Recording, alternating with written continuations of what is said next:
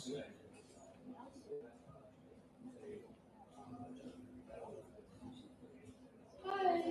welcome everybody to Community Shaper 2025 Mobilization Seminar.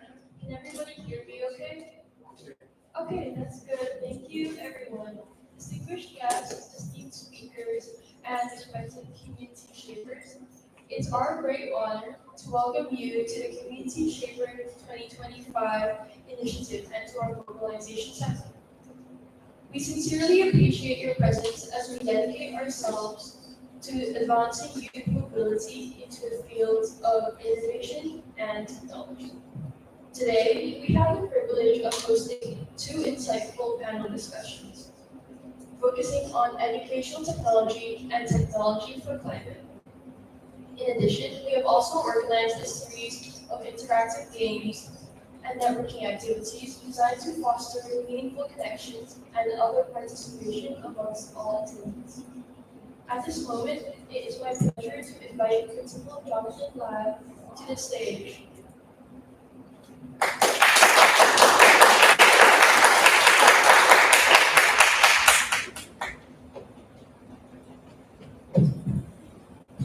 Thank you. Good morning, everyone. Good morning. Welcome to the Community Shaper 2025 opening ceremony. I still remember last year, same stage while I stood here, telling me I'm sharing with you our dream, the Community Shaper. What is it? You ask me, what is Community Shaper? We got some key features, as you can see here.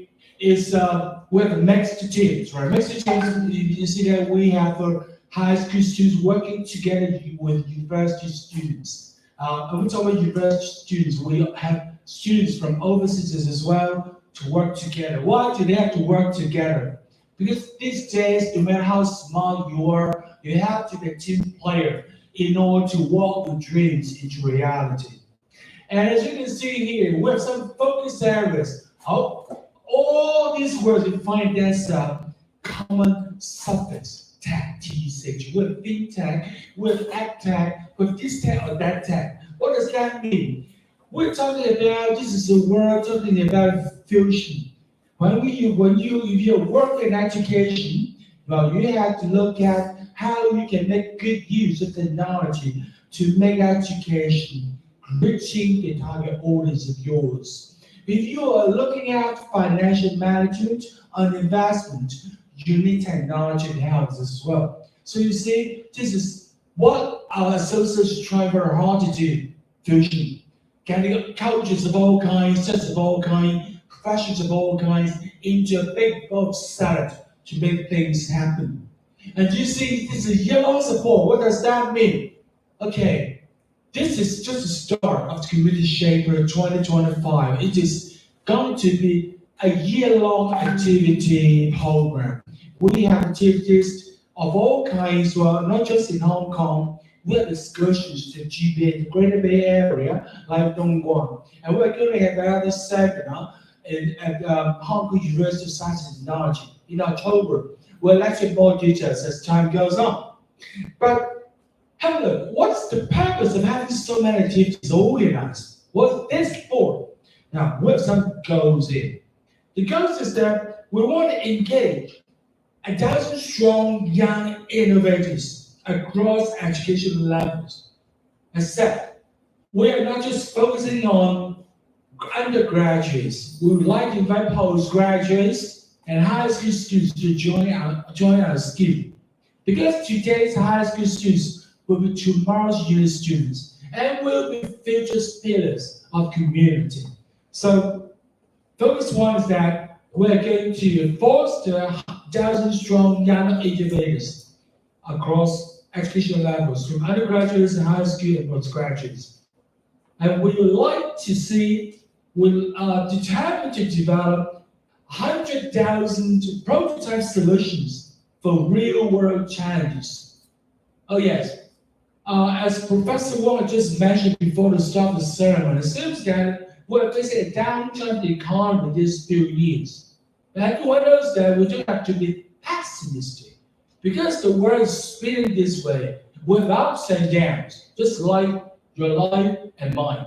So when we're facing downturns of the economy, get yourself ready for upturns because things will be going on and on in a cyclic way. And real world change is very important. You see, I highlight the word real world. What does that mean? Young men like having dreams. And this is why we have the word romantic. See, when Professor Wong chased after his wife, very romantic, right? So someone on this side, the Sleeping Beauty, the other one on this side, the White Horse Prince. Is this romantic? Yes, it could be romantic, but being romantic is not sufficient. You have to walk your romance into reality. That means to make things happen. So this is what we're talking about, real world challenges. We're looking for solutions for real world challenges. And partnership is very important, as mentioned earlier. We have to work as a team. So we foster partnerships between education institutions and industry leaders, as we did today, this morning. We have professionals from all sectors of industries. And of course, we have people working very hard in education as well. So we'd like to establish a sustainable model for youth-driven innovation. The world belongs to the young people, not old people like me. So we would like to establish a sustainable model to see whether we can walk the way, we can let the people know that that's the kind of trail that we may follow to get things innovated, to make our world a better one for you and me. Okay, we adopt a triple H approach to make all these things happen. Number one, when we do things, we have to use our head, think before we put things into practice. Right? We have to think. We must have some plan on mind first. And then, of course, the last one, hands. Without hands, that means, without doing it, without walking the dreams, right? Without trying, without facing the challenges, even failures during the course of a tryout, you cannot make things happen. The most important of all, as we can put in the middle, that's our heart. We need our heart. The heart means that you must have the passion. The passion means that, you trust that your dream could be walked into reality. You trust that you have fellow dream walkers actualizing dreams together with you. So I hope every one of you do enjoy this morning. Do enjoy the forums. Do voice out the feedback to our guest speakers onto the stage so that it becomes a real innovation project for everyone here. I wish you have a very, very nice morning and afternoon. A very good workshop today. Thank you.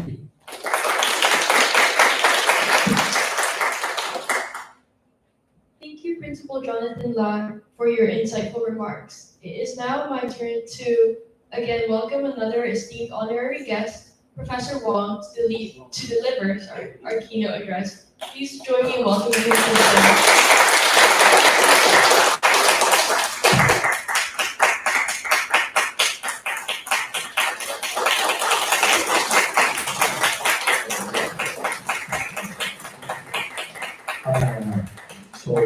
I thought it would be better more closely if you step a bit in front.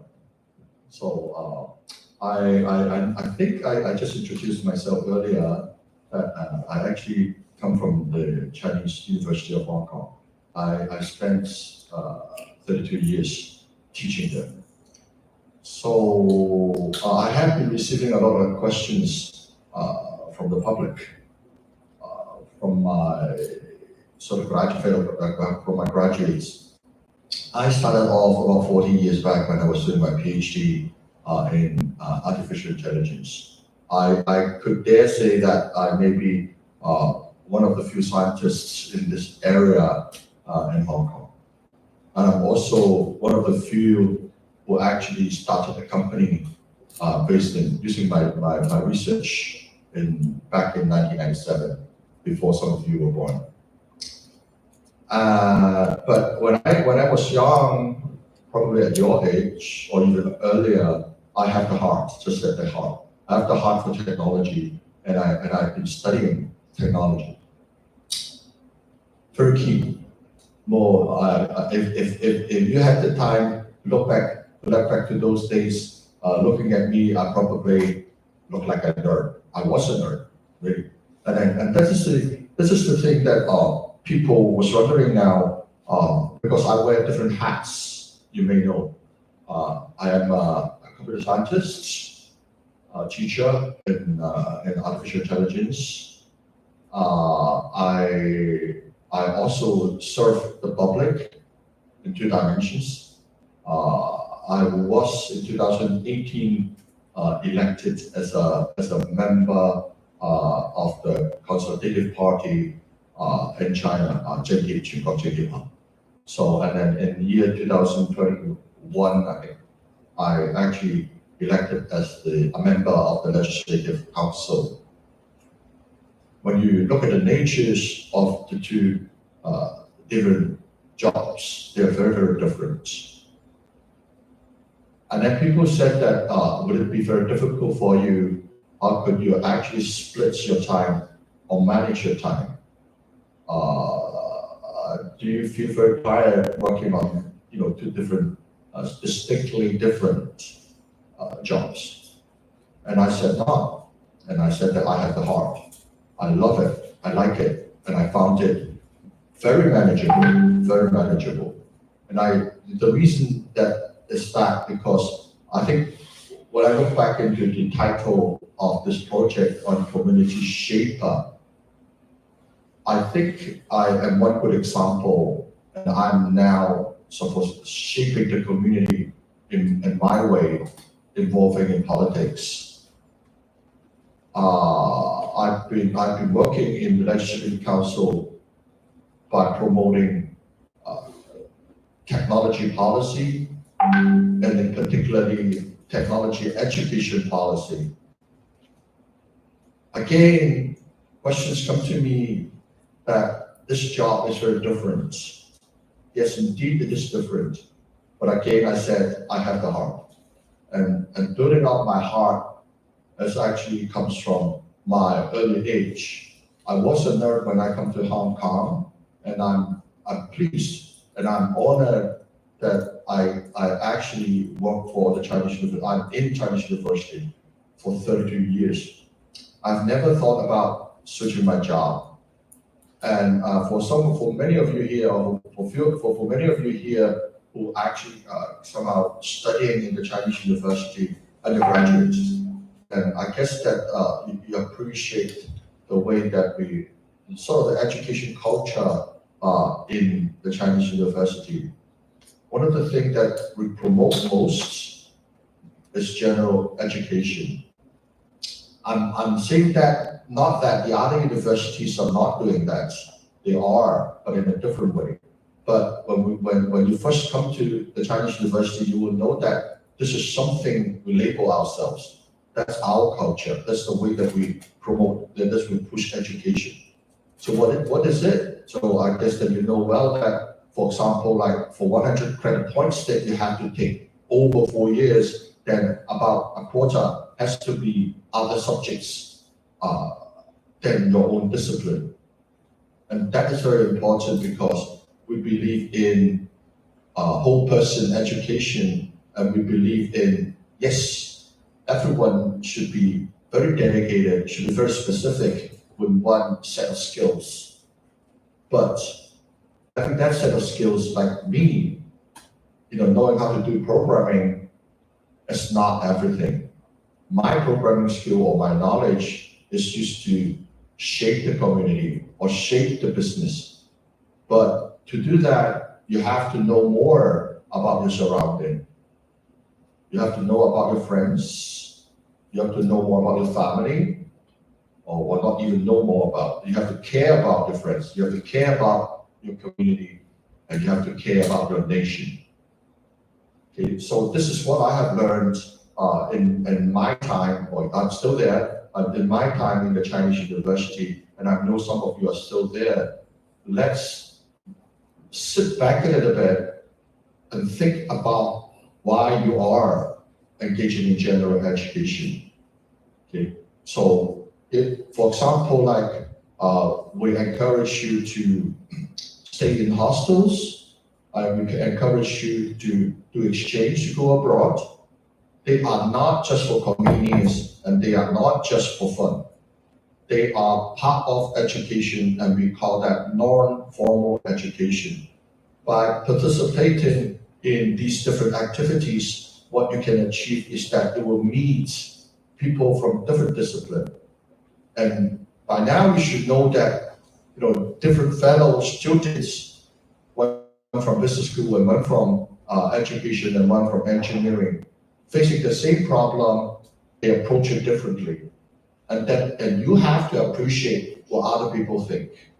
Just like when you do programming, when you do science, when you do AI, when you solve the problem, it's not only about like me as a scientist developing the technology, but what you have to do is to care about the receiving end, all the customers. How do they think? Without the kind of general education background, it would be difficult. I mean, I guess that once you graduated, whatever university you go to, once you graduated, you can pick it up from the society. But as far as the Chinese university is concerned, we understand that well, right at the beginning, 60 years back when we first had Chinese University of Hong Kong, and we want to put it right at the education period, let the students know about that. And this general education paradigm helps me a lot.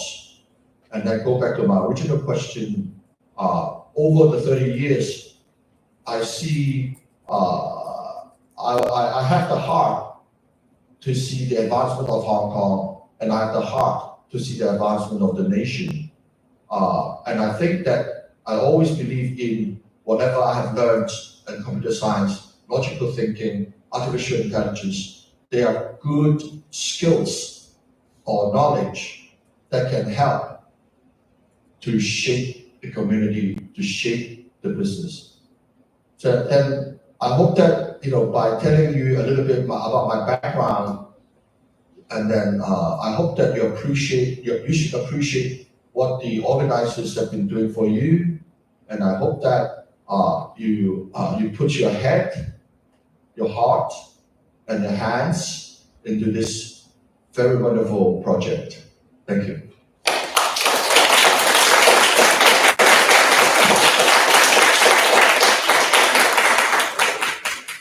Thank you, Professor Wong, for your inspiring words to our youth.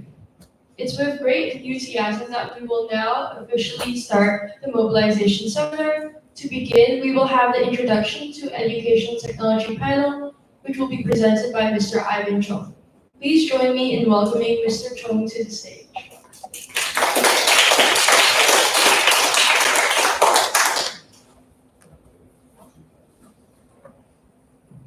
Thank you. Thank you. Good morning, everyone.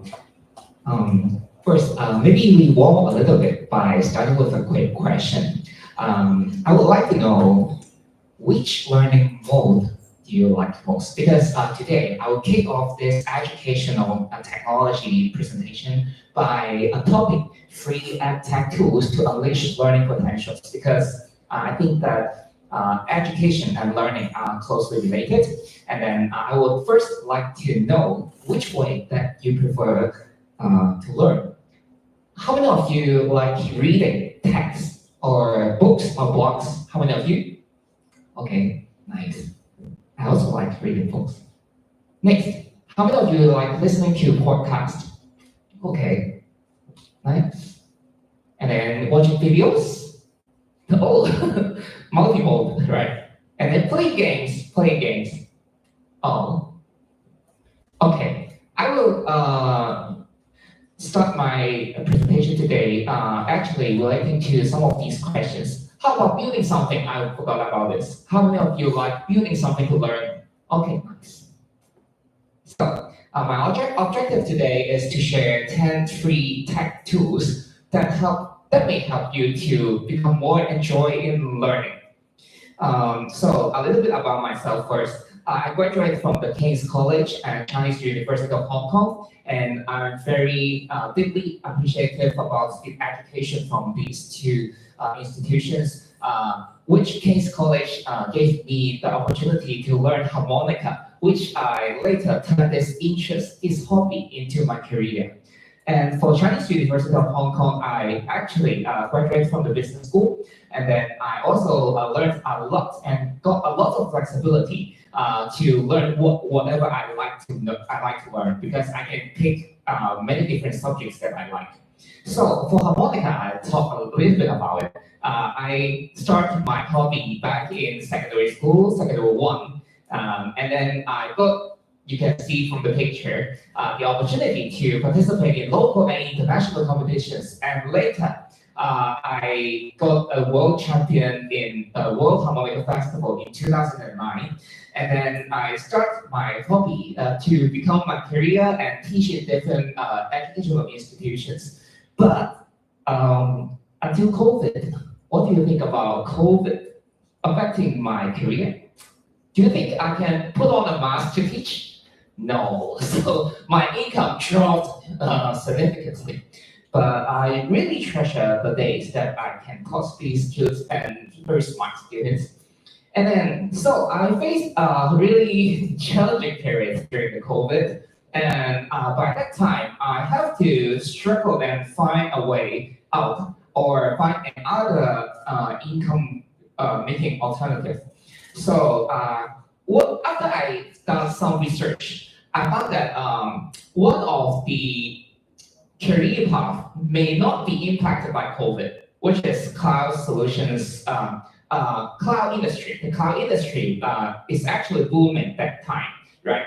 So I also try to understand my core advantage or my core skills, which is training, and I'm a quick learner as well. So I try to upskill myself by giving myself one challenge, which is I give myself 100 days to see whether I can make a career transition to the cloud industry.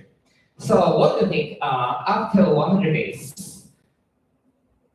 it's very challenging, but I've completed 12 cloud-related certifications. And then up to now, I've actually completed 10 rounds of 100 days, and I've got 60 plus IT and AI and related cloud certifications as well. So I was very lucky by that time that I made this decision to do a career switch, but I am also very lucky regarding the job opportunities that have been given to me as a cloud solutions architect. And later, I start my own digital consulting startup. And by now, I'm a slasher and teaching harmonica part of the time, and also doing IT and digital consulting. So back to the objective. For today, just now, some of you talk about you like to learn by reading text. So I would like to share with you 10 tools in total in 20 minutes. So hope some of them can help you to be a better learner. May not need to be like me to upskill yourself to take certifications within our 100 days, but just enjoy learning. Okay. So the first tool that I would like to share with you is Perplexity. How many of you have used Perplexity before? Well, nice. How many of you like to use it? Yeah, nice. I also like to use it. I will show you some of the features of this platform. So as you can see that there are some buttons there. It's like a search platform. So you can give your question there. For example, the first question that I would like to share with you is, what is the daily or monthly usage limit of Perplexity research for free user? Because there is a research function there, which can help to give a more detailed research result. You can see that they are free, right? And after I type enter, and you can see that the answer is correct, right? Free research. And then you can actually, the good thing is that you can ask a follow-up question, and it's like a teacher helping you to research all kinds of information from the internet and consolidate or compile all the information back and share with you the answer. If you like, for example, step-by-step detailed tutorial of something, you can also ask like that, and you can learn a subject very quickly. And also, I think that this feature may not be very familiar by all of the Perplexity users, but actually you can give a try. It's like an AI agent, and Perplexity, this platform itself, got a lot of templates there. So for example, if you want to plan a trip, so you can choose this template, and then you can save it as a space of yourself to ask all the trip planning related questions there, so that you can have an AI agent to help you. For example, I click into this one, and then you can actually click into that search with custom instructions to see how Perplexity gave the instructions to this AI agent. So this is the text that Perplexity has set up or configured into this AI agent to help you to better plan your trip. And next, you can call this AI agent. And then, for example, I live on the Lemon Island. I need to take the ferry out to be here. So I tried to ask a question. What is the best way to come to the science park? And then it gave me this answer. So I thought that there's one wrong answer actually. So remember, AI will hallucinate sometimes. So you need to do the fact check. But this answer is correct. Okay, so you can give a try for Perplexity. And one highlight is that, can you see that the number of sources there? Over 30, right? It can generate the answer like within 30 seconds. So I think it is really a time-saving option for you to do information search. And then back to education, I think you can use the templates there, like Tutor Me. So this agent is set to teach you something. So you can call this agent and ask them questions. Okay. Next, for those who like to listen to podcasts, I would recommend you to use another tool. Have you used this one before? Notebook LM. This is by Google. How many of you have used it? Oh, nice. Any others? No? But this one is actually a little bit difficult to use in Hong Kong, right? You need to use what? A VPN. Yeah. So you need a VPN to use this tool. But this tool is really powerful in the way that it changed my learning method or learning. Let me share with you. For example, I got an ebook about quantitative trading, which is an interest that I recently researched into. And then when you click the audio overview button, it will generate 41 minutes podcast for you to understand what the ebook is talking about. 41 minutes, come on. So, and then if you are like me, for example, I always felt sleepy after lunch. Anyone of you felt sleepy after lunch? And when I have to learn something after lunch, it is very difficult for me. So I would prefer watching videos or listening to podcasts instead of reading ebooks. I think Notebook LM helped me so much that I can quickly turn some reading text into audio materials. So so make a choice here. Maybe some of you would like to read a 200-page ebook, but I would prefer listening to a 48-minute podcast. So you can give a try with VPN. So next, maybe the next question is, what about if I want to learn not in English, in Chinese? Can Notebook LM output something in Cantonese or Chinese? Actually, it can support other languages, but initially it supports mostly English. So after like half a year, now it can support much more language. For example, I upload the same ebook and then I set the language to traditional Chinese. So you can see that this is a way shorter podcast, but it still got 8 minutes, right? So you can, through this way, you can learn. Actually, this ebook is in English, but I can ask Notebook LM to output the summary in Cantonese or Chinese. Okay. So next, watching videos. How many of you like to watch videos again? Okay, to learn, yeah. So I myself as well, particularly during the COVID period to upskill myself. By that time, the tool that I use most is Coursera. How many of you have heard of Coursera? Yes. How many of you have used it or completed certifications on it? Well, nice. So by that time, because I'm on a very low budget way to do my cloud career transition, I still remember that I spent only like 8,000 Hong Kong dollars to do my cloud career transition to take all the certifications. And Coursera is part of the tool that I would use. So, but I was, this one, what is this? YouTube, yeah. Actually, nowadays, after so many rounds of certifications taking, I think hands-on deployment is much more important for technology applications and as well as learning technology stuff. So recently, I used YouTube more. This is directory that I compiled, having like more than 30 KOLs teaching AI on YouTube. Later, you can scan my QR code to connect with me, as well as getting access to this directory, having like 100 plus AI tools and 30 plus AI KOL links. Yeah. So I think the best right now, my learning strategy is to pick YouTube KOL that I like the style of presentation, and then also the language maybe, or the topic that they are specialized into, and then I would learn from them and do some hands-on deployment. Yeah.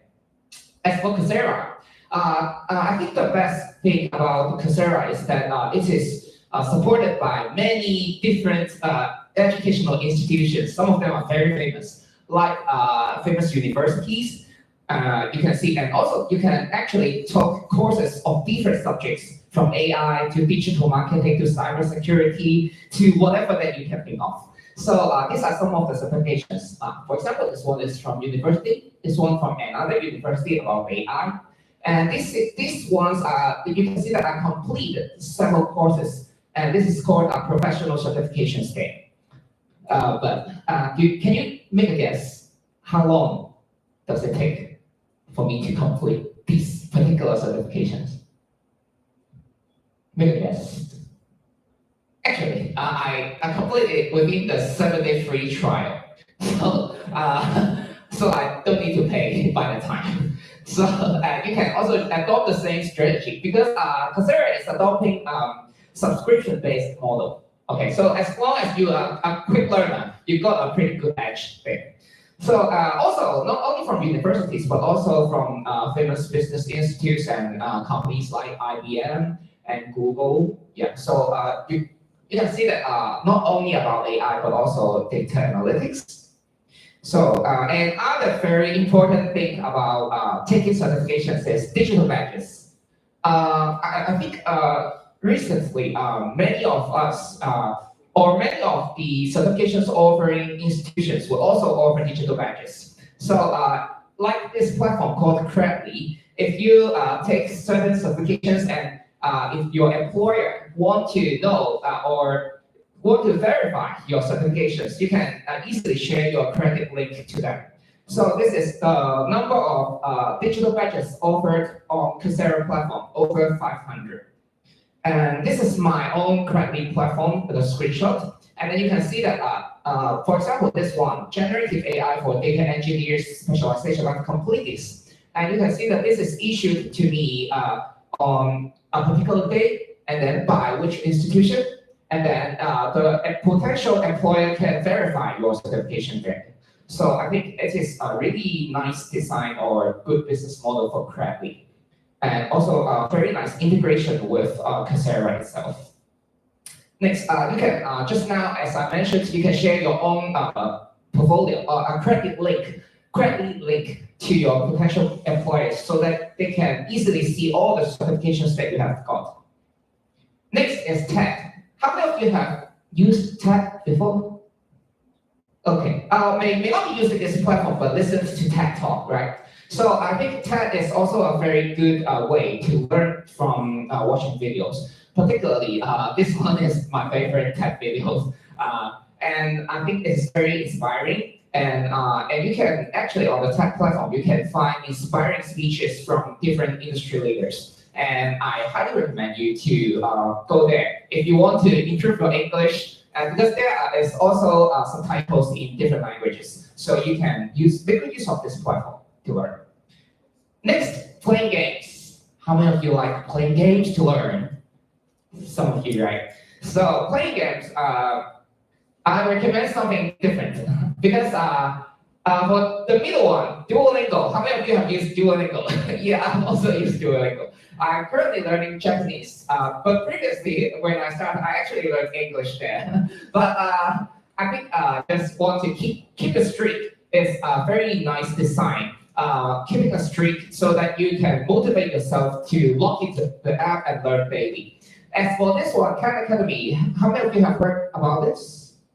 Some of you. Actually, it is a math teaching platform. So let me share with you some of the screenshots. And the first one, Lumosity, is about brain games training. I think it's really good nowadays because too many information, and I find myself my memory is getting not as good as before. I need some games to train my brain power. So let's start with Khan Academy.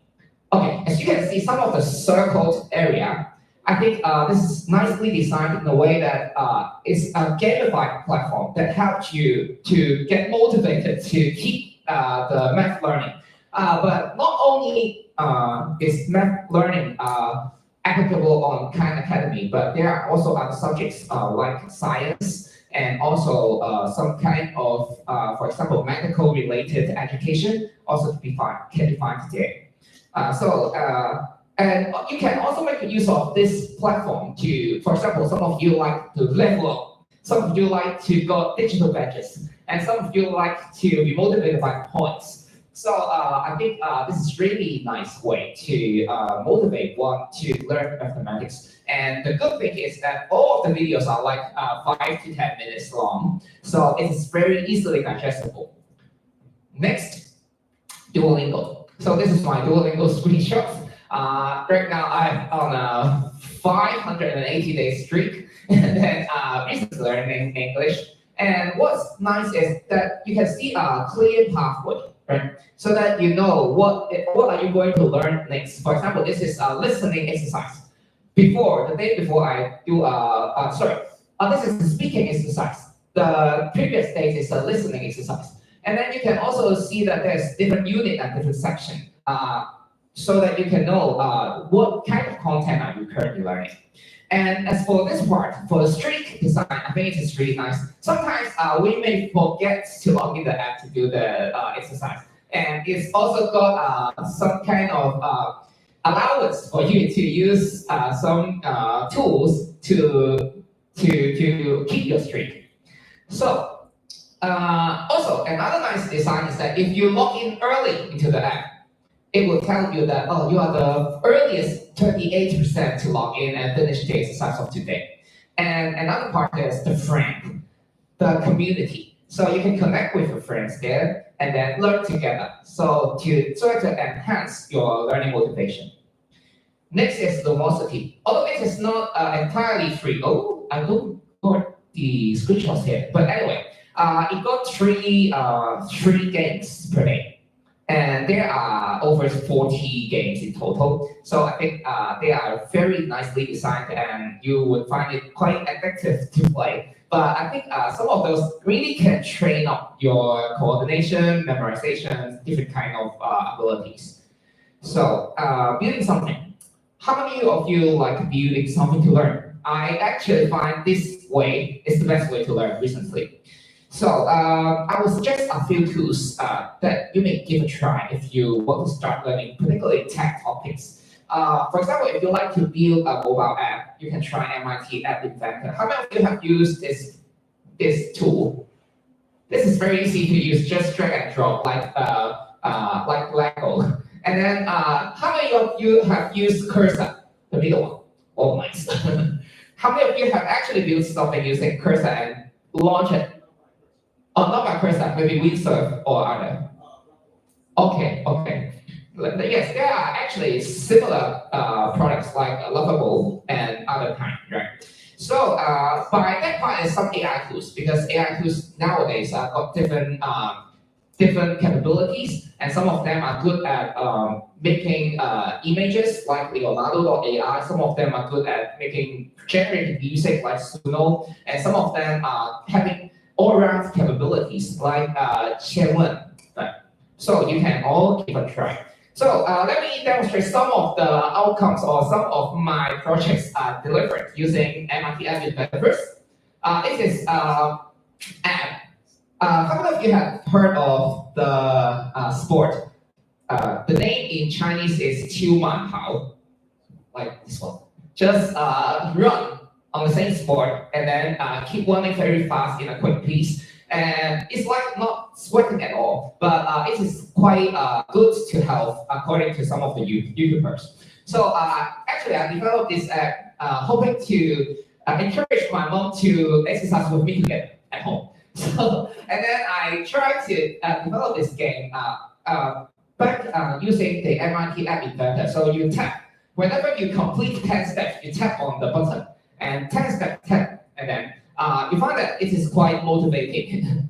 And then I actually published this app to the Android Google Play Store. Yeah, so you can actually search this one. And then how about Cursor? Cursor is very good in a way that if you don't know about programming, you can actually give your ideas to Cursor. And for example, I want to build an app that help me generate white background noise. And then I can mix and match different kind of sounds so that when I work, I can play those audio sounds and to make me more concentrated. And yeah, I can also save the different kind of combinations. So I built this app using Cursor and published as a free app. You can find it later through my QR code. It is called Time My Flow. Yeah. And the next one is a text formatter app. I also built with Cursor. And the nice thing is that I found that whether I can publish this app serving people read different languages, learning different languages. For example, this one is for English, displaying in English. But if I want to serve people who read Chinese or read German, I can also switch the language there. I also try to use Cursor to tackle this problem and make it available for different languages. So yeah, this is my QR code, and feel free to scan it and then to get access to the web app I just demonstrated, as well as upcoming this tool. I want to introduce this one, AI Toolbox Academy, which I just shared with you the 30 plus AI KOLs on YouTube, as well as 100 plus tools, AI related tools. So if you are interested to learn more, and feel free to scan this QR code of my link tree. So that's all for my presentation of today. Next, I will pass the time to Iris, who is the moderator of the next section. And then Iris would be also joining with different guest speakers on stage, including Sarah, Christopher, as well as Patty.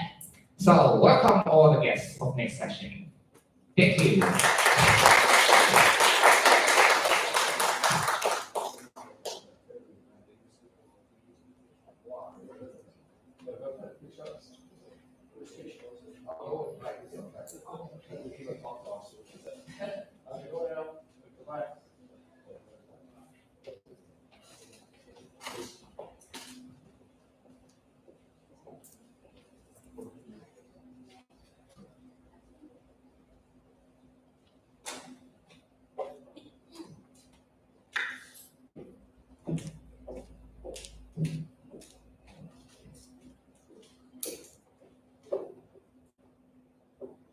Good morning, everyone, and welcome to our panel discussions on the future of educational technology.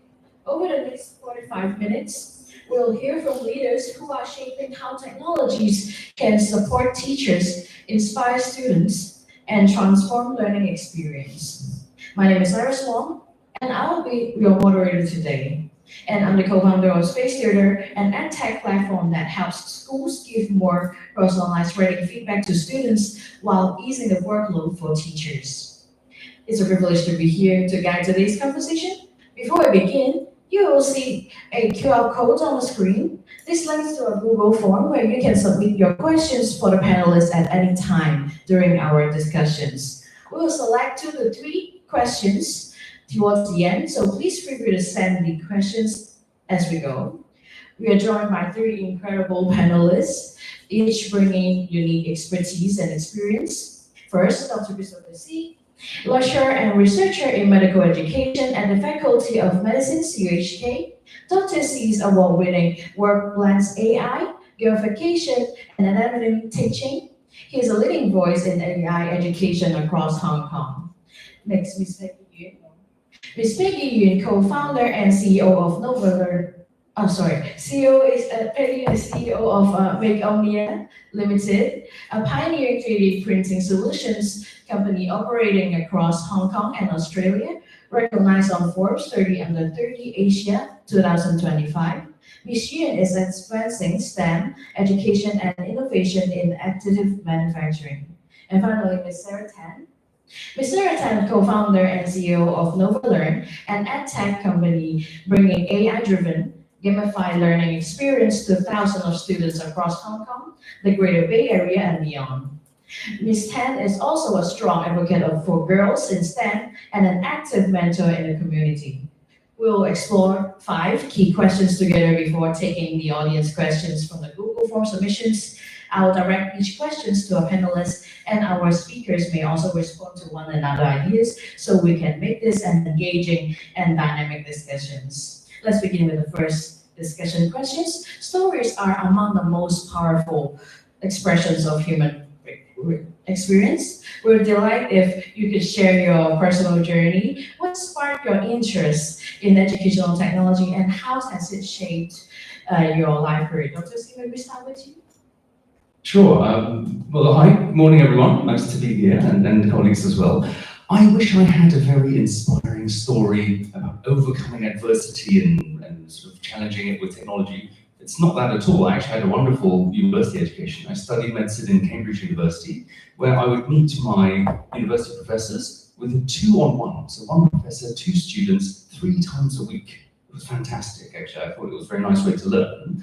Only leaving university, I realized this was not the case everywhere else. And so I think for me, the use of technology was to overcome where humans become the limiting factor. Where actually I'd love to be a teacher, but I can't possibly teach 1 to 2 in other settings. So how could we scale a kind of scholarly dialogue to learn? And that's when I got interested in sort of technology to scale conversations, scholarly dialogue. And my sort of claim to fame is my first publication, my first work in chatbots. It's about 3 years before the ChatGPT explosion. We were using Google's old BERT as a bi-directional encoder, one of the old encoders, not even an LLM, sort of a medium-sized language model back in the day. So I've been working with language models for many years now and trying to increasingly put them into the classroom so that students can get a lot of interesting academic conversations and that us as teachers can do less but better. So we are freed in a way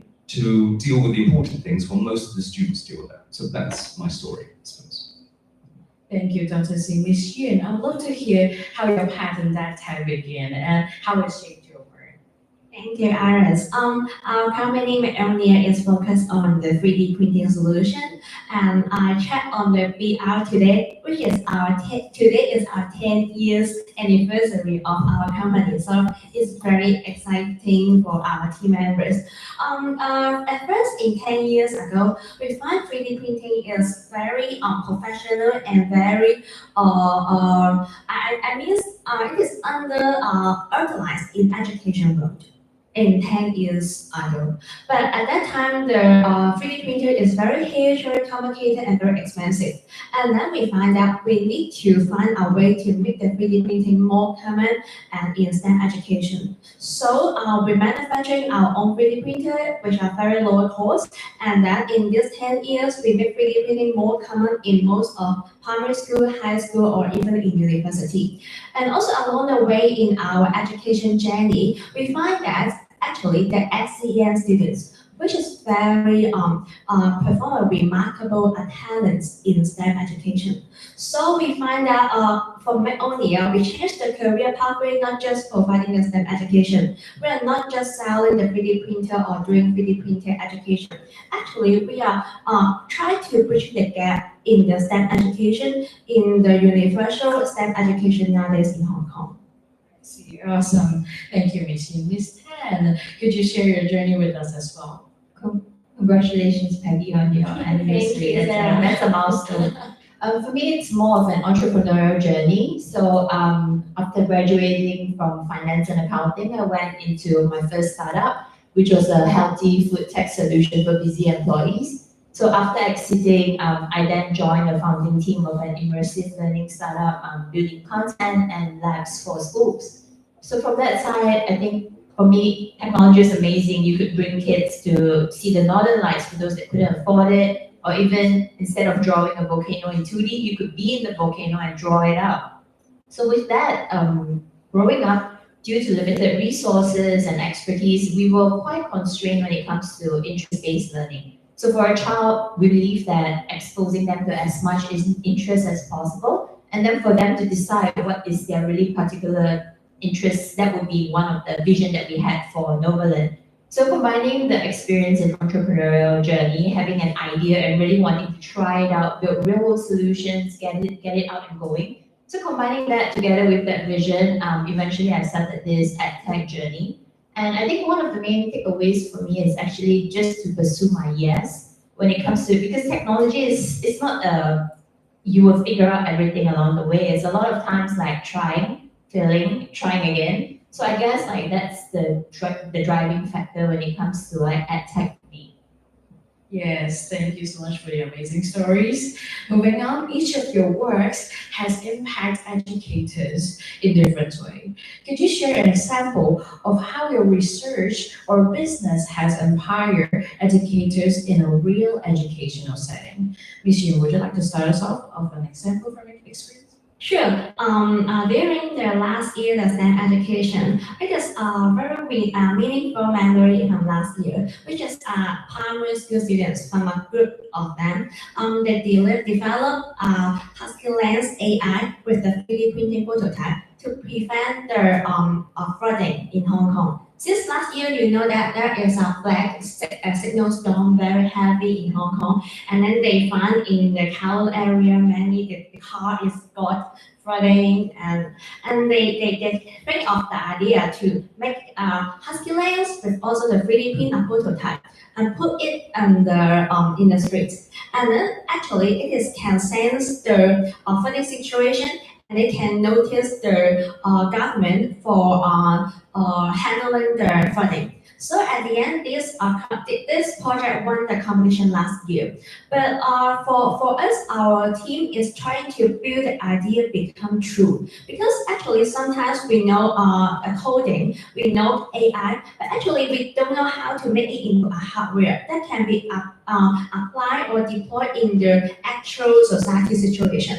So I think from our point of view, our mission is to try to make things become true, not just by writing, not just by in the examination or in a lab. We hope that STEM education is really how to solving the actual problem in the community. It's really awesome that you bring in the problem solution in real life and you tackle the disaster, natural disaster. Is really awesome. And Ms. Tan, how has Novaland been able to empower educators in practice? So we, like earlier on I mentioned that we create, so we have two different audience that we cater to. The first one, students, just covering briefly, it's an interest-based gamified learning platform where they can learn anything from digital literacy, STEAM education to academic subjects like English, Mandarin, mathematics, etc. in a gamified way. So using that as the first product, we then eventually built another solution for teachers. So using AI Mentor that we call it, it's an AI-powered analytics platform that supports teacher with data insights, grading, and even data visualization of their performance prediction. So a use case last year was that during midterm, a teacher actually used AI Mentor to really identify the struggling students in his physics class. And with that, he had timely intervention that further improved their confidence and their studies. That's awesome. And thank you, Ms. Tan. Dr. C, what about from your perspective in medical education? Well, my class is often quite complicated. I have 300 students per year and a handful of teachers, 3 or 4 teachers. So if you come to my classroom now, probably some of you can come and visit at some point, it's quite different from how it used to be. It's full of 2-meter tall touchscreen interactive panels that have loaded and cloned AI of the teachers. So there's a very much more handsome looking clone with my face and my voice that does the teaching of different subjects. And the biggest use case of all the things we teach, if you imagine a physical examination, for example, the doctors who deal with pregnant women, obstetrics and gynecology, we have to teach 300 students how to examine a pregnant woman. But of course, we don't have so many teachers. So how do we do this? We have an AI avatar teacher that runs them through actually the steps of examining a model. And it's in very small groups, 2 or 3 common mistakes that go back and forth. It even has a custom LLM that we developed ourselves inside that's sort of much more reliable, less hallucinations. And so each student in groups of 2s and 3s can spend 2 hours examining a model. And so the first time they meet a pregnant lady, it's not like it was before when they just, it's quite terrifying if you're a pregnant lady and some horrible untrained doctor comes to manhandle your stomach. And I think now we've, in some ways, prepared them. They've practiced 3, 4, 5 times, and it's quite at their own speed. So I suppose what we've done is change the classroom to having a lot of quite humanoid AIs that look like us, speak like us, teach like us in a way. And that's kind of what we do with our classroom. That is really indeed a massive project. And yeah, that's an interesting point. And it reminds me of how we've seen in my startup Space Tutor, where teachers tell us time saved from automated feedback lets them focus more on guiding students individually. They gain time to guide more, like inspire more, or like the top tier, or like leading the ones that was in need. And they tell that is like all of us that we trying to aim, like tech giving teachers more space for the human side of teaching. And let's see the next questions. When designing innovative educational strategies, what is the most critical factor you prioritize to ensure students develop the necessary skills and why? Ms. Tansberg, we can start with you this time. So, I mean, every one of us here, we hear technology constantly evolving day by day. Even now, we have new ChatGPTs coming out. So we believe that technology will always evolve, quantum computing, space tech. But the most essential skills is the non-technical skills. It's actually the creative thinking, it's the ability to ask questions, it's the critical thinking, and also being able to understand what does people need. So using that in mind for the student platform, we actually focuses on most of these skills, where we ingrain this into the learning experience themselves. Awesome. And thank you, Ms. Tan. Dr. C, what would you say is most critical from your own teaching and research experience? Well, I suppose as a sort of boring researcher, I'm most fascinated in human-computer interaction. I think that's the key thing. It's not how smart is my tool, it's how smart does it make my students. And the example I like to give, when we first developed our prototype AI chatbot 5, 6 years ago, I was so happy. Oh, this is a really clever thing. I'll give it to the students. And what you notice is they just sit around individually on their phone typing, which is a terrible way to learn, especially as a doctor. So I think human-computer interaction is most important. And so what we do is to study a lot. So I often fit wearable cameras to my students and put webcams on the AIs to hear and see what they actually do. And this is a kind of really fascinating way to say, well, the technology is clever, but how are they actually using it?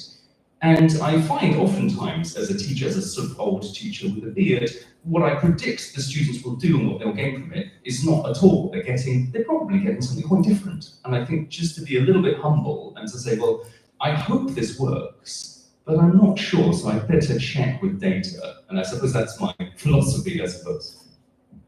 See, thank you, Dr. C. Ms. Yin, how would this play out in the context of 3D printing and STEM learning? So as a frontline STEM educator, I think I quite agree with Sarah that critical thinking is really important in the STEM education as we are teaching technology.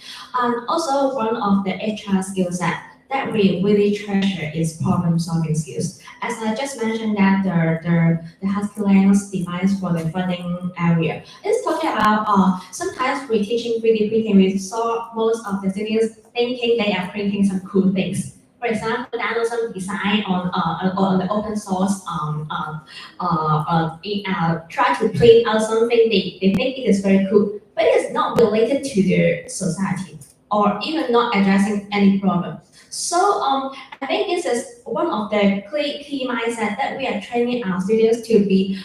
They need to memorize with the coding or with the AI, but they need to know how to connect with the environment, surrounding their environment, and how to solve the problem. And sometimes it is especially in the Asian country, is really always focus on the examination, on the certificates, but they do not know how to get used with the STEM education in a better way. So this is one of the mindset or soft skill that we treasure most in our team. See, I totally agree that the 3D learning, you make it look like it's indeed a really impactful way to learn and to try to help the world. And AI is transforming every sector. What is the role of AI in education, and how can we leverage its potential to enhance teaching and learning while preserving the irreplaceable human element of education?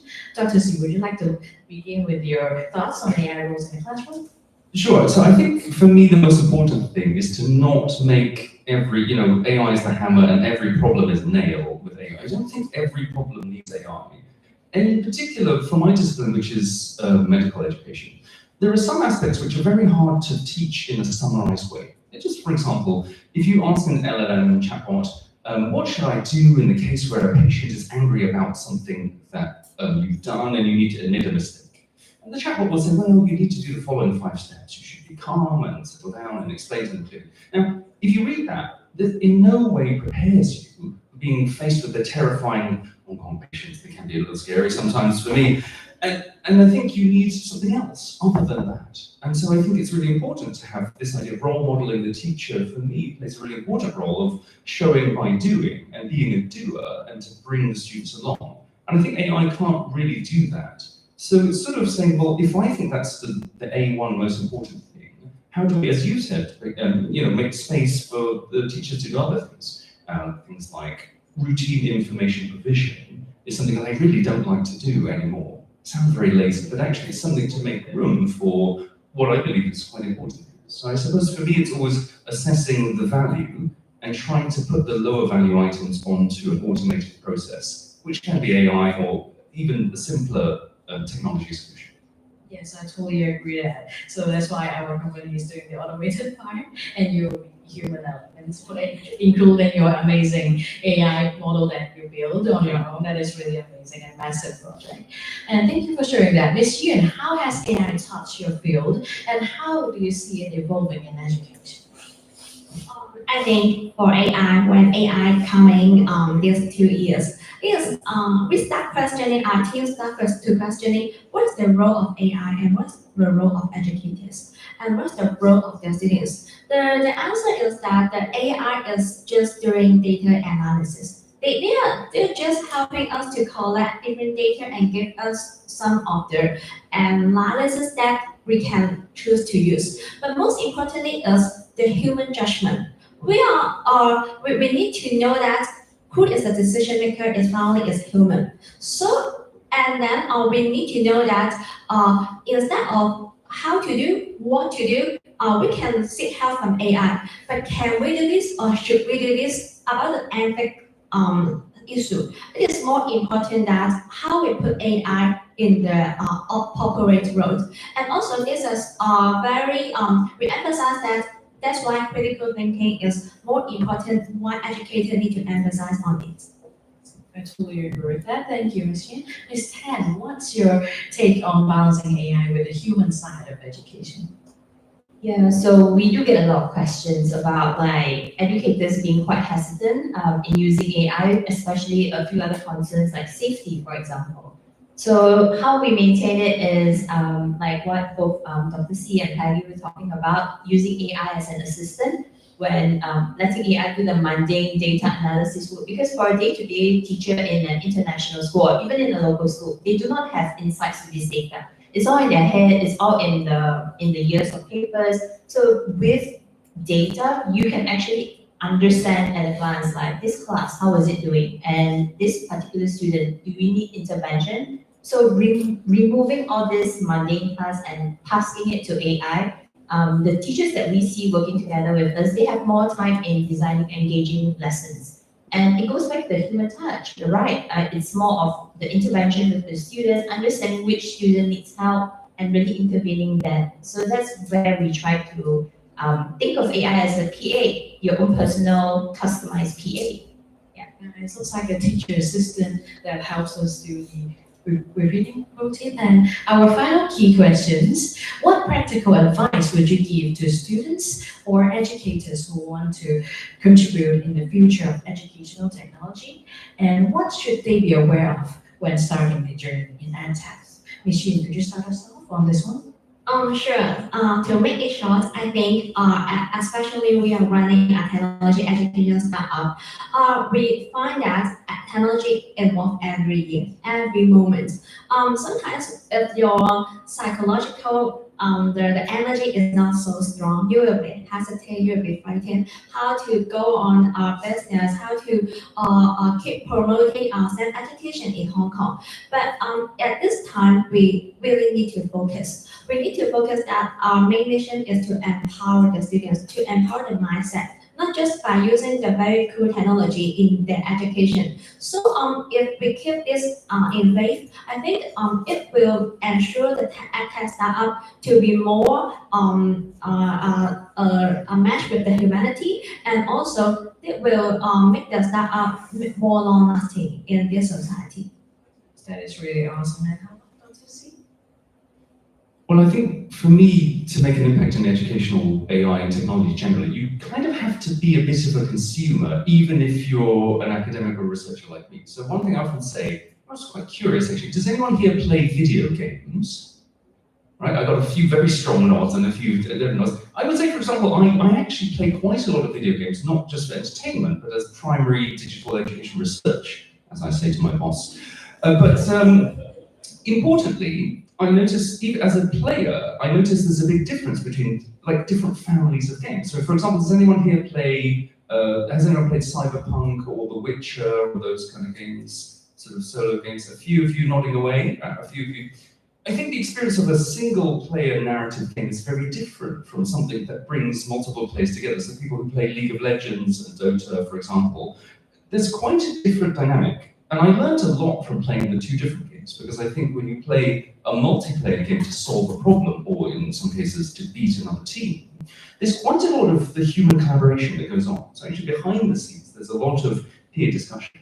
In my educational frame, students, peers, are the best teachers amongst themselves. And I was very fascinated to watch sort of League of Legends teams and their discussions. Very fascinating. If only they were solving a business case, it would be a tremendous, very fascinating insight. So I think for me, using the technology to facilitate students to interact in a high level is perhaps the frontier we should be aiming for, rather than to say always, I have an app, it faces a student, and this is this sort of one-to-one in the old-fashioned role-playing game model.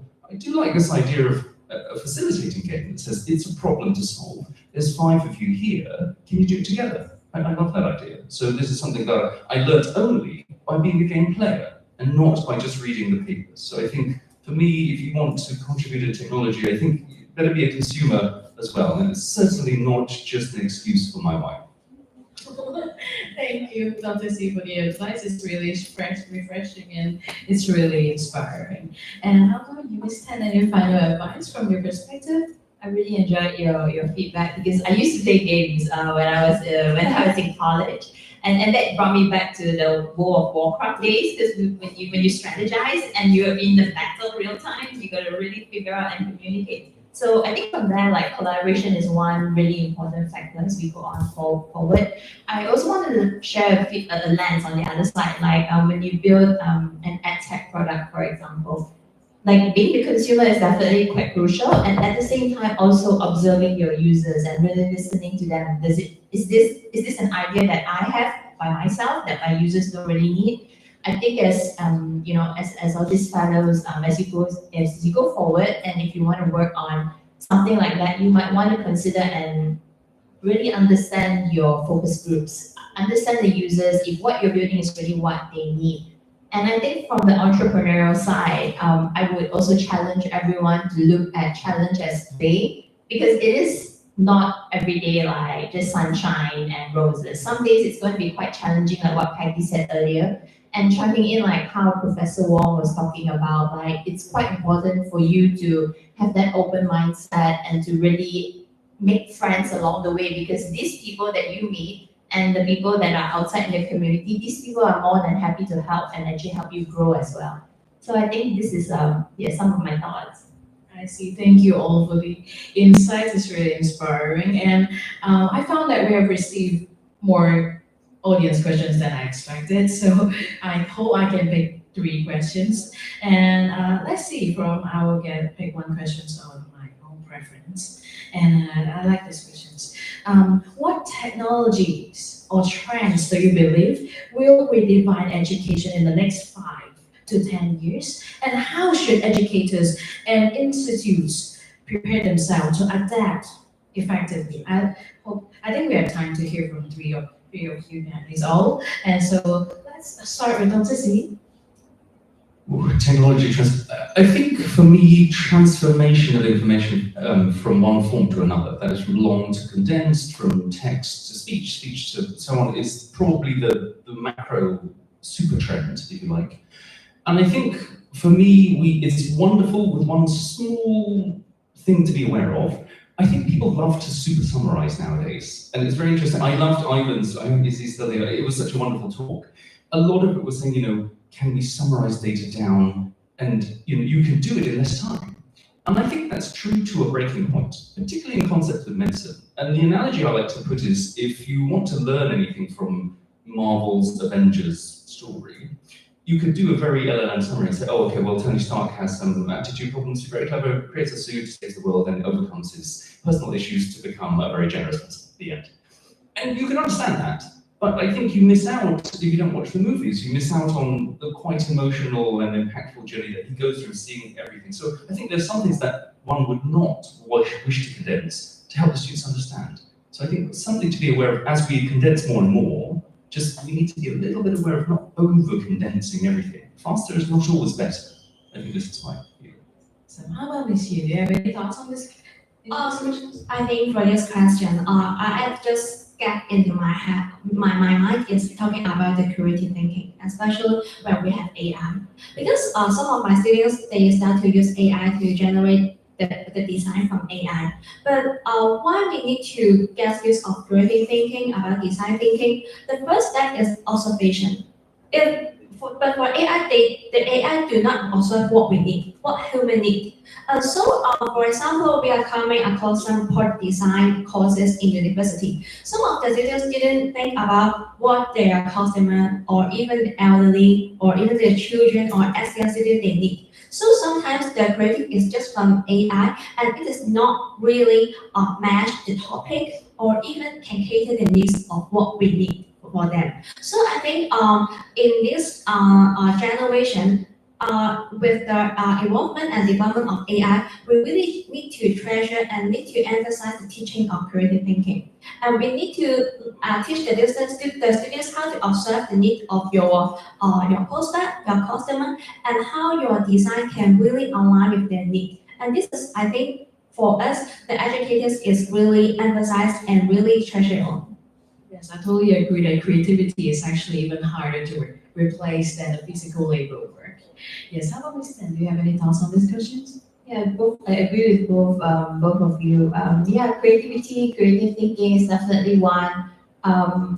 definitely chiming on earlier on when I shared, like, we're talking about a future that we cannot see yet, right? At this time, like 2, 3 years ago, you hear about AI. 10 years ago, there was no job roles for a project manager even. And now these are the high paying jobs around the world. So I think one thing is creativity, and another thing is also being adaptable. We want to be flexible because you talk about 5, 10 years, there's space tech, there's quantum computing, a lot of things that we might not know. So we want to be open to being adaptable and changing, and at the same time being a learner. Like even right now, after building startups, I still consider myself like a learner. It always goes back to ground zero, learning and growing and ideating from there. So with creativity as your brain, as that main brain that you have, and then having that really open character that you have when it comes to anything, I feel that any challenge, anything that happens in the future, will be able to overcome it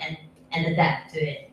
Yes, I totally agree. And some people that are not in the educational field might have some misunderstanding. For example, like, if you are doing some automation on the teachers putting what as my startups doing, they may think, this might be like, is it like bringing up any values to the students? Like you just saving teachers? No, it's not, because as we have working with the leading school in Hong Kong, and we found that actually it's not just saving time. We found that it actually accidentally boosts the students' curiosity on writing even more and to find out even more. They know teachers don't have to spend extra time, and the students will at the same time they can have more precise details feedback on like what exactly should I improve and how can I improve. This is really amazing. And I guess we have one more last questions during the audience questions. As this is so long and she is putting a lot of hard work on it. And during the discussions, Ms. Yun brought up the topic of ethical AI usage, which I found particularly thought-provoking. I would be very interested to hear the speaker's perspective on what they believe constitute ethical applications of AI and how these principles might be upheld in practice. Ms. Yun, do you want to answer first? Yeah, I think there are ethical issues because every day we face it in every classroom. Because sometimes when we are not just saying their examination, we're just talking about the creative project in the school. Sometimes, as I just mentioned, because in AI, in 3D printing, that is starting to have tests to 3D modeling or even to forced to 3D modeling. So at that moment, many students don't know how to do their own 3D drawing or 3D modeling. But it is a really important or essential skill set of let them to know how to making of the 3D diagram or know how to making an STL file for 3D printing. But if that they just using this AI tools, they will skip all this process. And then they will find that if they get the final product, they cannot change anything or any details. That means that even we know that AI can give a help on a very early stage on making 0 to 1 design, but we really need to know the essential 3D modeling skill set to make the design more specific to one group of people. For example, this year I'm helping an elderly project, which is talking about to building some healthcare drones for the elderly or even some pets. But how about, however, they are using the AI just to create a drawing, but they just copy from the internet or from some design, but they don't have the essential skill set to make their design more aligned with their needs. I think this is why we really encourage the students to know some basic skill set, to know how to use AI, and just turn their thinking into real objects in their design works. I see. Awesome. Thank you so much. And how about Otis? Do you have any thoughts on these questions? Well, I think it's sometimes a big risk that everything becomes AI, people become over-reliant on AI. So I sort of go back to the fundamentals when it comes to ethics. What are the things that really have value in the world that cannot be inflated? And I always come back to two things, time and Bitcoin, but we're not here to talk about blockchain. So let's just say time for now. I think it's very important that when you design work, you really have some things that are purely unassisted by AI, and they are original. I think it's, and I take often a dating analogy for this one. So my wife had her 40th birthday lately, and I had to think of a surprise party for her. And I think many people would like to go to DeepSeek and ChatGPT and say, well, surprising things for my wife. And obviously the answers are terrible. So I came up with this idea to make an escape room for her birthday party guests. So all the guests go through, and the clues are based on things in her life, photos, times, and things like that. And at the end, they get to an iPad, and they unlock the iPad, they record a message for her. So this took me ages to think of this concept, sit around and think, how can I make something interesting? To me, it was very interesting because she, at the end of my review, an annual review from the wife, she said, well, this was quite good, I liked it was quite fun, because I felt you thought about it quite a lot. And I said, one of the first things I said to her was, by the way, it wasn't from ChatGPT. Isn't that a weird thing to have to say? It's a very deal, just to say I didn't. But I think what that shows is that sort of we shouldn't attribute things that we don't do ourselves to AI. And I think that's sort of quite a fundamental principle. It's not that I want every student to hover over your shoulder and say, did you write this with AI? I think it's more fundamental than that. It's just to say, if you haven't done the work entirely yourself, I think it's fine to say, I didn't do this all myself. But it's sort of a value you have to have internally. And so I hope this is something going forward that people, when, not to take credit for things you haven't really done. I think that's quite an important thing, and I hope everyone here kind of takes that in the heart. It's not a rule, I don't really want to implement laws about it, but it's sort of an honor and a principle, I guess. So that's what I feel. Thank you so much. That is really a fun and interesting example. Thank you. Yeah, and how about Stan? Do you have any thoughts on your perspective? Yes, so we work together with many international school educators. So this is one of their main concerns most of the time. So example like the AI mentor that we built, it's basically statistical algorithm together with machine learning and natural language processing in one. So made simple, it actually helps the teacher, they put in the rubrics, and it actually shows them a predicted performance of the student. So example like physics, you have a very holistic outcome where the child is currently at. So teachers can use this to have personalized feedback, but we believe AI as a personal PA, right? So basically it serves as a baseline. The teachers will still have to give in the teachers are the human interaction. They will know whether A and B is actually at this current stage. So what we have put together with the teacher is to put in a disclaimer to parents that this feedback was actually generated by AI Mentor and together with the teacher's input. So this is something that we believe you must credit, not credit, but you must really state when you're using AI when it comes to parents, when it comes to user, because it is something that everyone should know about. So even though like, and for us, we work very closely with these teachers, so it's very helpful knowing like, okay, I hear you, okay, we'll implement that. Because we hear from numerous, and it must, eventually when we roll it out, it was something that was on everybody's mind, but not everyone was saying it out loud. Yeah, so sometimes we do want to speak up as well on things that we feel might violate or challenge our values. Yeah. Thank you so much. And thank you all for the inspiring, fun, and interesting examples and impactful insights that to us and to the audience for your thoughtful questions as well. I hope today's discussion has sparked new ideas on how we harness technology to make education more impactful and inclusive. Please join me in giving our panelists a round of applause.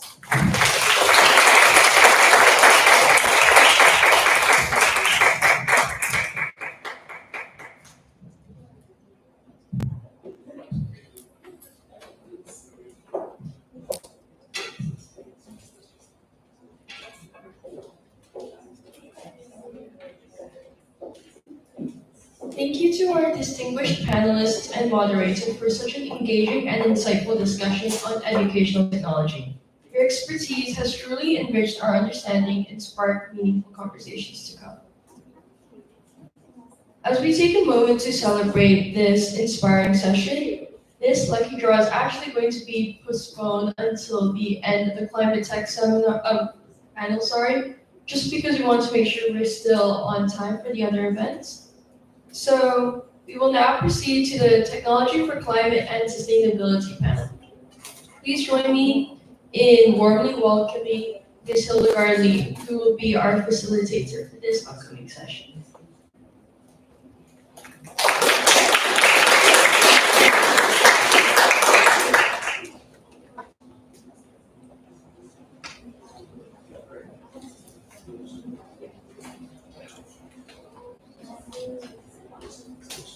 Okay, hello everybody. My name is Hayagod and I'm from the HPUSD Sustainability Net Zero Office. And it is an honor to be invited to share with all of you here today. And today I'm going to take you behind the scenes on how we tackle sustainability challenges on our campus. But before that, I want to give you a brief introduction on how our office works.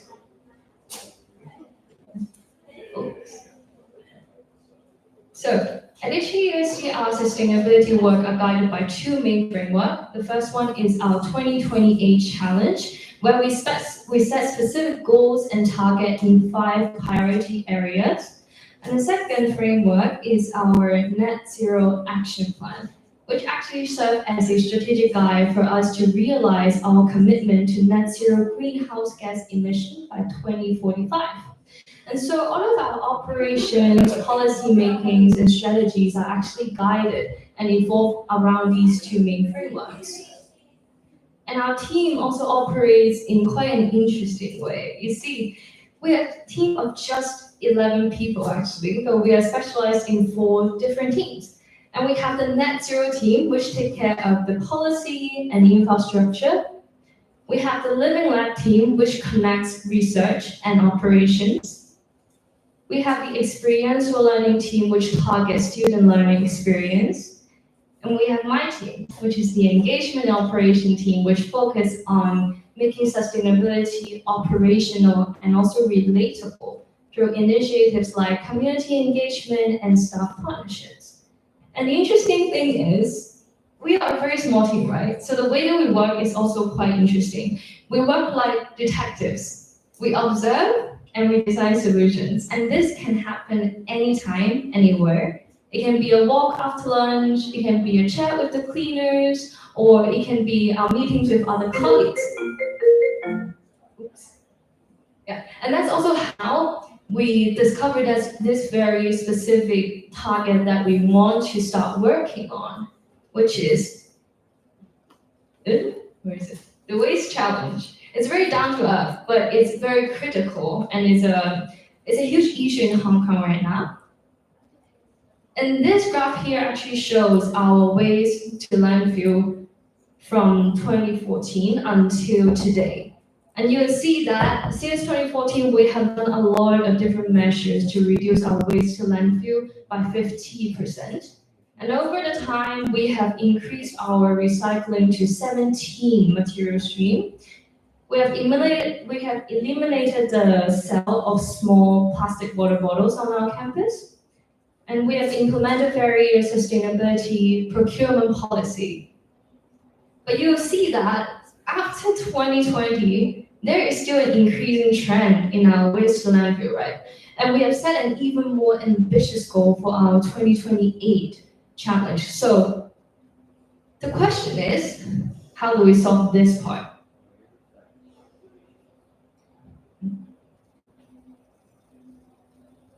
So from our waste audit, we actually find out that for the past 4 years, our campus have grown extensively. And we found that construction and renovation waste now take up 20% of our total waste to landfill. And the painful truth is, a lot of these are actually high quality, still usable office furniture being discarded during renovations. And so it makes us realize that while we are doing a lot to handle waste at the end of the pipeline, we are not doing enough to prevent it from the source. And it led to a very important insight about our resource management. And you see, waste are highly relatable to how we consume. And sustainable consumption isn't really about buying nothing. It's about avoiding unnecessary purchases and making your every purchase count. And in this year, with dozens of office planning to move out of our campus, we actually identify both a crisis and an opportunity. And hence enter Campus Swap. This is an in-house solution developed by our office and our information system office to tackle the campus office waste challenge. And the concept is quite simple, really. You see, it acts as a digital catalog to visualize all of the available furniture and supplies on our campus. and it also facilitates communication between staff and the exchange of items. And together, they aim to feed useful resources back into the loop so that we can avoid unnecessary purchases. And we have just launched our first phase with this platform, and we're going to look into the user behaviors and get more user feedback in order to improve this platform. And I would like to share a bit on why we deliberately named this platform as Campus Swap instead of something like UST Swap. You see, since day one, we envisioned Campus Swap to grow out of our university. From previous collaborations with nearby secondary school and also companies like SOS, we witnessed firsthand the usefulness and the necessity of such a platform in our region. And therefore, because this platform is designed to allow for scaling up, while at the moment we are only handling office furniture, in the future we can also choose to expand to handle, let's say, lab equipment, event materials, and textbooks, etc. And the goal is to create an alliance of mindful consumers across Hong Kong's education sector and to facilitate the relations of furnitures and resources, let's say from campus to campus, and also from corporate to school. And because we have to be the role model, right? So actually, 80% of the office furniture in our office are secondhand, like this work desk. And looking at the reality today, we ask ourselves, is this the best we can do? You see, at the heart of Campus Swap actually lies the spirit of circularity, where ideally every component will flow endlessly.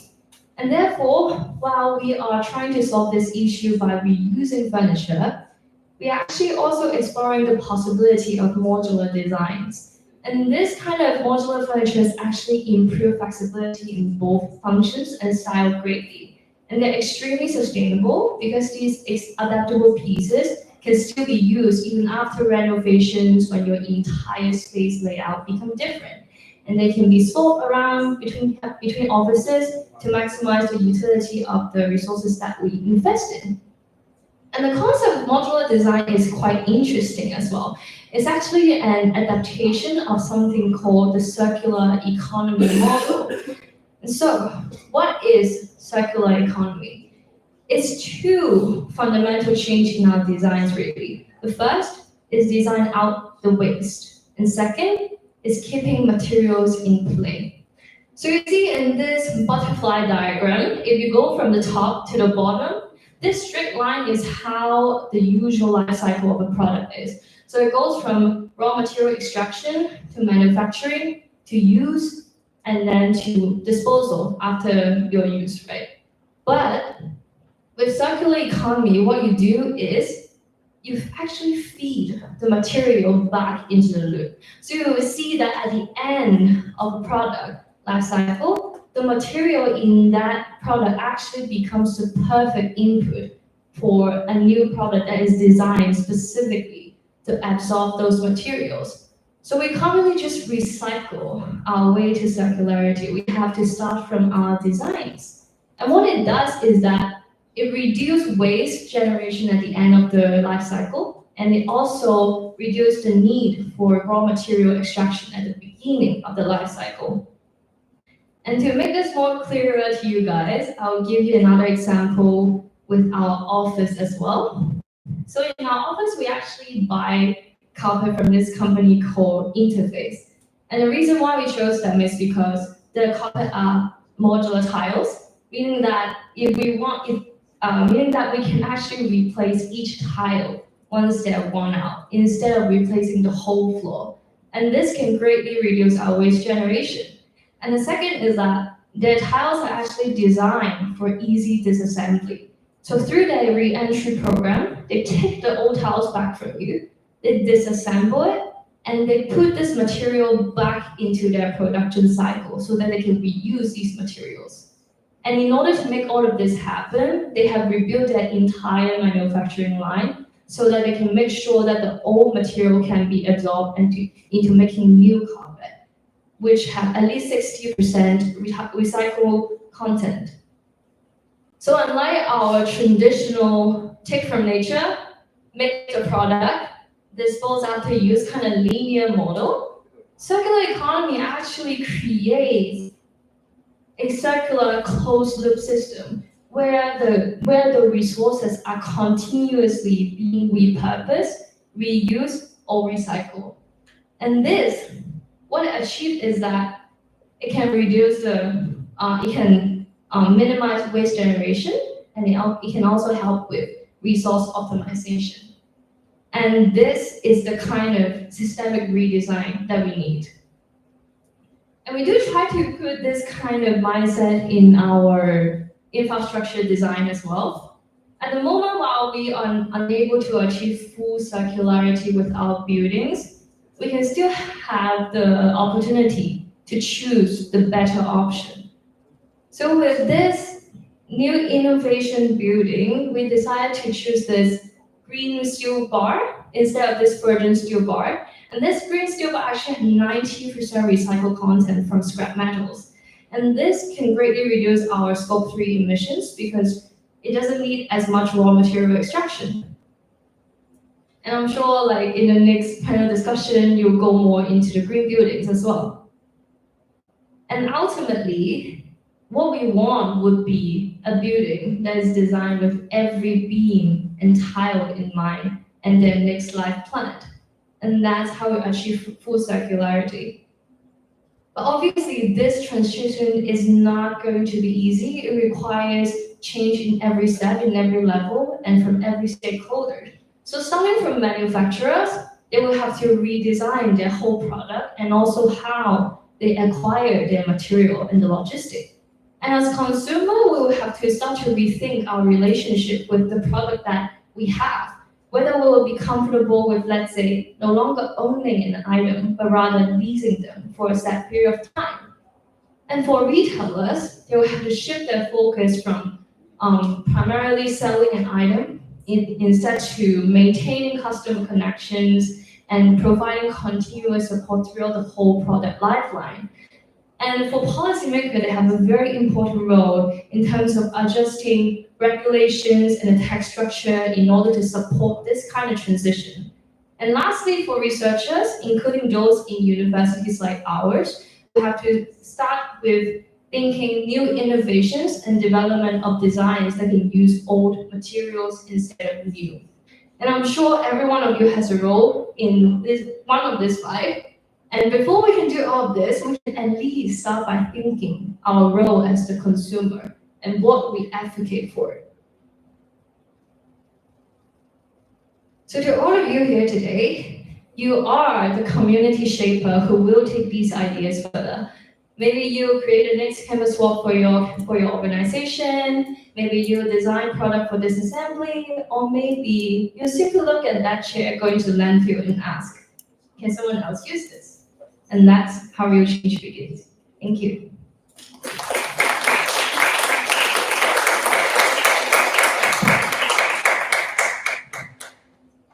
Thank you, Hildegard, for that really insightful introduction into the climate tech field.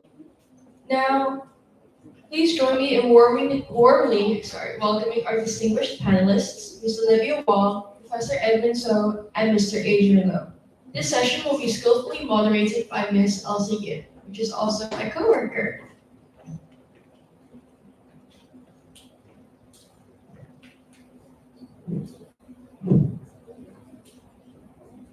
So first of all, thank you for such a great introduction to sustainability.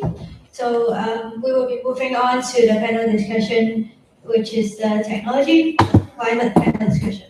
So I hope you will get something out of this panel. And before we begin, again, we have a QR code on the screen, and feel free to make your input if you have any questions to our panelists. So let me start with introducing our first, our three panelists here. They all have very important positions in the industry. Starting from the closest to me, we have Ms. Olivia Wong, the General Manager, Environmental and Social Responsibility at MTR Corporation Limited. And we have Professor Edwin To, the Associate Dean, Internationalization and Outreach and and associate professors at the School of Energy and Environment of City University of Hong Kong, and Dr. Adrian Low, the nominated director at Beam Society Limited. Thank you for joining us today, and the full biography of our guest is available on our website. So let's start the questions. So when we're looking at sustainability, drawing from your expertise, what are the examples of initiatives or innovations to drive sustainability? Could you share some real-world examples with us? Maybe we can start with Olivia. Great, thanks. Well, firstly, I think it's brilliant in terms of having conversations around climate tech. And I want to say that from an NTR perspective, while as a public transport, technology is important, but I think also if you think about it is a kind of a day-to-day sort of life, and innovation comes in all forms. So the things I'm going to touch on, while there's a lot of things that we are, and from a technology point of view, in terms of, for example, we trial hydrogen trains, and in terms of looking at renewable energy, I think that in terms of innovation also comes from, and I think from the earlier speaker just talked about in terms of the sense of circular economy. We may not have yet complete full circular economy, but then I think one of the things that we do look at is that how do we either extend the life of our train and the parts in there, or how do we repurpose it so that the life will continue to extend? And I think that kind of plays very well into the concepts of sustainability. So one of the programs that we've been running where some of you may have seen is that if you've gone out to the harbor front and you see a train sitting in right next to the harbor, and it kind of makes you wonder. That's one of our train that we have decommissioned. And rather than putting it into landfill, what we do is that we place it there so then we're able to use it as a way that for the public to, like to shelter them, or just to kind of reminisce about, we just celebrated our 45th anniversary last year to celebrate. But also a lot of our train parts, actually, instead of going into landfill, we have a program called the Legacy Train Program that we started since 2021. And we've actually saved about 380 tons of waste going to landfill by using a lot of those train parts. We bring it either into a special education school, where we built a train theme classroom to teach kids that have special needs in terms of how to educate them differently and really harness their potential. Or we bring it into the elderly centers, where often for early dementia, elderlies and seniors, where we put in our, sort of like a light rails or train to kind of help them to see and be in a familiar place, so then they will be more comfortable going out and be more confident. We also use a lot of our train part, actually, bring it as exercise equipment. And one of the things that we do as well as some of the schools, we've actually utilized the windows from the train and use it as a display case, windows for the display case. So I think there's a lot of way to, in terms of, aside from, as I talked about, renewable energy and also hydrogen train, these are the more, technologically advanced things that we can use. We also think about is then how do we repurpose and reuse things that we have currently to extend their life.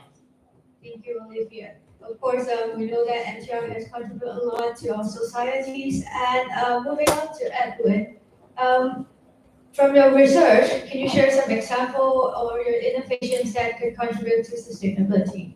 Okay, thank you for the invitations. I'm actually from the institution of the local, one of the university in Hong Kong, City University of Hong Kong. So my role actually is to educate our next generations of people, students, and provide the innovation concept and the entrepreneurship knowledge transfer, and also to create an impact for research.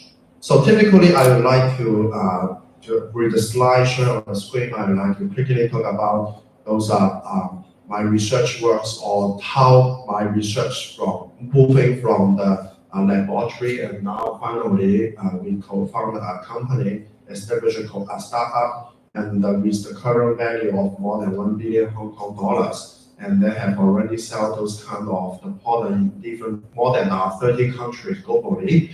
and how I can translate from my fundamental laboratory prototype now into commercial products. So to start with, I work on the building energy savings. So maybe in the earlier panel discussion or the presentation, building actually we need to have more sustainable buildings, more green buildings, or building technology should be more energy saving for the air conditioning side. So my research typically focus more on the coolings and the windows. So this I think is about the cooling part. So I start from so-called new cooling technology that do not need any electricity to power us, to generate cooling effect. For most of the air conditioner, they need a compressor, they need a refrigerant. For those cooling system now, I developed since 2017. We call it as a passive radiative cooling. So radiative cooling typically is using the universe.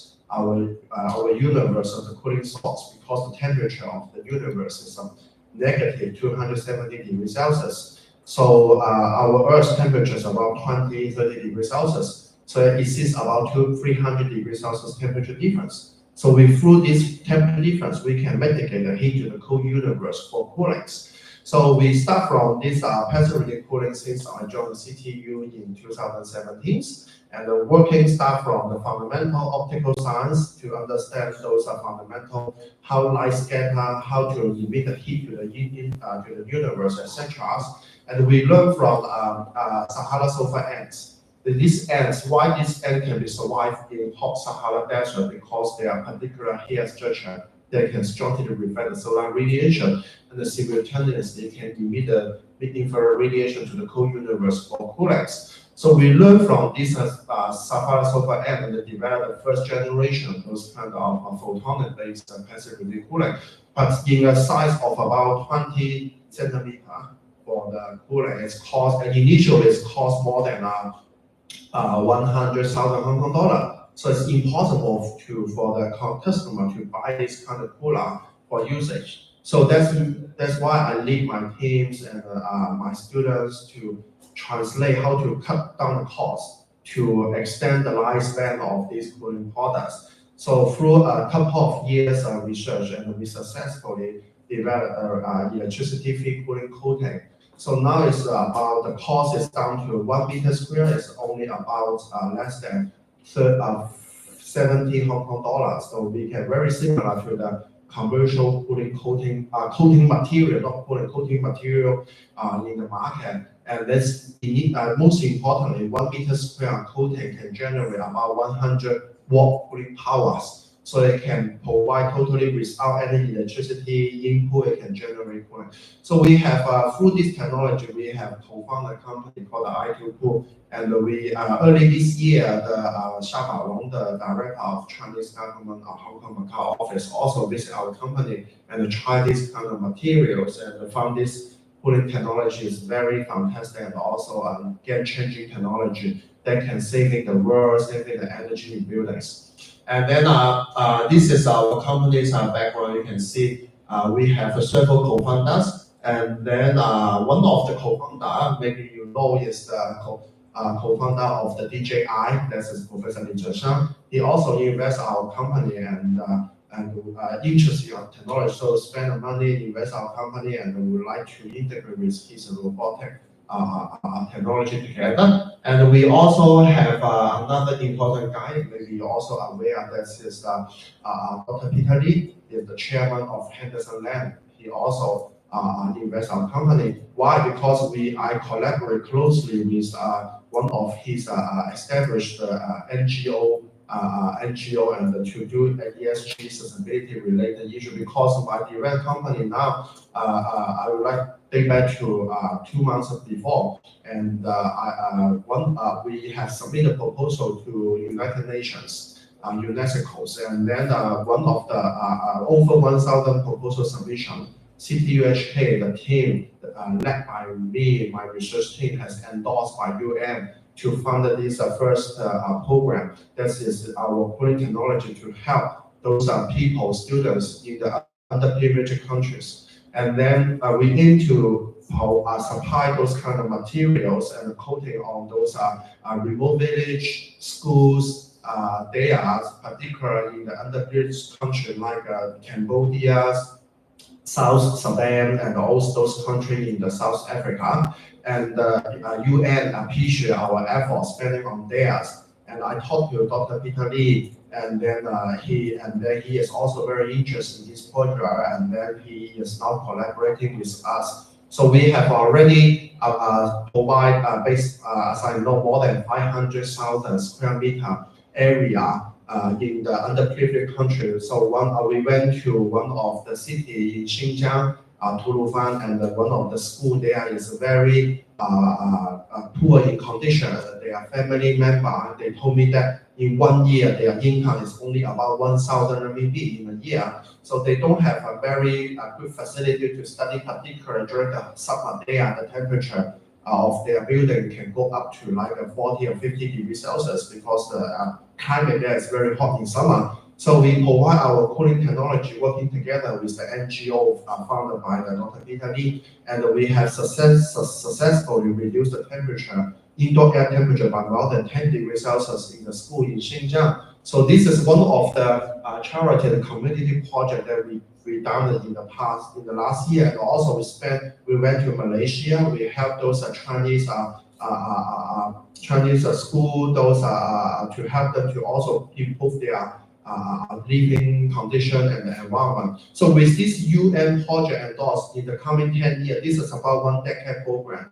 In the coming 10 years, we will work together with different NGO, go to different parts of the cities, and to next year we will go to Kenya, and then because their living condition is extremely very poor, so we will be able to go there to apply our CPU HK grade technology that's already commercialized, and to use those new technology to help those people in the underprivileged cities to improve their living conditions. And this is some photos showing our great successful sales cover more than 30 countries, and the most important in the Middle East like Dubai and Saudi. They already Dubai Mall, one of the largest shopping mall in Dubai, already the rooftop utilize our cooling technology. The surface temperature has been cooled down by more than 20 degrees Celsius. Through this kind of the sustainability development and the education to the next generation,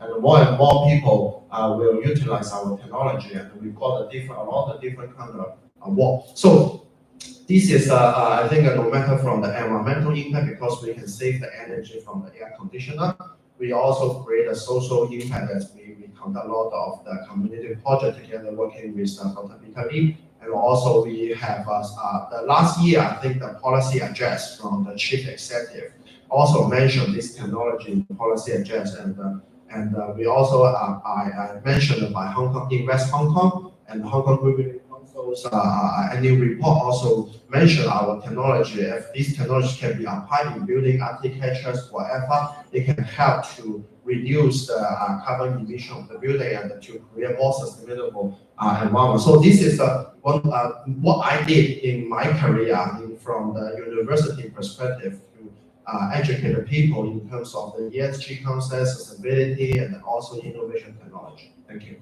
Thank you, Edward. So moving on to Adrian, from your point of view, what are the examples of innovation that could drive sustainability? Well, thank you, Elsa. First of all, let me introduce myself. I came from this organization, Beam Society Limited. So I'm one of the directors. So I think everyone knows where Oliver is from, MTR. I traveled here today, so everyone knows. And Professor Cho's City University, I think it's a renowned institute here, so everyone knows. So how about this organization here? Well, actually, Beam Society is one of the founding members of the HKGBC. Now, what they do is we actually set up assessment tools to evaluate whether a building is sustainable or whether it's green enough. But we also do education, and we got memberships. We look at the building, not just from one point whether it's sustainable, but rather we will do a whole life cycle, which means from design, from how you construct it, from how you use it, and how we finish the building. So even after its useful life, how will we deal with it? Environmental friendly. Now, the Build Plus has been well developed, and this year is its 15th anniversary. So we got a full spectrum of tools, ranging from big scale, a whole neighborhood. We can see how the whole neighborhood is, whether it's green or environmental sustainable, to as tiny as your home renovation interior. Now, to look at the building, we got 11 aspects, including water use, energy use, and more importantly, I think it's above my head, yes, innovation. Innovation is also how we can make a building more sustainable, which I'll talk about more. Can we go to the slides with the video? Okay, let me show you a very simple video here. 將廢料加工，重新製成混凝土材料重用。制备混凝土之前，我们需要对主要回收土料进行筛选和表面处理，按比例准备所有原材料，将它们倒入专业的混凝土搅拌设备中进行混合，加水和添加精后搅拌。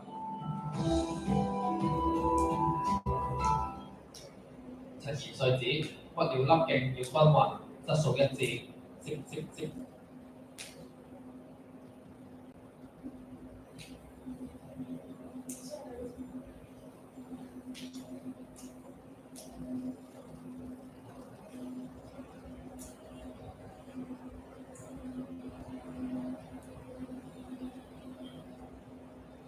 Okay, while we are resolving the technical issues, let me talk about, I led a design of the Hong Kong the very first low carbon 3D printed concrete technology, printing a 3D bench, an organic 3D bench.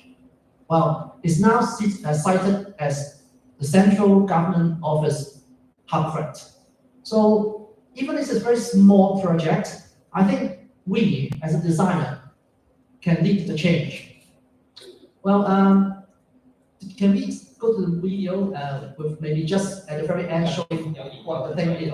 Jump a bit, jump the first part. Yes, this is where we can talk about. 7米长的无极长凳，我们通过设计软件将这些凳子分为10个小块地分开打印，再运送到现场进行拼接安裝。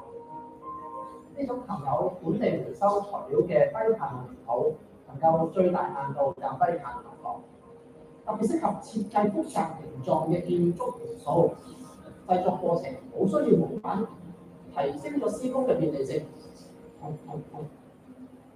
Okay, I think that's good enough for you to get a grip of what that is. Well, that organic shaded bench, well, we actually collect local construction waste. We break it down into smaller pieces and then print it out with a 3D printer together with concrete materials. So it's all circular economy concept. So we're using waste. We recycle the local construction material waste and turn it into usable materials. And we also, there's a breakthrough that if you have to use very traditional way to construct this, very organic shaped bench, you need to have a wood formwork.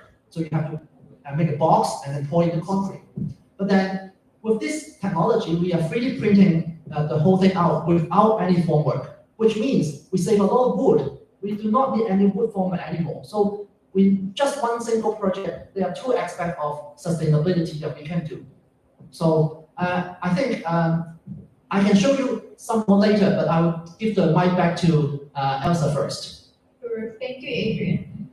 Let's move on to the next question. So obviously, all of the speakers here is very experienced, but may we know what first drew you to sustainability? What made you interested in this sector?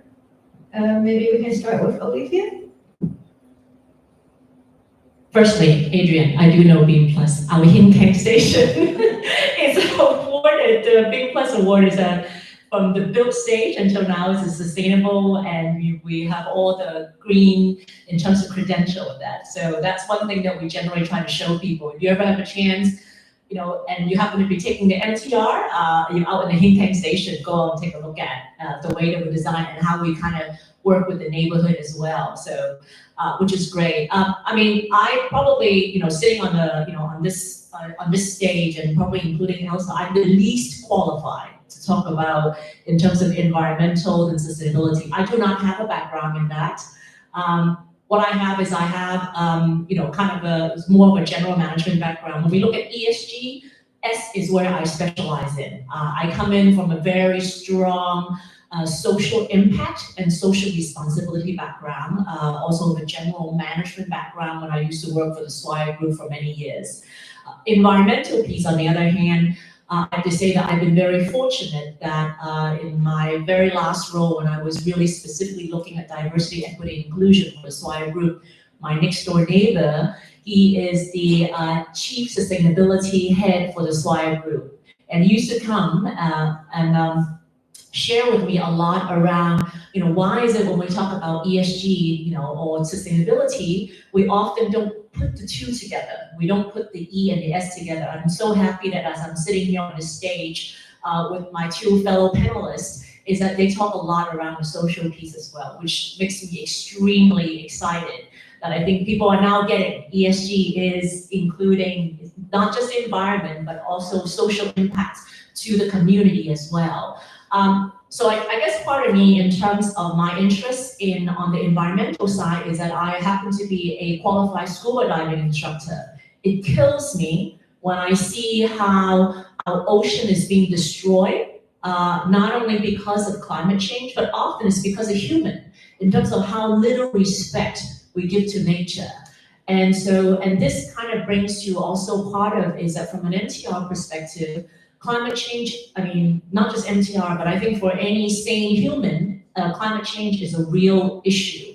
And extreme weather is one where I think that a lot of us that now, especially that I'm an MTR, that I really appreciate. If we look at in the recent years, in terms of, the government keep talking about the 500 once in a 500 years rainstorm.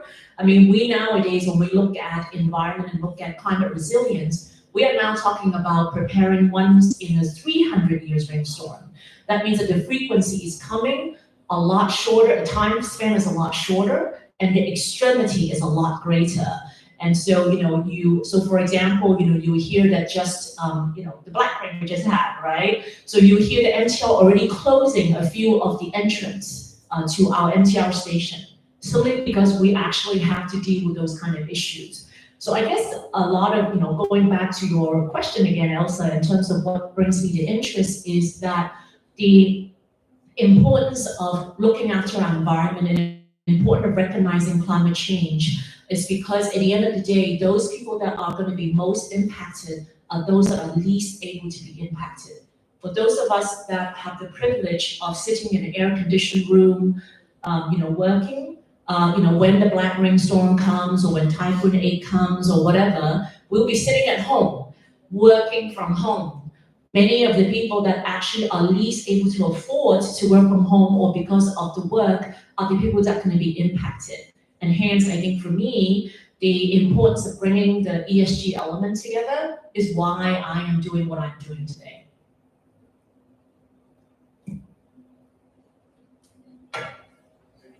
Because for the talk on the challenge or the sustainability issues. So MTR, actually, we know that we take every day. We also have other transportations, like a bus or whatever. So later I can share more about my views on the questions I should raise. So back to the questions, I think from researchers, since day one, I told my student one simple statement. Research is not just for publications. So if we just aim to do research to write a paper, to publish in top journals, and those kind of piece of research is typically nonsense or cannot be used. So since day one, I told my students, we do research. Why we do research? We do research. Why we do innovation? We do research actually is to solve the real problems That's our public concerns. Like we recently have a lot of bad rains. Climate change, climate resilience is the trend that we need to study how we can develop more sustainable works by using science, technology, engineering to solve the problems. So for example, buildings, there's before like in Hong Kong, more than 90% electricity actually come from consumed by buildings. So that's why I involved in buildings research, try to develop a new green air conditioning system to tackle the high electricity consumption due to the air conditioning in buildings. So that's why I don't aim at the high impact journal publication, but I'm more focused on we should translate from our fundamental research into a very impactful one, and to impact the people, to impact everyone. So this is why we should do research, and why recently the innovation technology is a hot topic, that we need to use the technology to solve the real problem that's our public concerns. So I share another story that's related to transportation, but not to MTR. There's a city bus. So city bus actually utilize our material on the rooftop and their windows. And surprisingly,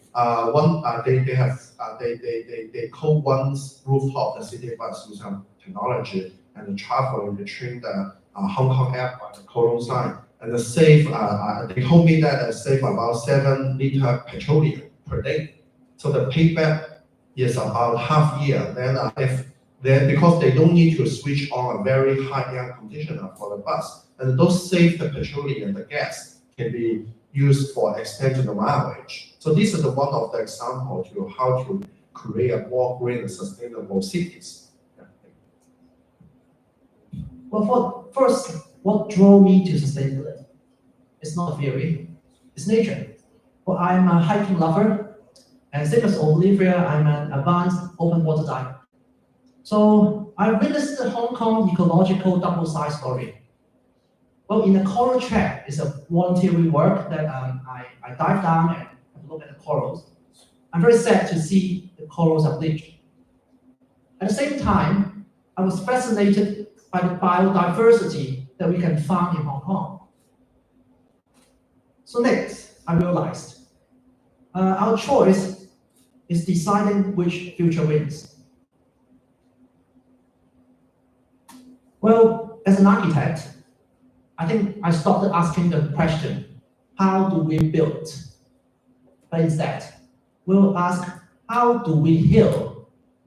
So every sustainable design becomes a response to our mother nature. Providing cities that give back, not just take from our nature.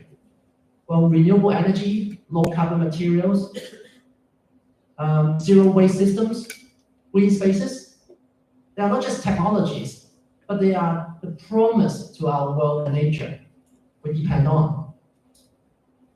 But sustainability is a team sport. I align with engineers, surveyors, scientists, policymakers, and more importantly, youth.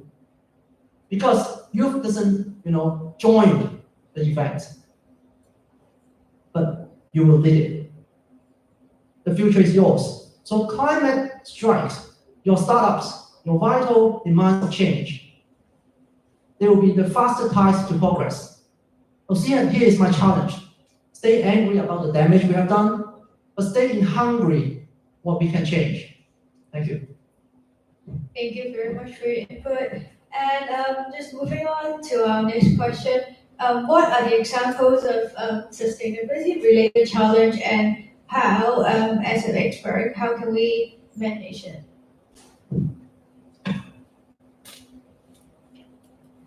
Like I alluded to it earlier, so for NTR clearly is in terms of climate resilience. So that's always a key part of what we look at. While of course when we look at things like renewable energy, we also have actually one of in our Packham stations, depot, we have one of the largest outdoor we call it the flexible solar panels I have in Hong Kong. So that in terms of generating those, in terms of having the renewable energy use, and those are important. But I think really on a practical level for us, our challenge really is looking at how do we deal with extreme weather. Extreme weather not only, like I talked a little earlier already about, in terms of flooding, in terms of rainstorm, but of course, in Hong Kong, like part of our network happens to be outdoor, and so there are trees. I love trees, but I also want a train to run. So what do we do? So those are the kind of things that I think that in terms of extreme weather will also pose a challenge to someone for a public transport operator like ourselves. I've actually had the opportunity. I was in Melbourne last month, and we went and take a look at in terms of we have operations in Melbourne and in Sydney as well. So in Melbourne, what's really quite interesting is that they don't have the tree issues like we do, where we gotta make sure that we check in terms of what's happening with the weather, so then the tree doesn't fall on to our track, or in terms of our electricity lines and everything. But whereas in Melbourne, in terms of the Australian government, they have a lot in terms of protecting what they call Aboriginal plants and nature. And so what happened is that in Melbourne, on the other hand, is that there along the train track, we have something called a green corridor. So that along the green corridor, I had a chance to go and visit, is that along those tracks, and I think that, don't quote me, but there is a certain, in terms of meters, between the two sides of the tracks, where you have to protect or try to replenish the grass, and little in terms of plants, the fauna that is native to Australia that has been kind of destroyed because of the building of the community. And so one of the things that MTR in Melbourne has committed to doing is actually replenishing those fauna and making sure that we can protect. And I actually happened to see in the city nature reserve, as we were looking at our green corridor, that a bit further away, there was a kangaroo hopping, kind of not next to the track, don't worry. There's areas that blocks it, but you can see that the wild kangaroo actually are hopping along. And I think in some ways, it's kind of for us, when we're really kind of taking a look at one of the challenges, I also wanted to look at the opportunity as well, is that as a public transport, what it is that we can do while we are providing the convenience for the community. What can we do to make sure that we also protect the environment? So then therefore, the nature and the community can actually coexist. So we can enjoy, like Adrian, I love hiking as well. And then sort of how do we actually protect both of them? And I think so these are some of the things, but again, on the practical side is really looking at how do we make sure that we build to make sure that we are resilient to whatever nature is going to be throwing at us. For the challenge, that's, I think from my part, based on my experience, I think that's one is, I think most of the peoples they fail to adopt a new technology initially. They think it's too new. How's the durability, right? How's the performance? How long the life cycle, etc. And how the new product can be sustained. So this is one of the challenges. The second one, what I can summarize is for my technology that we help more than 100,000 low-income family in Shenzhen. Why Shenzhen? Because there are lots of the subdivided flats. They divided their flat into many small units, and particularly for the highest levels residents. In the summer, they suffer a heat stress because their roof tiles are not made by concrete, made by metal sheets. So we help them, but initially when we like to apply our technology, the most important challenge or the barrier is the ownership. Because the subdivided flats direct many supply, and then who owns this apartment? So no one wants to say, this apartment belongs to me or not. So this is one of the challenges, the ownership of the buildings. Then we need to solve it. But I would like to appreciate our Hong Kong government, and they heard our technology. they found that we have helped to help those low-income families to provide them a better living environment. So they help us to liaise with different parties and then finally solve the ownership of the building. Then we have already applied more than 10 buildings in Sun Shui Po for those very old buildings there to providing the better living conditions. Quantitatively, the electricity bill saved in one subdivided flat is that one of the family members told me that last summer, in July, they saved 150 Hong Kong dollars directly from the electricity bill compared to the year before in 2023. So this is one of the very attractive or very the story I heard is very touching to me. So that's why we now expand to the other subdivided flats. And the last, I think, the challenge is the policy. I think we need a new policy to encourage the companies, the property managers, or the developers, whatever, to actively utilize our Hong Kong's new technology incubated by different universities in Hong Kong, because we have more than 10 universities in Hong Kong. Most of our 5 of them actually rank top 100s, and we have a lot of great technologies. Without new policy for encouragement, I think those good technology, good innovation is extremely difficult to be applied, to adopt in our daily life. So these are the challenges, I think, or barriers for the innovation technology to be successfully translated in the future. We need a different party support. We have a good fundamental research in Hong Kong. We have top university good researchers. We can attract the talent to Hong Kong to conduct the research. But we also need the policy to think out the box, to adopt those new technologies. Then once you try, even it may not be successful, but you step one step forward, then you can find those technology can give you something new insight and the new energy saving for example, for buildings. Well, the question is about challenges, but I would like to think in a different perspective. I was asked, what are the possibilities? Okay, can I go to the slides, please? Well, there's always a question to an architect like me. Well, do you want to do a good design or do you want to do a sustainable design? Well, most of people say, well, there's a contradiction between them. Is that true? Really? Well, I'm going to tell you no, because sustainability and good design can go in parallel.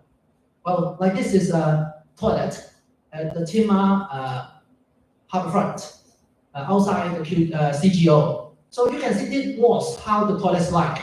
It's a container toilet, not very pleasant. And I turned it into something very beautiful and very sustainable. Can we go to the video, please?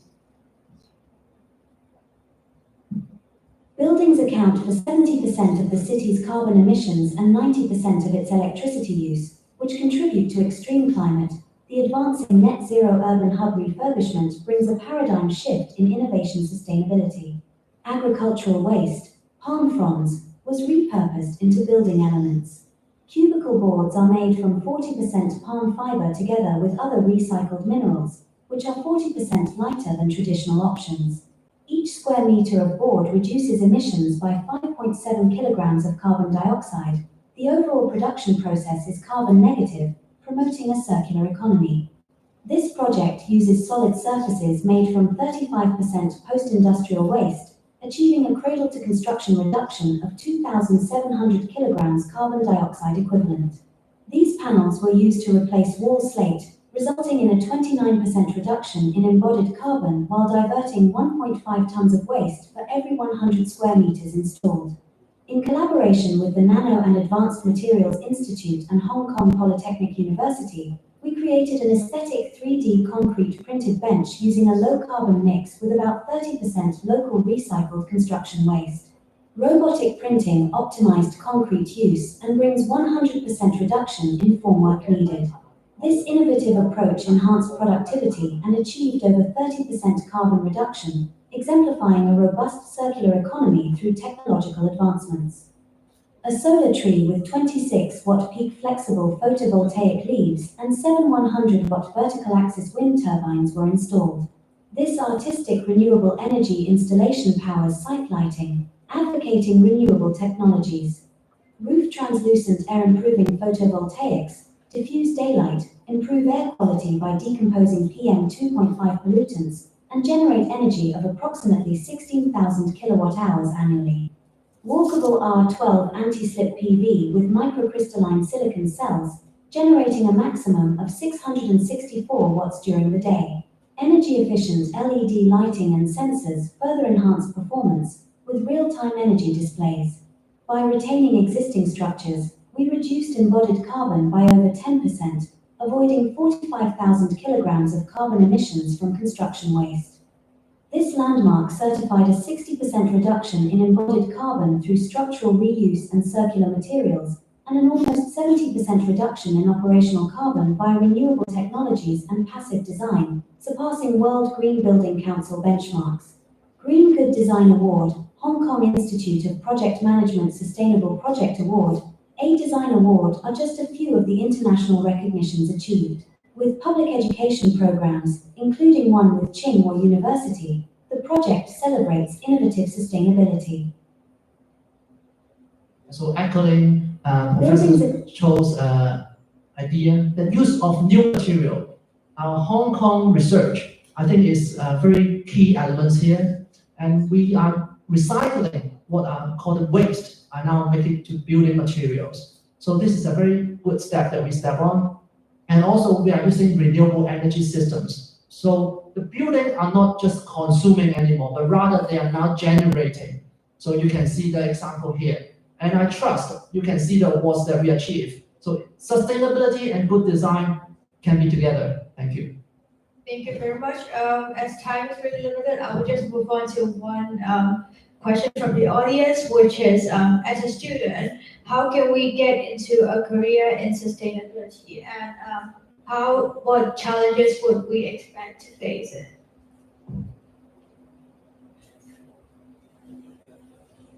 So this year, our team has, in my team, I look after ESG, right? So I have 3 interns. 2 of our interns study sustainability. I asked both of them, do you actually want to get into sustainability when you get out of school? One, definitely. The other, I'm thinking about it. So I think part of it is that, well, clearly you need to have a passion, and that's why I guess you're studying sustainability. One of the things on a more practical level, and I'm also learning myself as well, is that when I first moved into this team, is that I went and did a course specifically in terms of looking at all the variety of policy, global policy that's required in terms of reporting. Now, I know this sort of sounds really mundane, and I do want to warn you, if you do want to get into sustainability and one of your first role, you better understand in terms of what the GRI and the ISSB, the S1 and S2 requirement, what they're asking for, because for any publicly listed companies, we are required to report on our carbon emission. And in terms of, because also that we've actually gone into submission for the science-based target, we are publicly committed to lower our emission as well. So by understanding in terms of the policies, where that's taking us, what are the requirements, and what is material in terms of when we look at the reporting, I think that's really key. And I know it sounds a little bit like boring, but I think that's really important, and I'm learning a lot from that myself. But I think the other part then is really about applications.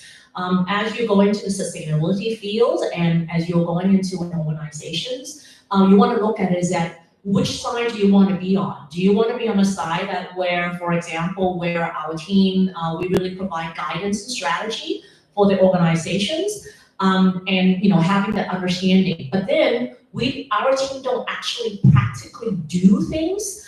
What we need to do is to work with and collaborate with, for example, our transport department or our capital work that are the build stage, right? In terms of building stations, or our property side in terms of managing our property. They are the one that actually able to turn the strategy that we have put forth or the organization put forth into the practical side and into actually doing the work. And then you're gonna ask yourself, is it then what do you want to do? And some people could, you could move between the two, but I think that those are the things that where you need to consider. I think there's definitely a lot of opportunities when it comes to looking at, getting into sustainability fields. But I would ask as well is that while you're thinking about the environmental and the build side, please also think about the social impacts that you're actually making to the people that are actually utilizing the products and services, and also in terms of how by making sure that everything that you think about from a climate perspective will help in terms of the society and help those that are least afford to be able to impact it. So that would be what I think. Yeah, so on top of, I will keep my answer short to avoid you wait for lunch. Very simple, how to study sustainability, join our school.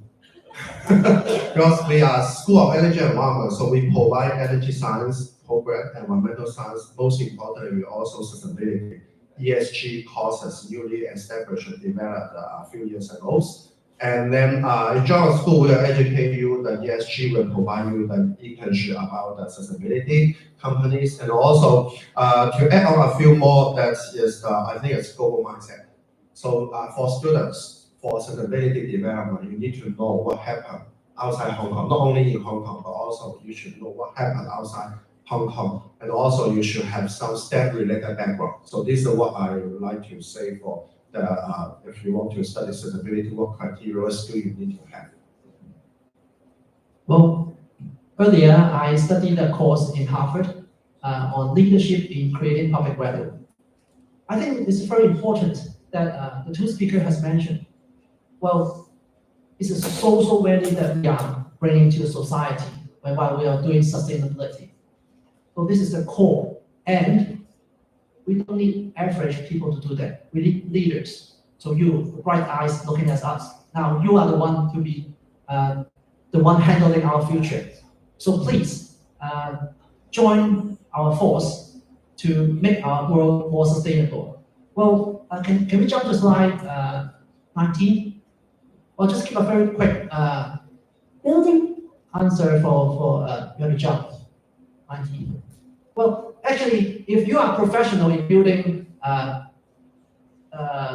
building trade, you can apply to be a BIM Pro, so be part of our building assessment team.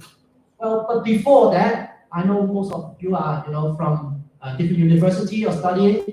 Can you go to the BIM affiliate? BIM affiliate? Yes, the BIM affiliate. So after you finish your degree or certificate, you can take a BIM affiliate course and you can take examination and you can be accredited to be a BIM affiliate. So you know more how to make our society greener, our built environment more sustainable. Thank you. Thank you very much. Sorry that we're slightly over time, and so we will have a lunch break coming up. And I would like to thank you all for your questions, and thank you Olivia, Adrian, and Edwin for your contribution.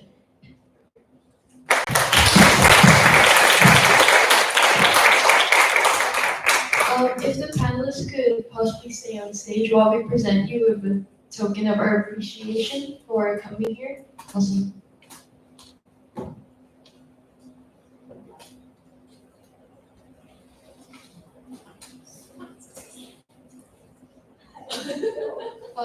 So thank you to our esteemed panelists and moderator for the insightful discussion on technology for climate and sustainability.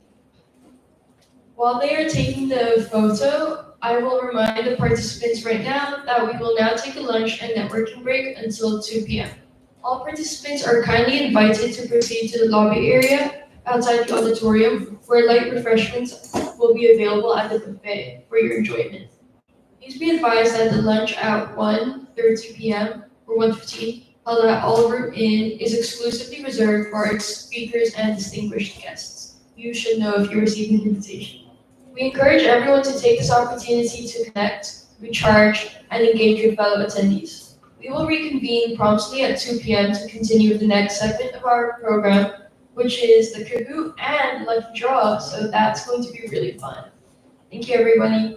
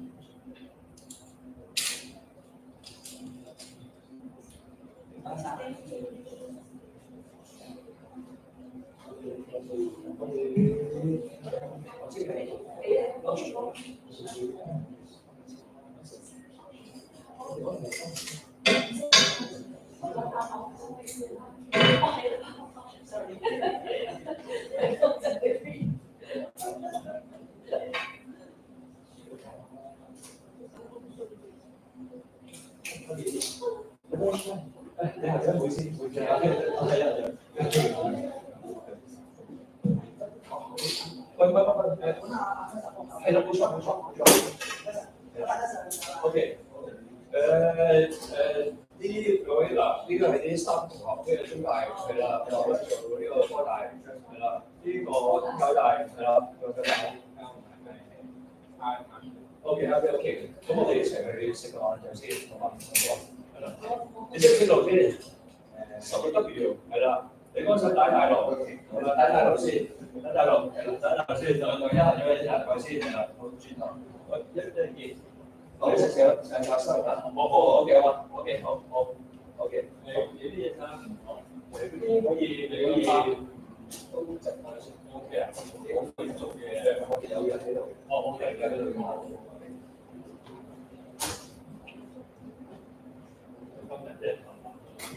我而家都麻煩，我呢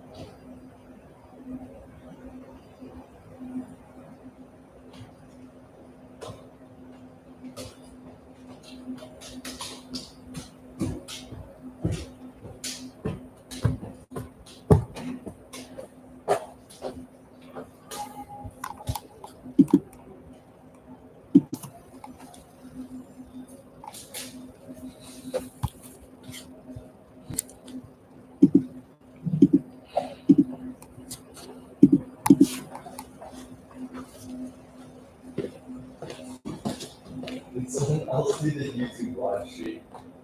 I don't want to charge you for it off. Yeah. You start, Jason. I will have to show you one. You can do something. Which,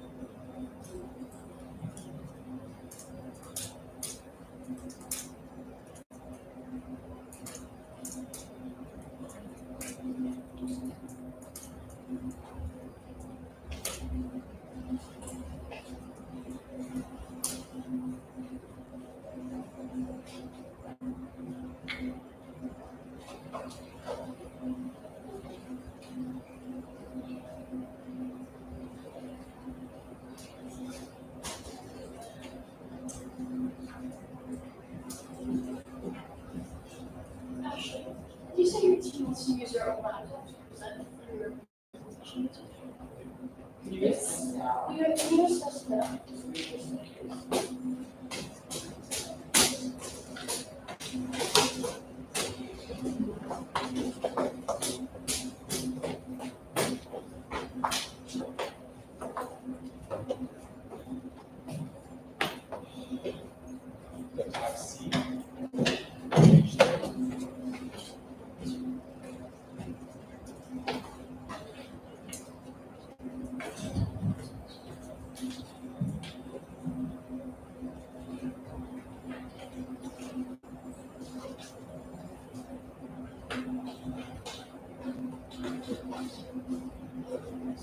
Yes, right?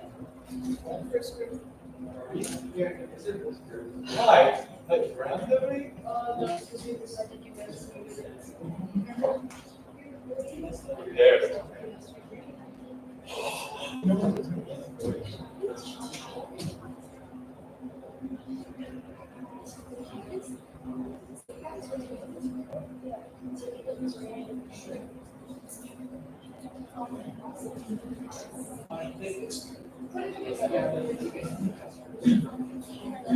Okay. I will signal like 5 minutes with 5 minutes after you present. 1 minute before you present. So just make sure I have my.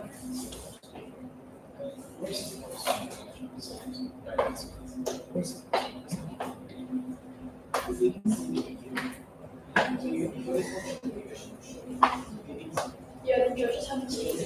If you think the video will be really good.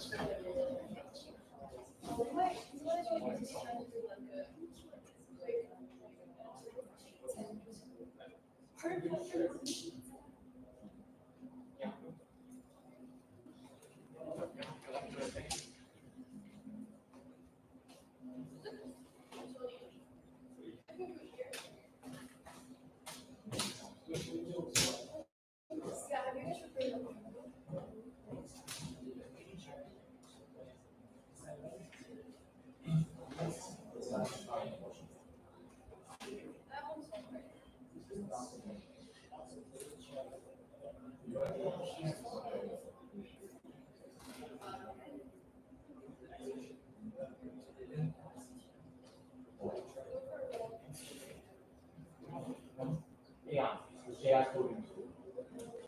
Yes, yes.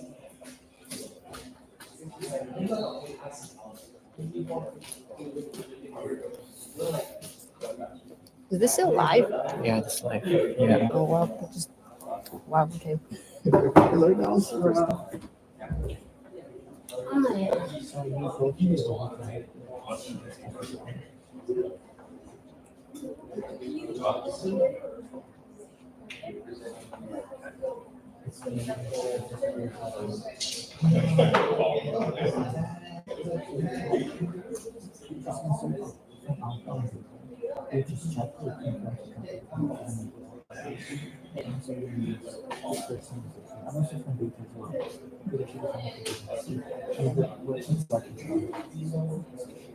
And then just insert it into the Canva that Nathan or edited yesterday.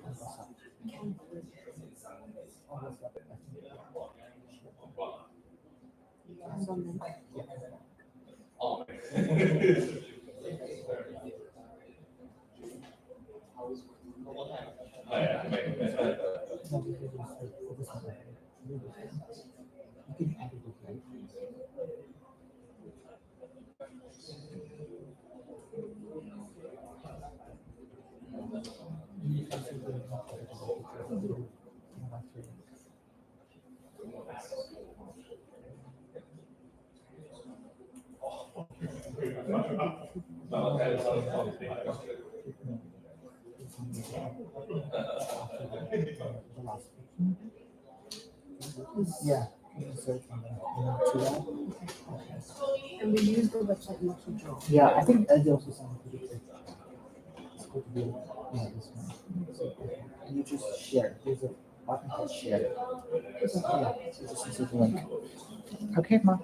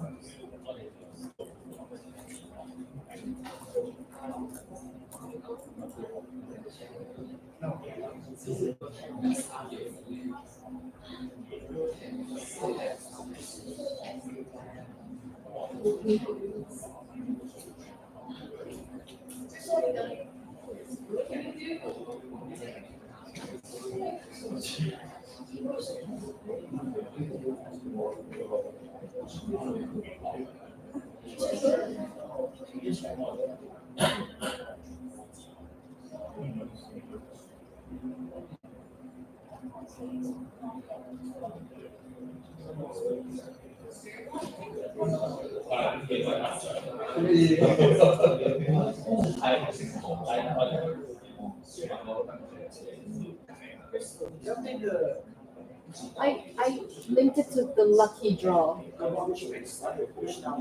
I linked it to the lucky, yeah. Thank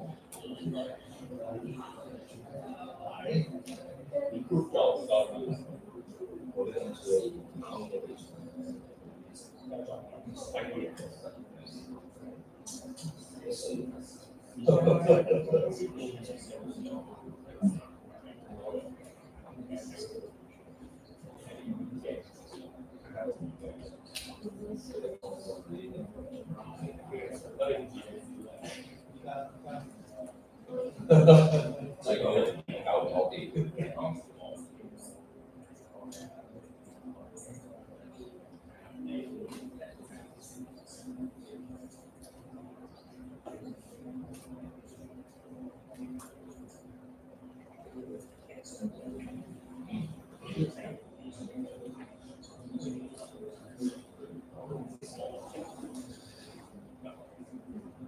Hi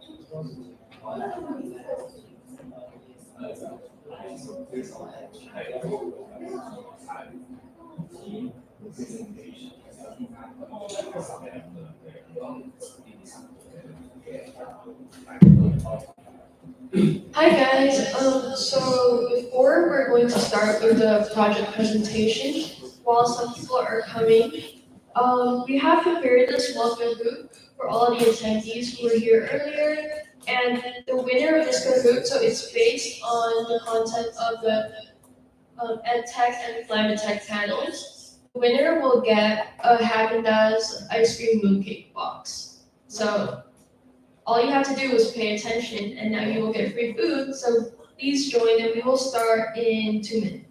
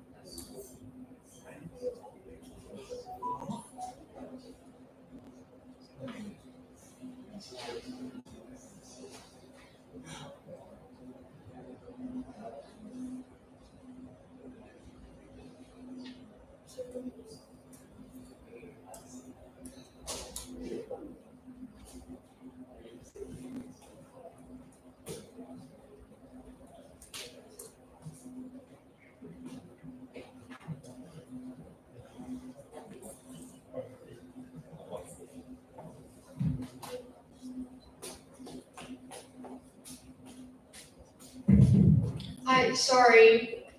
We want to note that we have perhaps reached our participant limit. Could I actually ask you guys to work in pairs? Because there are 4 mooncakes, so you guys can each have 2. So it's still a great gift.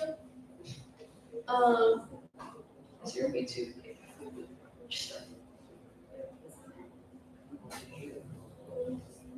Sorry, I'm gonna kick you all out and then rejoin, but in pairs. I don't want to just kick random people out and then not kick everyone.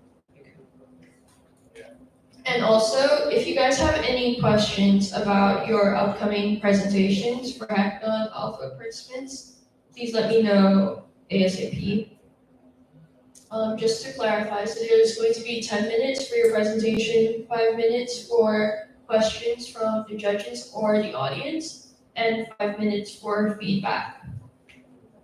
I will also be standing at the front, so I'll say 5 when you have 5 minutes left for your presentation, and 1 when you have 1 minute left for your presentation. Yes, and also, please, when you first come to present, can you also let the judges or just announce what group number you are?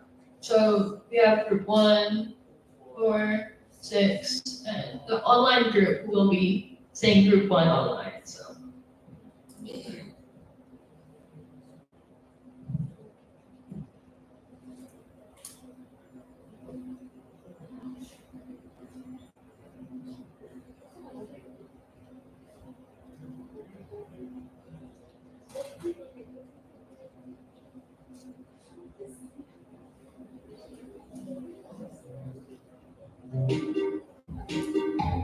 Music.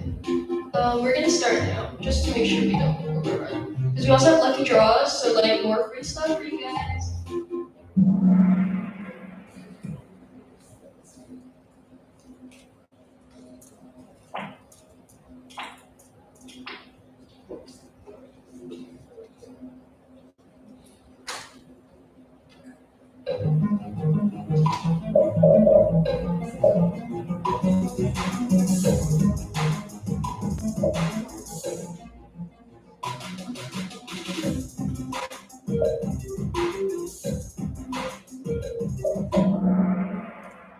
Yay. Whoever the one person is, pay attention.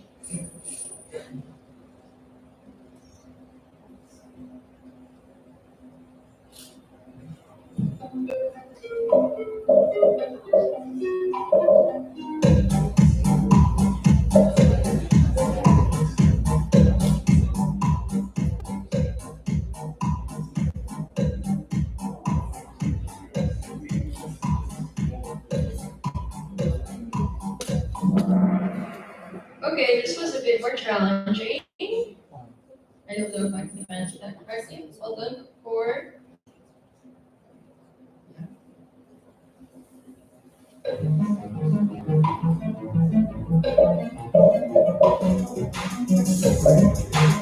Remember who Christopher is? He was the panelist with a really strong British accent and a cool mustache. I seem to have helped one person.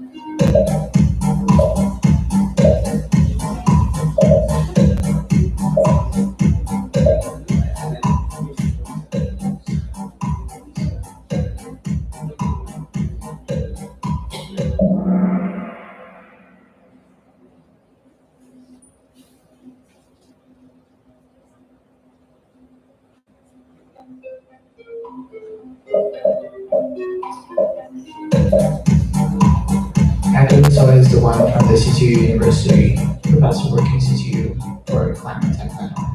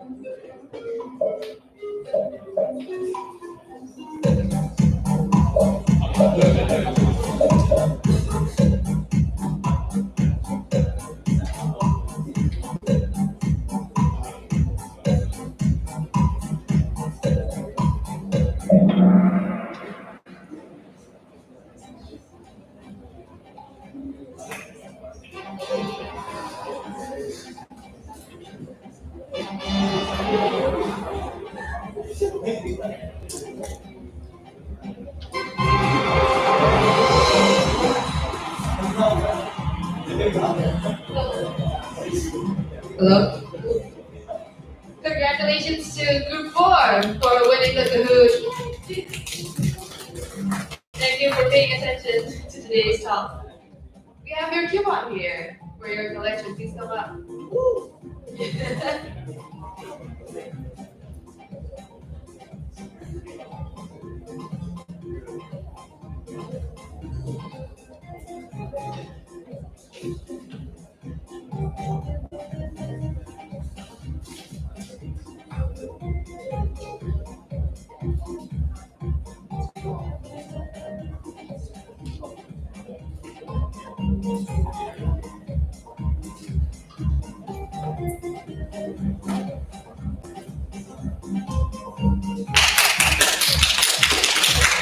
Congratulations again. And now we're going to move on to more free stuff. We're going to go ahead with a lucky draw. And this time it'll be Starbucks gift card, and then Pacific Coffee gift card, and okay, that's it.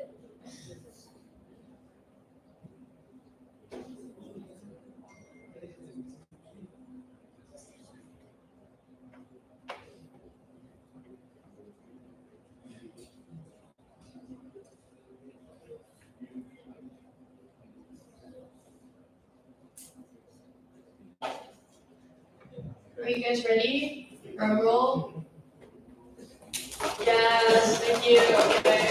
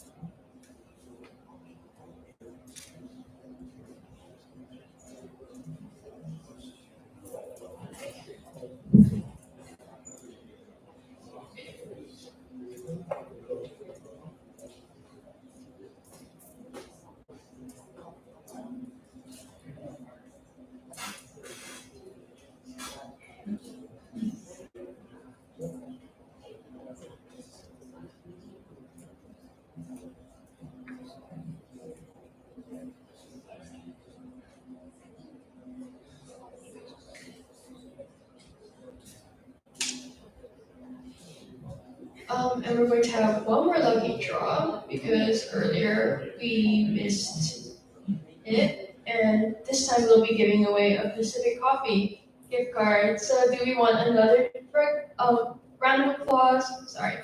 Drum roll, yes, there we go, there we go. Thank you for getting me. Let's see who's going to get it. Ooh. Oh, congratulations, please welcome the prize.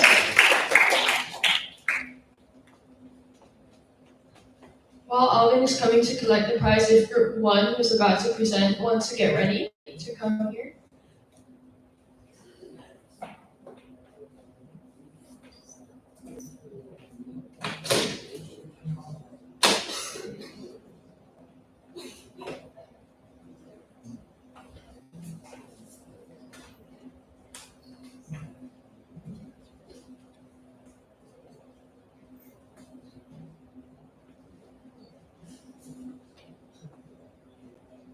Okay, if Group 1 wants to come, because guys.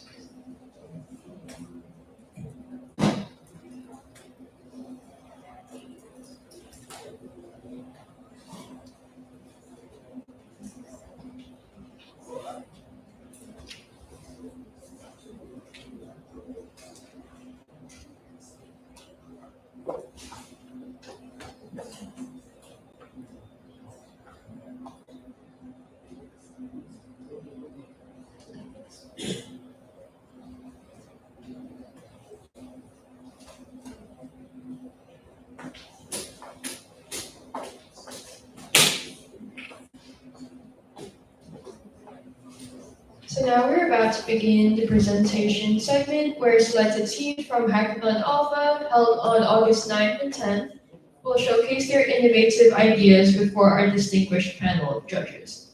Please join me in warmly welcoming our esteemed judges. First of all, Mr. Zachary Birkenkotter, co-founder of Strive Academics, Ms. Yu Zhang, Chief Experience Officer at AWOL Group Limited. Principal Yan Oiling, Principal of CCC TAM, Principal Lee Kin Man, Principal of Solutions of Don Bosco Ministry Mr. Ivan Yongwei Kit, the co-president and board member of EMCC Global, and Mr. Nelson Yip, the CEO of China Hong Kong Culture Exchange Association.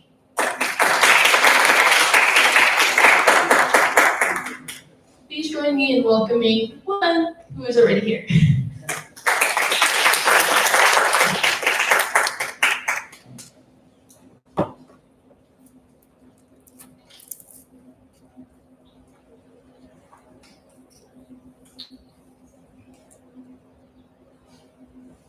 Testing. Okay. Good afternoon, ladies and gentlemen. We are Group 1. Today we will be presenting our project. Satori. It is educational technology designed for Hong Kong students to find their ideal study partner. Okay. Before we start, allow us to show us our video.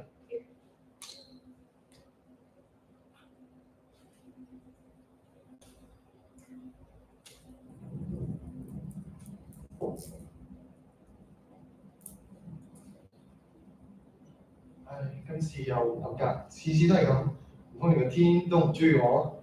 再咁落去就要留級㗎啦。到底點樣先可以救到自己啦。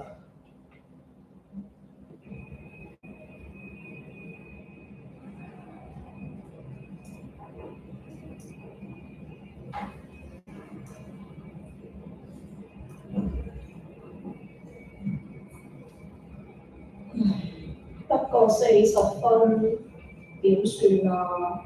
次次都唔合格，咁樣落去唔得嘅喎。Lisa and Jovi were having trouble with their grades. They weren't doing well in school, and they needed to find a way to improve. One day, they found a website called Satori. Satori helps students find study partners. Lisa and Jovi both signed up for accounts. The website matched them with each other. They started talking online, and after a few days, they decided to meet in person. They chose a cafe as a place to study together and try to get their grades back on track. And it worked. With it, 同學仔你好啦，咁我哋啱啱教到一課新嘅數，咁我就對於方程式咧有少少唔係好明嘅，咁麻煩你教我啦。Lisa 呢度其實就好簡單嘅咋，我哋咧揀呢個 function 啦，呢度譬如 function 即係一個 input 一個 output， 我哋 set 一落去咧，我哋右邊呢個方程咧，我哋只要代翻相應嘅數目，我哋就可以得到個 output， 咁咧呢條數基本上就可以解決到啦。in a few weeks of studying together, Lisa and Jovi were helping each other understand the material.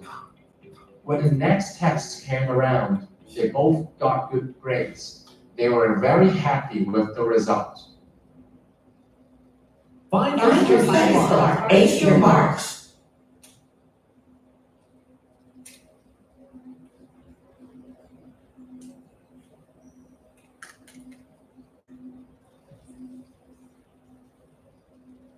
Okay, so over the years, the standards for our students have been rapidly rising. Study times become harder and more stressful, so rates of suicide, depression being really common among students nowadays. So what is our solution to this escalating problem? A study partner. I'm sure all of you here must have a study partner before or had one, or maybe you've heard of study partners. Well, most study partners nowadays are all online. But what differentiates us from other platforms is that we target students in Hong Kong for offline study partners. So the problem in Hong Kong where students face nowadays is that there are 23 cases of suicide in 2023, a 6% increase in fatal suicides in the entire population over the same period. That's insane, isn't it? This cannot go on forever. A study from Active Minds and Timely Care shows that approximately 67% of students feel lonely when studying. This loneliness, coupled with the intense academic stress, social and family pressures, and the lingering effects of pandemic's disruption to normal school life, has created a perfect storm. Students are facing immense challenges at every turn. The mental health of Hong Kong's youth is a call for action for educators and us to make a change.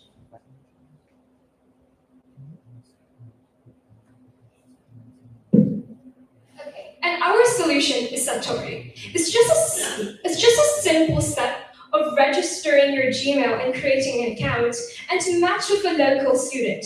Ta-da, just as simple as that. And what are our key benefits? Is that first of all, we offer a 1-week free trial to all users, and second of all, we are safe and reliable. How? We require all users to do real name authentication before your account can be verified to match with a local student. For example, you can request for a student. You can also customize what the qualities you want in your study partner. For example, you can request for a student that chose, for example, physics as their elective, or a student that majors in computer science, etc. This makes your offline study buddy experience way more effective, and you can teach each other other subjects or what you find different in the subject that you're currently studying in. So you have something common to bond over. Okay, moving on to market opportunities for educational technology, for instance. Generative AI course enrollments in the world has surged by over 100% recently, positioning us as a leader in AI education. By 2030, estimated, AI would improve learning efficiency by 76%.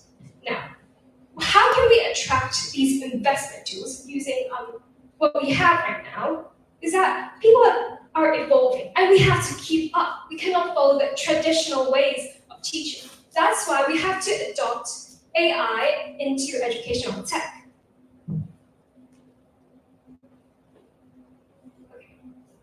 Now you might think there aren't a lot of similar ideas in the field. For example, StudyStream, aka Study Together, it mostly focuses virtually. It claims to be the leading company in the student community. We also have MOOC Collab Study Buddy. It operates solely online and emphasizes mutual support to reduce isolation in digital learning. But how does that differentiate us from our competitors? We focus on offline study partnering. Currently, most study partner websites in Hong Kong are inactive or down. And we also offer matches for a low and affordable price, which we will mention later on. We tackle the problem of loneliness among students with a different idea among companies, an offline way, a traditional way, but also using the new way, AI, to integrate both of them together. We are better. Why? Because we offer a deeper connection between students as they have in-person sessions, and this enables them to have for a hands-on learning while virtual platforms lack tactile interaction. Okay, this is our SWOT analysis of our business idea. Our strengths is that we barely have any competition in this field in Hong Kong right now, and that for weaknesses, we require active users for this idea to work, and offline meetups are usually harder to plan than online meetups. As for opportunities, we will partner with cafes, local libraries for them to have more customers, and for students that use our website to easier match. And for friends, in-person meetup often raise safety and reliability concerns that we may be overshadowed by online services in terms of convenience and accessibility. So our business model will kind of fill in three parts. The first part is partnership with some of the cafes and the places that offer a quiet environment for study, and will in return kind of give them as this opportunity as promotion, and we'll give our students, our users, this opportunity, this discounts. And the second one is advertisement. We'll play some advertisement, but we'll take only some of the related advertisement which may benefit them, such as Amazing Talkers, which is an online tutoring platform. Three, we'll collect some of the subscription fee in a single purchase match.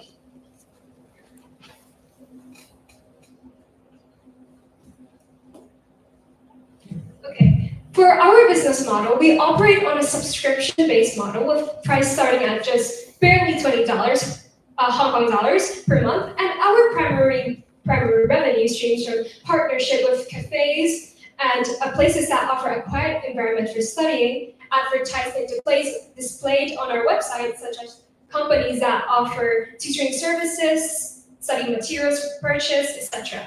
Lastly, our subscription per month, and we also charge us a certain price for each match, which can purchase individually.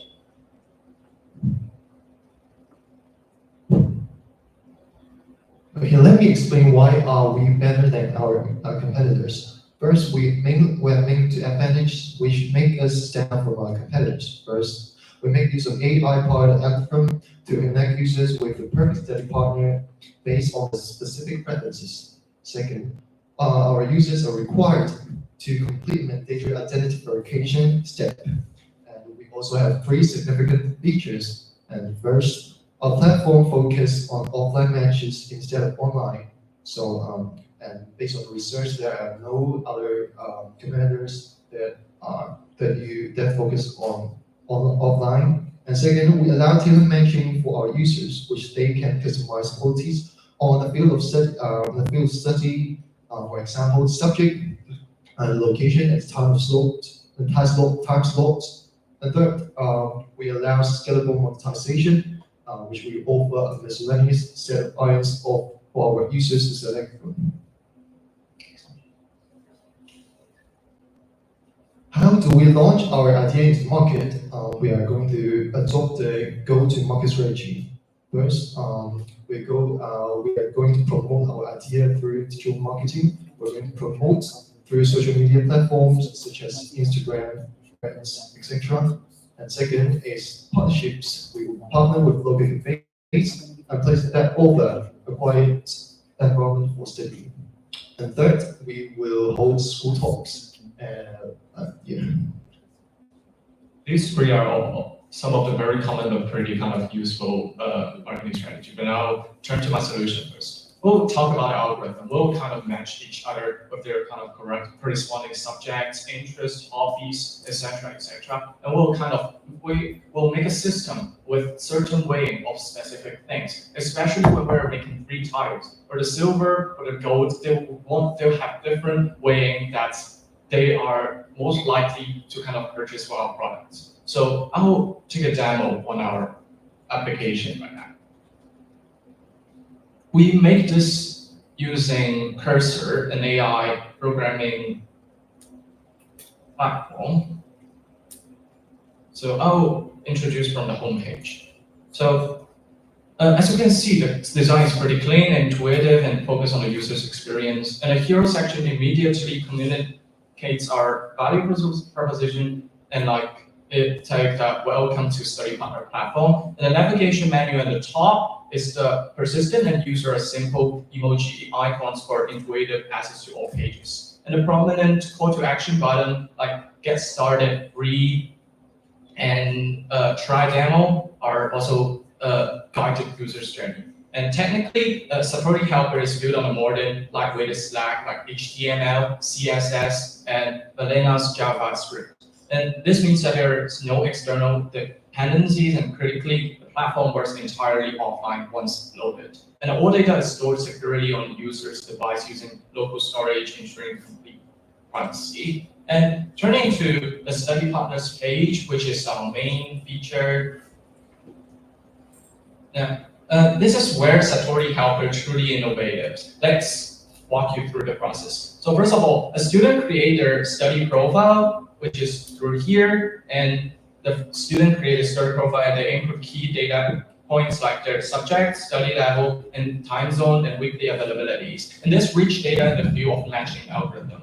And also, we will make a kind of real name authentication to ensure there is no safety issue concern. And also, I will lead you to the matching algorithm. And with our proprietary algorithm that calculates the compatibility score for every potential partner, it uses a weighted system to ensure the meaningful matches. 40% of the subject overlap, 25% of the study level compatibility, and 20% on time zone alignment, and 10% on the availability overlap. There is also some of the new feature I will show you briefly, but since the time limited, we won't show that much. It's kind of some statistics. If they really work on that, we can collect some data and give them some advice. And we also have this, even though if they're studying himself, we can make this kind of background for them to study kind of happily. We also have some voice here, but yeah, I won't show it for here. We also focus on the mindfulness of them, so we have some breathing exercise here. And this is message function. When they are kind of meeting out offline, they can chat through here, and they can just go out for a cafe or a kind of university, just like the video has shown. And let me focus back to the presentation.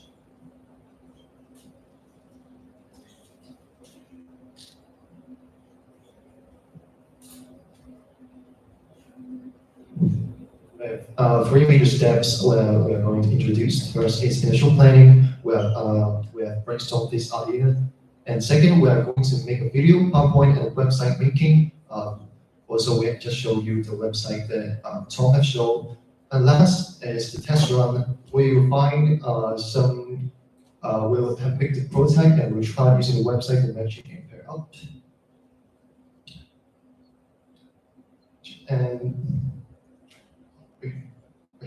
last, we may have find some potential risks. First is lack of active users to make this idea visible. Second is less students staying in summer holding. But problems always come to a solution, and we promise that we'll address these challenges by fostering stronger connection with community partners, ensuring transparent communication, and continuously improving our platform to meet students' needs. Okay, this is the end of our presentation. Thank you. Thank you very much.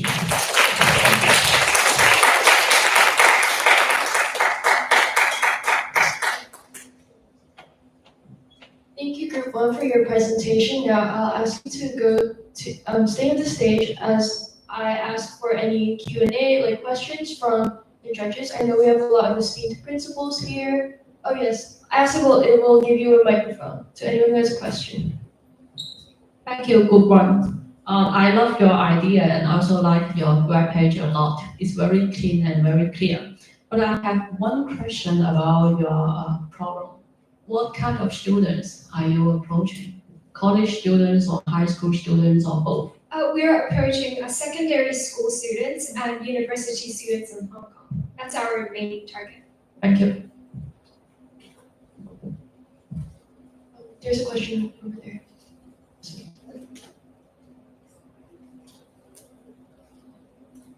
Hi, thank you very much for your presentation. It's really good. So I have one question. How many students do you need to break even so that you can continue doing business?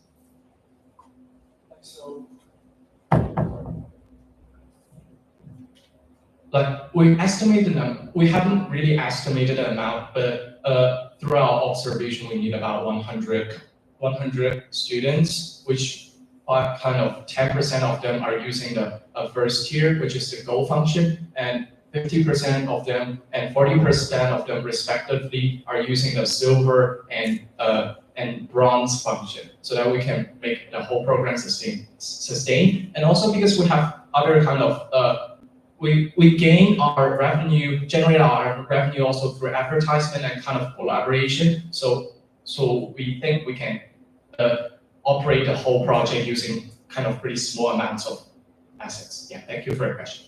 Just curious, right? So, I mean, I was a student before. I only use this during exam time.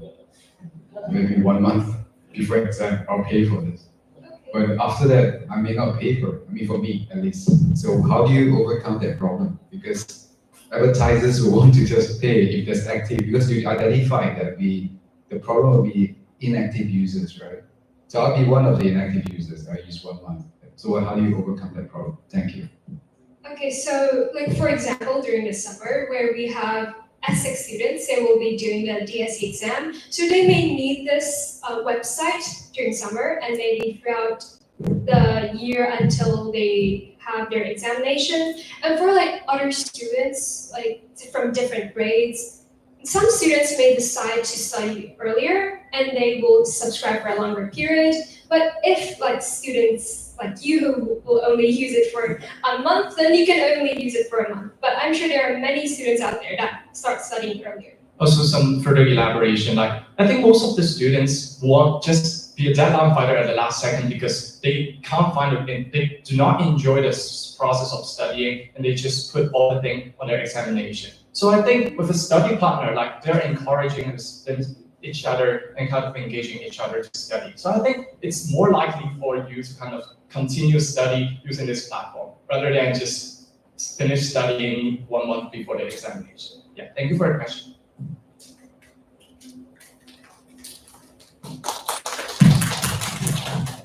Hey there. I think first of all, I just want to say lovely presentation, loved your demo, cursor, and so on. One of the main questions I have though is, say you appropriately match 2 people and it's a good relationship, how do you intend to keep them on the platform, especially if they meet in person? Is it not easy for them to just communicate and hop off? Like, so first of all, we'll allow them to kind of use social media other than our platform to connect with each other. But I think they will continue using our app by two main features. First of all, we have collaboration with local cafes and some of the restaurants, which is kind of the places for them to kind of study together. But yeah, I think it's a pretty it's an incentive for them to still using our platform, since the expenses in Hong Kong is pretty expensive, and if we can provide some of the discounts to them, they are more likely to stay in Hong Kong and stay in our platform and use our platform. Yeah, thank you. And like other than that, we also have other features except for matching. And there are like other matching sites also have a way of ensuring that their users don't contact some way, but our current project is in its earliest stage, so we don't have a lot of time to do that much estimation and calculation. Some further elaboration on our features, such as we have mindfulness, which is kind of a feature for them to calm themselves down and kind of everybody are kind of anxious after studying, so they can use this function to reassure themselves. And we have some background, our own universe function, which can provide them with a background feature that can allow them to study using a kind of silent ambient sound and kind of pretty kind of enjoyable background. Sounds good. Thank you.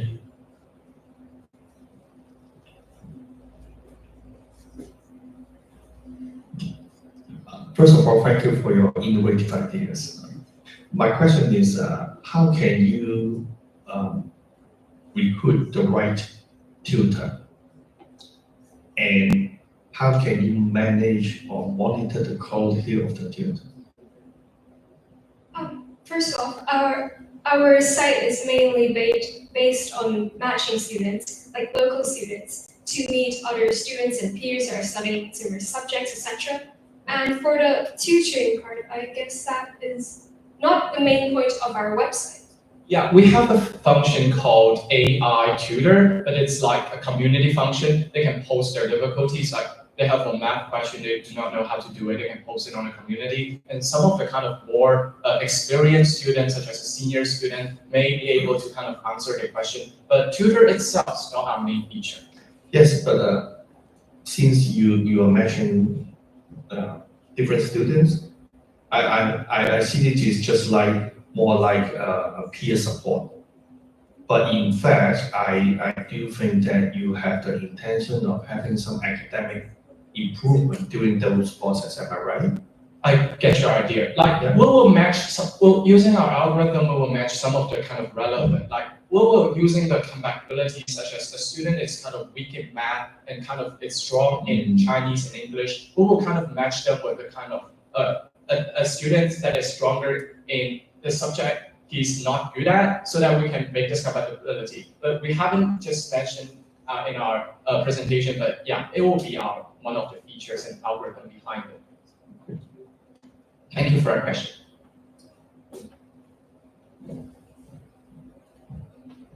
Thank you very much for sharing, and I like your presentation. Onto one of the feature, which is the messaging part. I saw one of the slides that you have got, for example, one learner can message the others. May I ask about the tech behind, because I think it is quite complex to integrate messaging functions into your website. What are you going to adopt? So first of all, because this project is still at an early stage, so we make it using Cursor, and it's really a kind of offline one, which can't really, it's like we can't we haven't still launched the whole sub project so that there will be kind of online user using this. But I think, yeah, and since we're using Cursor, I know some of the technical thing, but I can't explain all of them here, sorry. Oh, it's okay, it's okay.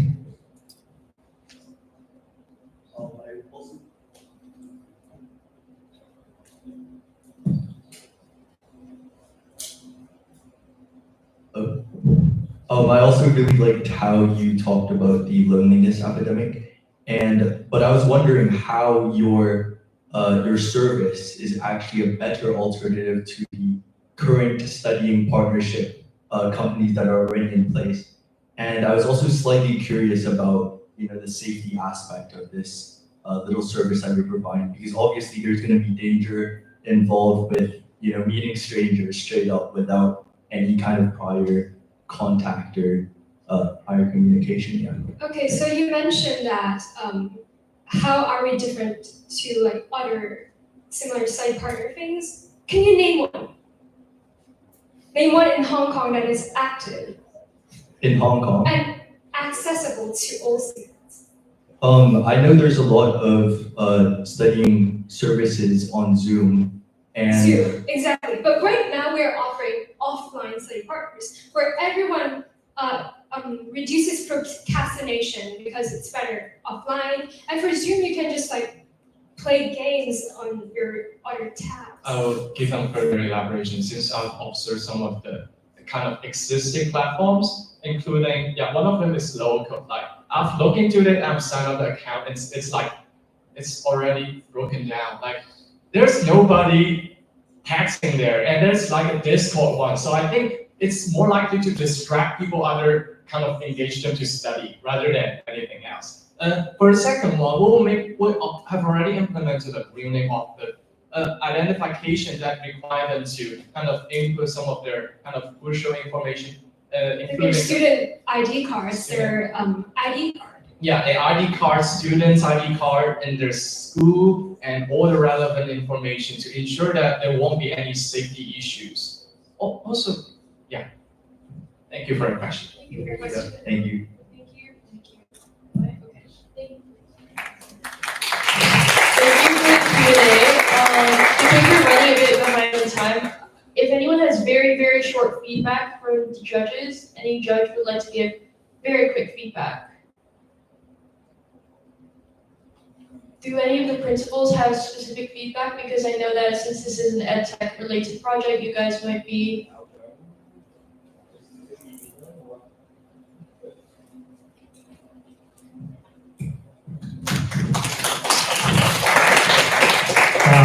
So actually, I'm very happy to see your idea. The idea is good because just what you say, most of the platform now is online, and this one let our student, let the different local students to meet each other offline. That is very good for their learning.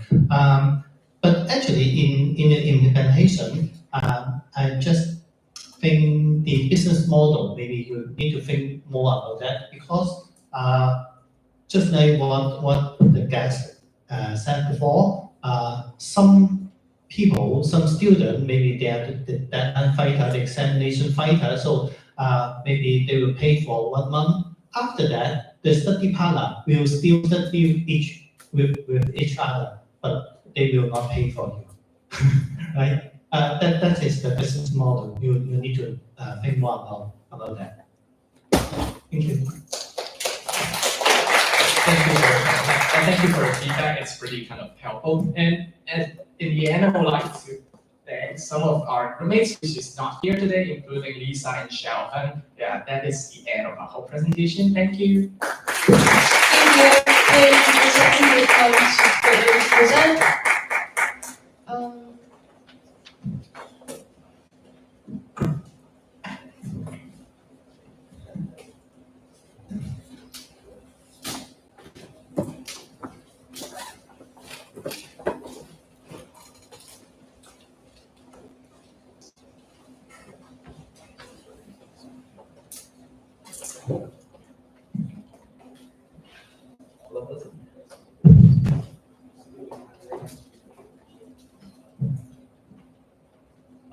Good afternoon, everyone.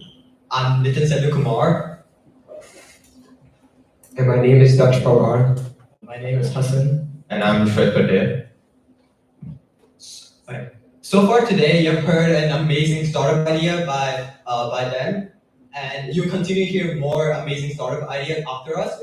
But however, the biggest problem that all startups face today is the lack of funding. And according to Hong Kong Business News, 79% of all startups fail to go past the seed stage. And these startups are always considered as high risk, and government fundings are always allocated towards startups which are more established. And another important problem that startups are facing is they struggle to get their name out. And this lack of awareness and the lack of funding prevents startups from becoming successful businesses. And this is where we would like to introduce to you today Invest in Me, where we bring is a crowdfunding platform where we bring startups to life. Okay, so in short, Invest in Me is a platform for startup investing. It represents an innovative approach to democratizing venture capital with the help of AI matchmaking to connect investors with grassroots startups. Users are also able to swipe on startup profiles and invest in real equity shares with small amounts. Okay, so here's a short demo of our website. So this is the landing page. You will see a listing of all the startups. So we can see over here EcoFlow, it's a climate tech startup. And we see a few starting metrics. We see the valuation and how much of the company has been funded already. Then we see a bit of information behind the team of EcoFlow. We see the founder and the number of employees. So now if we want more financial analytics, we simply long press. And we see all the financial analytics of the startup, ranging from monthly revenue to all the way to market position. So yeah, you can, yeah. So judges, what do you think of this startup? Should we invest in this startup? Let's say we invest in this startup. How about you, Daksh? What do you think of this one? Nah, I don't think I like this one. How about this one? You know what? This seems promising. Let's hard it. Okay, so so far we've invested in 2 startups. So they show up in our investment basket over here. So we like these two startups and we would like to invest them in the future. So let's say I want to invest in EcoFlow. Let's say I want to invest in EcoFlow. Let's say I want to invest $5,000. We see our investment summary, and let's say I'm fine with that and I want to invest in it. Okay, let's say I want to invest $1,000 in finance flow. Okay, now that we have invested in these 2 startups, they show up in our profile where we see all the different analytics related to our startups and the average growth, the number of investments, and the number of industries we've invested in. One last feature is the industries feature, where investors can invest in specific niches. For example, let's say I want to invest in EdTech. So I'll click EdTech and I'll see the startups related to that niche. And we have one more feature for filtration. We have the valuation range. So let's say I want to invest in startups that are valuated at up to 10 million. So we'll go there and scroll to 10 million. And now we have all the startups that are valuated at up to 10 million. Yeah, thank you. Okay, so why should you invest in me? Okay, so first of all, startups have the option to list out their shares. They can even fix the amount of equity that they want to sell. Think of it like an online Shark Tank made easy for the general public. Okay, and as shown in the demo, filters are provided for the investor's convenience. The special part about the system is that the AI matchmaking utilizes behavioral learning based on the performances of the host, which includes the number of likes, saves, shares, and even the time on profiles, which refine the startup's pages over time. Okay, and structured data will also be shown upon clicking the startup's profile. Moreover, the AI matchmaking will use NLP, natural language processing, which aids in matching startups' profiles to the investor's page. So the biggest competitor in the crowdfunding space is Kickstarter, as you can see. Although both of our goals are similar, there's a lot of things that separates us. First of all, Kickstarter only provides rewards and perks. However, we provide equity ownership. So this equity ownership will encourage investors to seek long-term growth. And this is also they're more likely to invest more in the future. While Kickstarter is more of a one-time support or one-time funding. And the investment amount of invested meat is fully up to the investors. They're able to invest as low as $10, while in Kickstarter, there's like a fixed amount that they can invest in.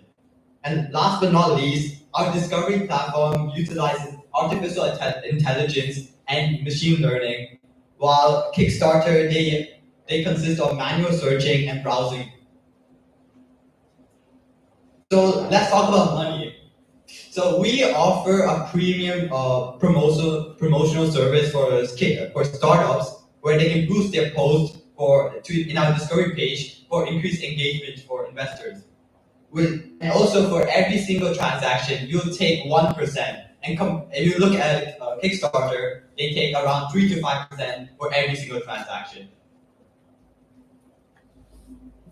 So moving on to the benefits of Invest in Me. In the startup side of things, Invest in Me provides an alternative option to these startups to raise capital instead of the traditional routes of venture capital or private equity firms. The problem of this route is that private equity or venture capital firms, they always take majority stake in this ownership, and their focus is primarily relies on short-term profits, which may not align with the interests of the founders. And also, because of the discovery page, people can discover businesses of underrepresented communities such as women or colored race. And Invest in Me will provide an equal opportunity for everyone. And in terms of the investor side of things, Invest in Me focuses on equity over rewards. And the goals of investors and the founders are more aligned, and they work together in a longer period. And also, investors can invest as low as $10. So even for a regular person, any one of us, we can still invest and be a part of this growth. And last but not least, our swipe-based discovery is combined with our AI and machine learning. This will make the whole investing process more personalized and as well as addictive. And lastly, I'd like to talk about what happens after you invest. So startups can post updates on their progress after their crowdfunding has been successful, and they can post stuff such as how much profit they've made and some significant milestones.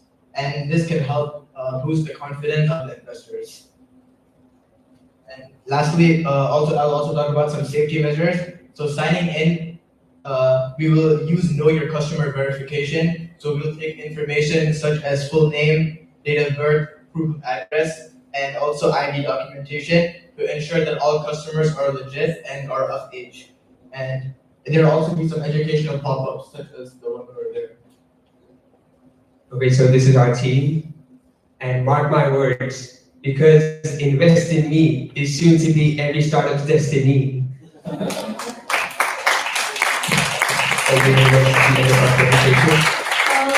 anyone in the audience, including our esteemed judges, have any questions, please raise your hand and access the microphone.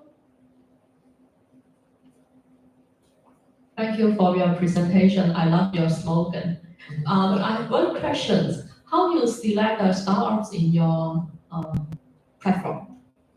So every single startup can join our platform, not limited to anyone, because startups can range from anything to technology or a simple clothing business. There's many different types of startups, and it's everyone's.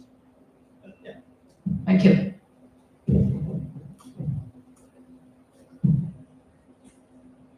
Thank you for your presentation.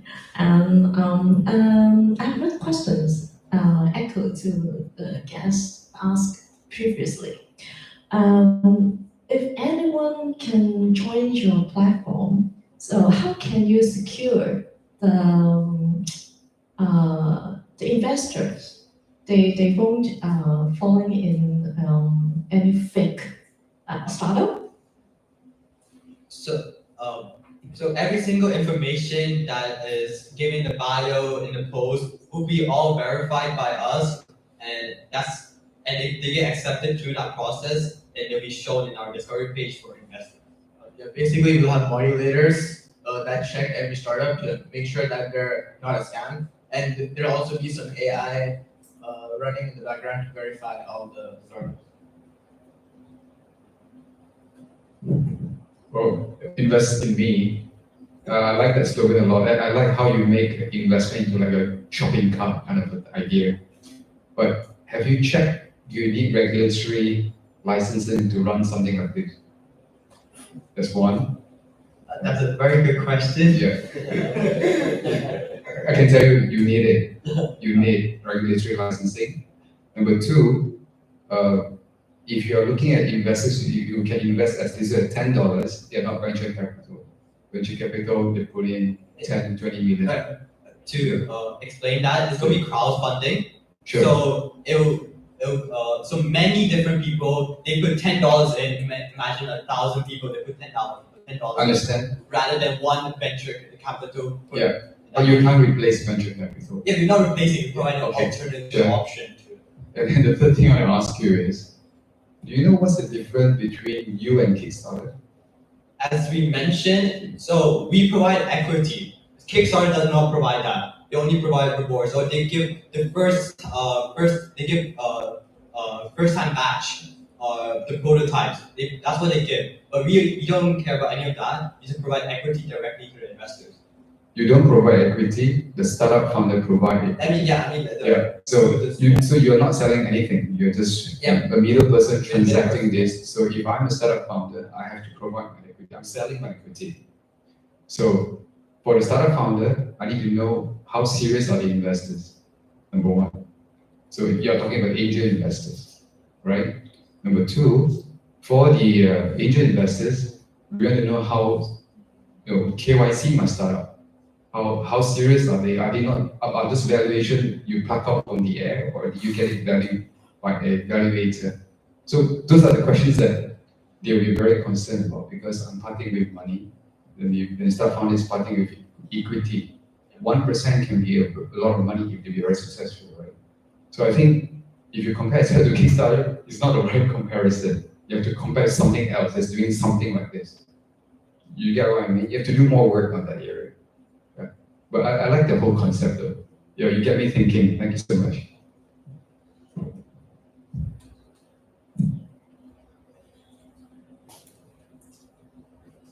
Okay, so thank you for your presentation. I really liked it. It was really creative. But first of all, how do you attract those startups? And why should startups use this app or website? And how do you attract your investors? And when it comes to investing, you don't just match with like a startup that you like. It's not like a relationship.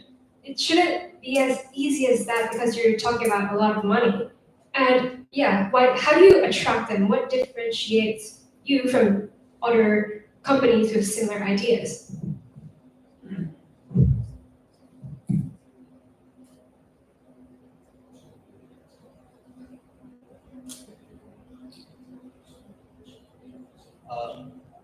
So first of all, the whole matching process is going to be based on the previous history of the investors, looking at the time they spend on the profile and the likes. So we can get like a whole idea, because it can almost profile investors, what they're interested in. If they're interested in technology or in education or climate, you can understand the profile, the investor's preference, and that's how we're going to base the next profiles to them.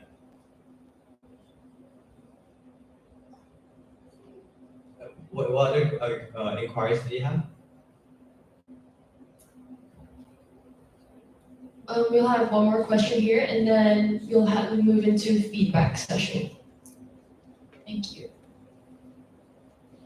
Again, I really liked your idea, but a slight issue that I have with this service again is giving financial advice with AI. Like the liability aspect of giving wrongful advice, for example, from the AI service. How do you plan to address if something like this happens and your service provides wrongful advice to the customers? First of all, we're not giving financial advice. I mean, you're essentially partnering customers with a startup that you believe is suitable for them. So yeah, but the customers make the decision to invest. We just provide them the data of the startup, like the story behind the startup, and all the financial data required to make the investment, to help them make the investment decision. Ultimately, the decision to invest is theirs. So we're not. One very eager person who really wants to ask one question. No, your idea is fantastic, but I'm also concerned about so for the user of this app, it's more like the general public rather than a kind of professional investor. And how can you ensure that this kind of general public won't be kind of hidden of some of the information that is crucial for the investment? For example, if this company is hiding some of their financial information which you haven't reported in, and the company kind of their price dropped, and how will you handle this kind of situation? Again, all the startups that we choose to display on our app will be run through modulators first. So I don't think that would be an issue. So we will modulate it first. We'll select.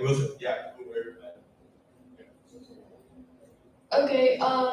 Do any of our esteemed judges have any feedback that they would like to give to this group before we move on to the next group? Any feedback is welcome. If none, then thank you guys so much for presenting, and we will move on to.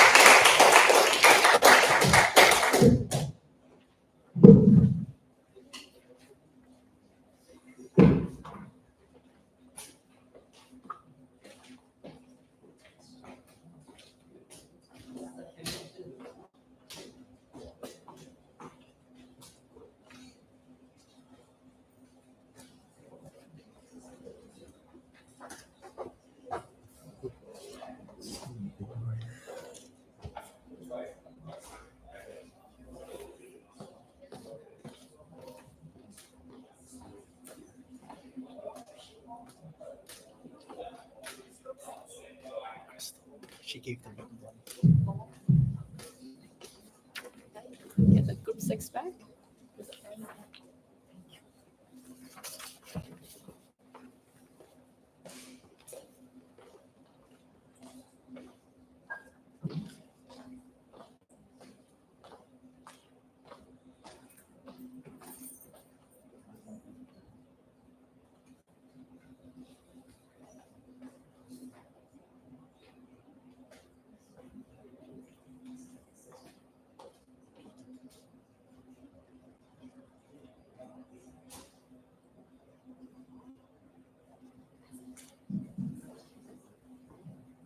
All right.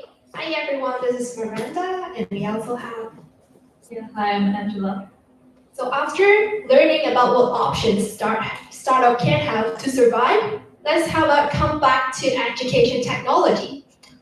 So freedom of thinking, how to ask good questions, and it's not about how smart the machine is, it's about how the machine can help our student become smarter.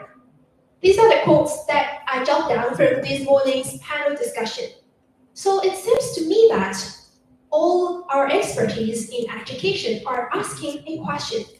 What is the future skill that AI cannot and should not replace students, and how can we equip our students with those future skills? So our team here comes with the solution to answer the previous questions and learn. So we believe that the future skill that cannot be replaced by AI is being able to communicate effectively and empower our students with ROC. So first of all, what is ROC? I know there are some teachers here, so I'm sure you have heard of literacy and numeracy, those two skills that EDB always asks our teachers to focus their curriculum on. But there is another term that comes up, which is ROC, and by Cambridge definition, it's the ability to use the oral skills of speaking and listening effectively. So why is it important? And why it cannot be replaced by AI? Like today, we are standing here presenting our ideas to you, and we believe that this kind of interaction and in-person communication is what cannot be replaced by AI, and we want to emphasize this.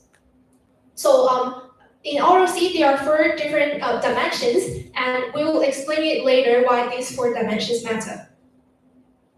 So here are the medium score for IELTS exam and for each component element. As you can see here, the medium score for speaking is the lowest among the 4 elements here. And for some university entry requirement, it requires a 7.0 or above in each component. And if the student fail in the IELTS exam, he or she will have to pay like 2,500 Hong Kong dollars for the test again. So what if the student want to ensure or have a higher possibility of passing the exam? He or she may need to have a private tutoring, which may cost like 1,000 or 2,000 Hong Kong dollars per month, which is some of the students may feel unaffordable in this sense. Also, as one of our speakers today mentioned in this morning, that in Hong Kong, the large class size is also a problem. That, for example, some of the students sitting at the back may not be get attracted by the teachers, and so they are lacking guidance in how to develop and express their thinking. And here's how the Chat and Learn steps out from solving this kind of problem. When we aim to empower passive learners to become active thinkers and offer a second chance, or offer a safe and comfortable environment for them to practice their presentation skills. And we believe that all students should have the opportunity to get quality education and also the quality technology. So knowing the difficulties students are facing right now, what is our solution? Chat Learn brings 2 learning modes for students. One is talk to learn, and the other is learn to talk.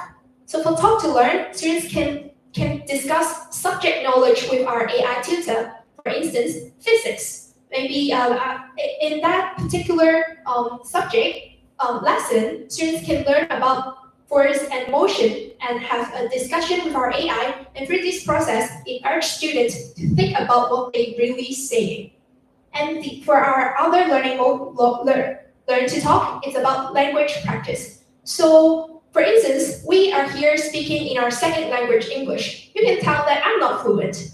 And we want to empower students to let them know that it's not about how good your English is. It's about, do you have the courage to stand here and present yourself? That's why we want to have this language practice to help students. We will provide a scaffolding, sentence structure, and some vocabulary for students to help them prepare for giving a speech on a certain topic. And we believe that these 2 different learning modes combined together can help students to become a confident speaker and presenter. So how does it work? First of all, students will choose a topic. As I said, you can choose physics, history, and other subjects. And then we will have our material prepared on the website. So students can study the material first to know that also what is this conversation is about. And after they get some knowledge on the topic, they can chat with our AI tutor. And then after the conversation, students will receive instant learning feedback, knowing what they are doing well and what they need improvement. So this is one, we invited our friends to actually use our AI tutor. It's my roommate. It's my college roommate. We went there together. And this is actually question 1 in our speaking exam. That sounds like a wonderful experience. Sharing trips with friends, especially close ones like college roommates, can make the memories even more special. So you went to this interesting place in southwestern China with your college roommate about 2 years ago and had a great time. Yes. What was it about this place that made it so interesting? What did you do or see there? I think the most interesting part is that I went there with my roommates. They're so interesting and it's so nice to be with them because we have a really wonderful time. We can have delicious foods in all kinds of restaurants. Traveling just makes you don't worry about anything in life. Alright, due to time concern, we're not playing the whole thing, but I guess you can already get an idea about how it works. We were in the middle of discussing the Alright. So you can see that it provides a safe space to urge students to actually speak, and after students try to voice out their idea, the AI will actually repeat what you said and rephrase it using better vocabulary and sentence structure. Like this is one of the example how students talk, and then they can hear back how native speaker will say it in an authentic way. And through this back and forth interaction, students can learn how to speak, how to be more native. Okay, so some of the technical part, the technology involved in the whole product is speech-to-speech conversational AI interface, and we can actually break it down to speech-to-text, text-speech, and LLM, and we also have natural language processing, lip sync, and so this is basically a combined of many most advanced technology, and we hope this, and we can envision this being the future of education. Yeah, and we have done some competitor analysis. We mainly classify our competitors into 3 main types. First type is like a chatbot type, with, for example, the come and go. User can input their questions into the chat box, and then the AI will give that answer to you. But the problem is that there is no interaction between the users, not interactive real-time action. So it's not like a human-like. And the second type of competitors are basically language learning apps like Duolingo, Talkpo, and Virtual Speech. And one of the apps that Chat&Learn has is we also integrate the subject learning function into Chat&Learn. So not only we can learn language like IELTS, but also we can learn some subject knowledge. And the last one competitor is the private tutor. It includes all 3 features: interactive real-time and knowledge-based conversation and lesson summary and comprehensive feedback. But the main problem for this one is it is expensive. Yes. And so for our Chat&Learn is situated in the quadrant where it also integrate academic contents, also catering to individuals' needs. And we aim to spread our impact to 50,000 students in Hong Kong that are currently using online services. And we hope to develop our project into a 21st century AI-powered WeRP. All right, so some of our future vision and our next step, as you can see our demo, it's only currently available in English, but we believe that language should not be dominated by one language. So we hope to expand it to other language so that we can also lift our idea to other regions and other educational market. And we, apart from region, we also find that, our first target group is secondary school, but while we are developing the entire thing at our home, we found that our parents are really, really interested in what we are doing, and we feel like it can also be expanded to other age group, and yeah, that's our next step. So please, this is our team, and please support us to empower every student to learn and learn to talk. Thank you. Thank you so much.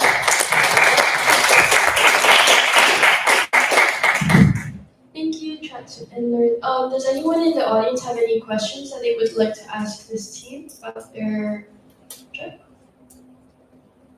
Or any feedback, questions or feedback, are both welcome.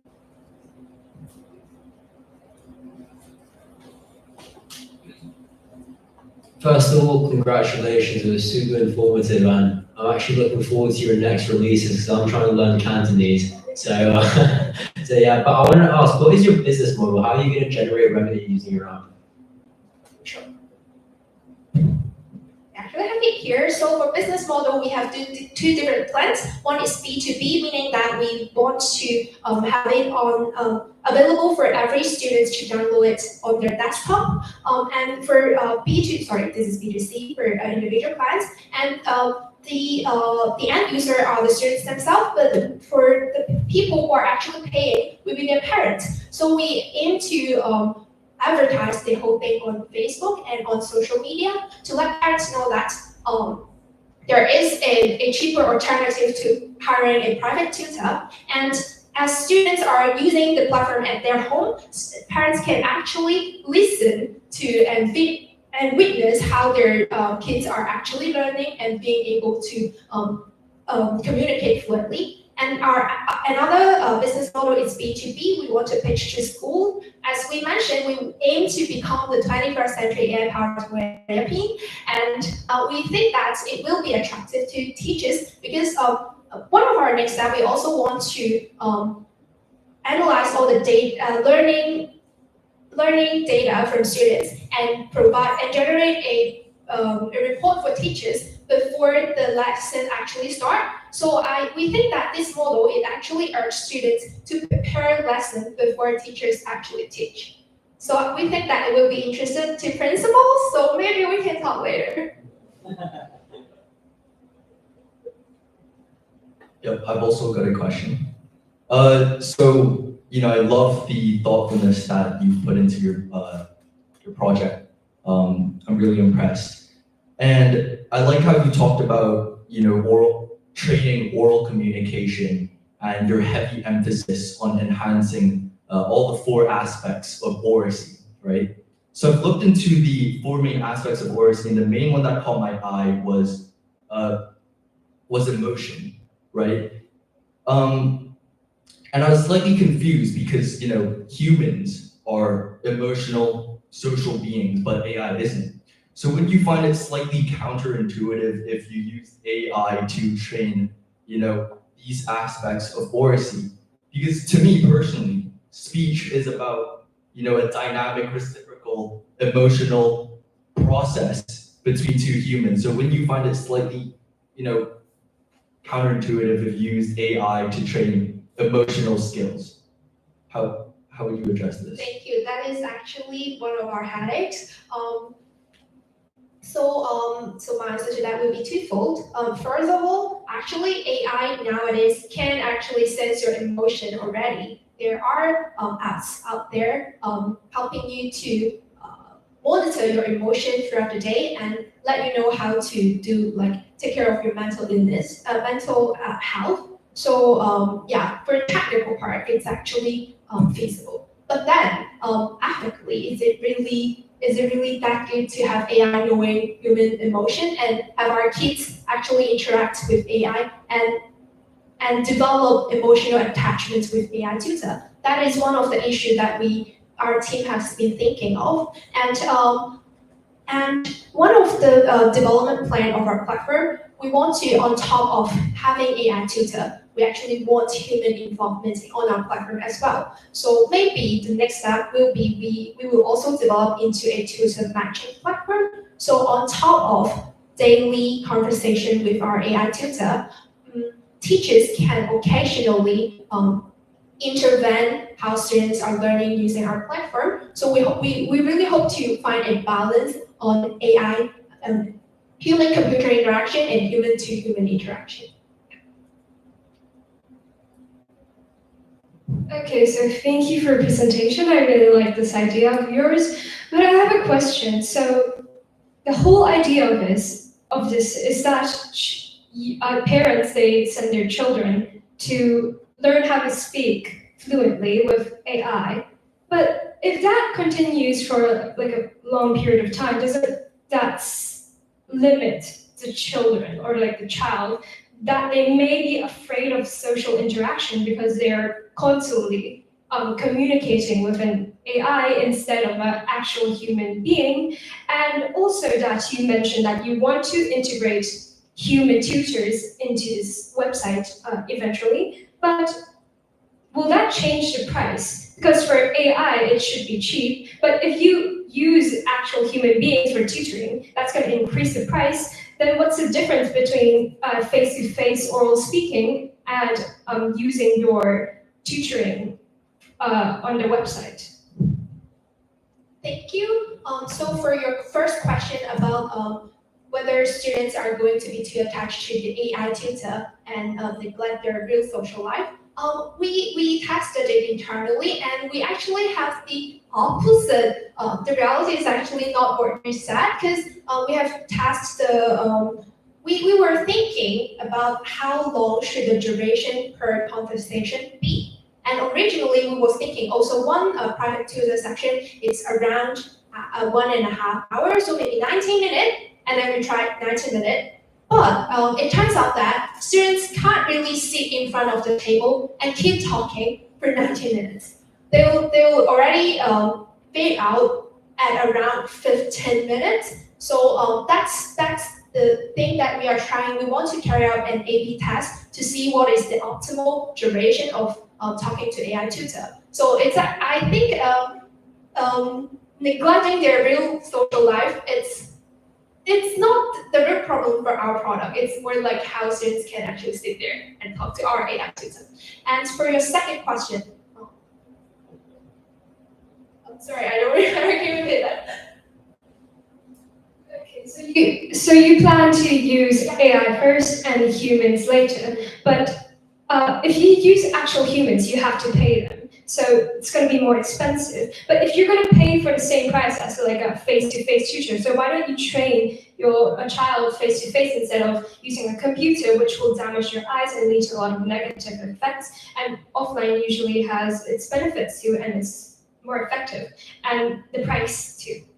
So thank you. I would say first and learn is first an education technology solution. So we will focus our development on the AI tutor and the conversational AI itself. But we figured out that maybe some students, they might want more advanced help, and that caters their need better. So we would say having the matching platform is just one of our possible plan, our possible next step, but we want to think it as a premium service that our platform provides, but our main focus will still be the AI tutor.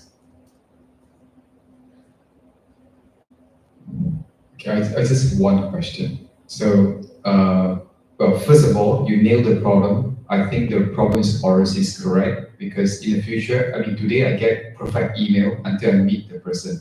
So I think it's going to be a more problem. Everybody's going to write perfect email, but when I meet the person, they can't communicate. Now, let's say one of your competitors, they can turn this into a feature, like a big company, like an IELTS provider, like Pearson or something. They may have something like this already, and this is just a feature that they can enable tomorrow. So you go and present. If someone sits down here, they think they like the idea, they go and tell their company, let's do this, and they have money to do it. So how can you maintain your competitive edge? Yeah, thanks. That's a question that we receive a lot, because people are saying, oh, ChatGPT can also allow me to talk to them, then why would I use Chat and Learn? I would say what we are different from other competitors is that we provide education guidance. We have our worksheet and preparation material before the lesson, and we help students, parents, and teachers to keep track of students' progress. And we think that this is so like for OpenAI, they are providing the technology itself. They allow us to use conversational AI, but it's not about not about how strong the machine is. It's how the machine can empower our students to become smarter and better. So our focus here is we want to put it and actually try to solve educational problem. And yeah, we're like helping students to prepare for occasions that they need to speak, such as job interviews, admission interviews. Thank you everyone for your questions. I'm afraid you're going to have to stop that now because you're running behind. Thank you so much. Our last group is actually joining us online on Zoom. Am I not? I'm so sorry, everyone. Please bear with me for a few seconds.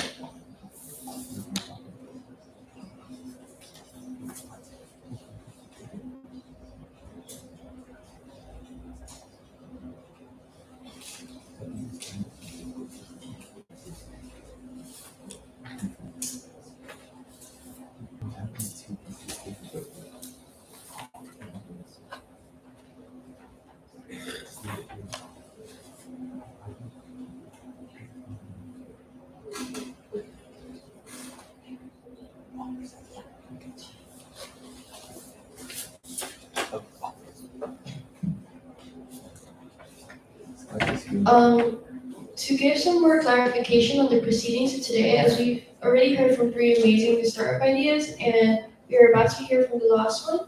So what is going to happen is after our last group presents on Zoom, and we'll have the same rundown where the audience is free to ask questions, etc. And then our CEO, Mr. Nelson Yip, who's just stepped outside, but he'll be back for this part. Oh, I'm echoing. We'll come to share some words about Future Shaper while we calculate who has won. And then we will announce the winner of Hackathon Off. Group 1 online, are you ready?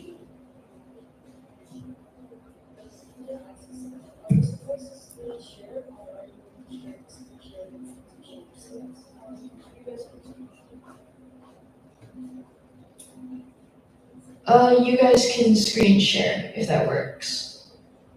Okay, great. Can you give me a second?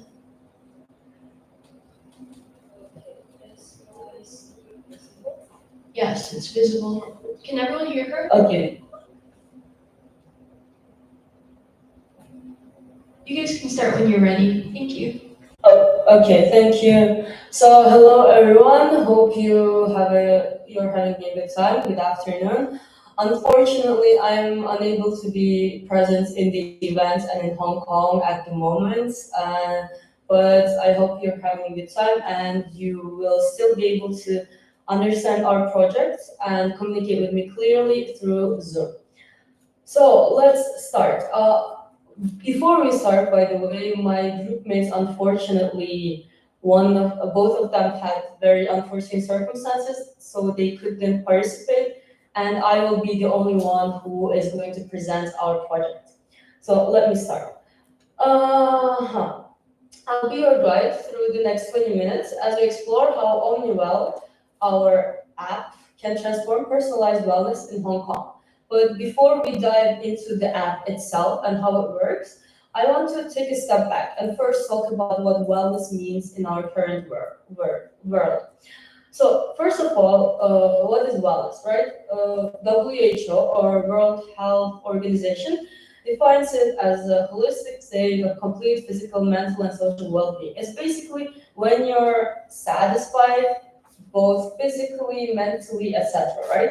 It's about energy. And right now, if you have noticed, it has been very, very popular. So on TikTok, on Instagram, we are seeing the trends of clean girl aesthetic, right?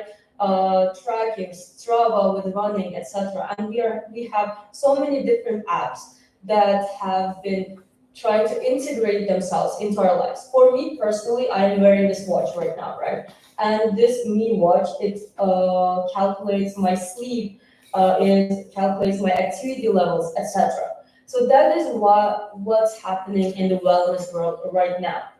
We even have people like Brian Johnson, if you have heard of him, a tech entrepreneur who's spending billions to just reverse age himself, who is injecting himself with his son's blood and doing his blueprint protocol in pursuit of reversing his biological age.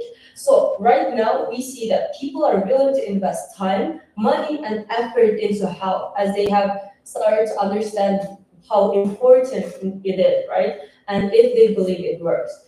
The problem is most wellness apps today are designed for generic and a global audience. They're often built with the assumption that the user either lives in Los Angeles, New York, London, not Shamshirpur, not Yuan Long, not Kyrgyzstan, right? So we have to think about that as well. So this is where OmniWell comes in. So let's move on. So when we talk about health and wellness advice in Hong Kong, one thing becomes clear. Most of it is too generic. There's a significant gap in health and wellness advice that is provided to citizens of Hong Kong, and it will differ based on who you are getting the advice from. It doesn't take into account the culture or local environment or work-life schedules or even the budgets, right? So the budget constraints, the culture of an international, for example, me, right? A Kyrgyz international student studying in Lingnan University in Tuanmun, my budget constraints, etc., will be very much different from a local person who living in Central who is working in the financial district. So we need to think about the differences. So let me give you some examples. For culturally, our dietary habits, religious food limitations, and even local beliefs about health are rarely considered. When we talk about religious food, we rarely see nutrition apps that talk about kosher food, halal food, right? And there are vegetarian, people do talk about vegans, pescatarians, vegetarians, but what about religious beliefs, local beliefs, right? And if we talk about environmentally, many Hong Kong districts face extreme heat and extreme humidity, poor air quality, and high noise pollution. But current recommendations rarely actually address these problems, as they think that the user is based in LA, since the apps themselves are from the US. And from a work-life standpoint, Asian work life is a bit different from Western work life, right? 40% of Hong Kong employees work over 60 hours a week. What do they have? When do they have time for a wellness program that they expect to take daily 2 hours, right?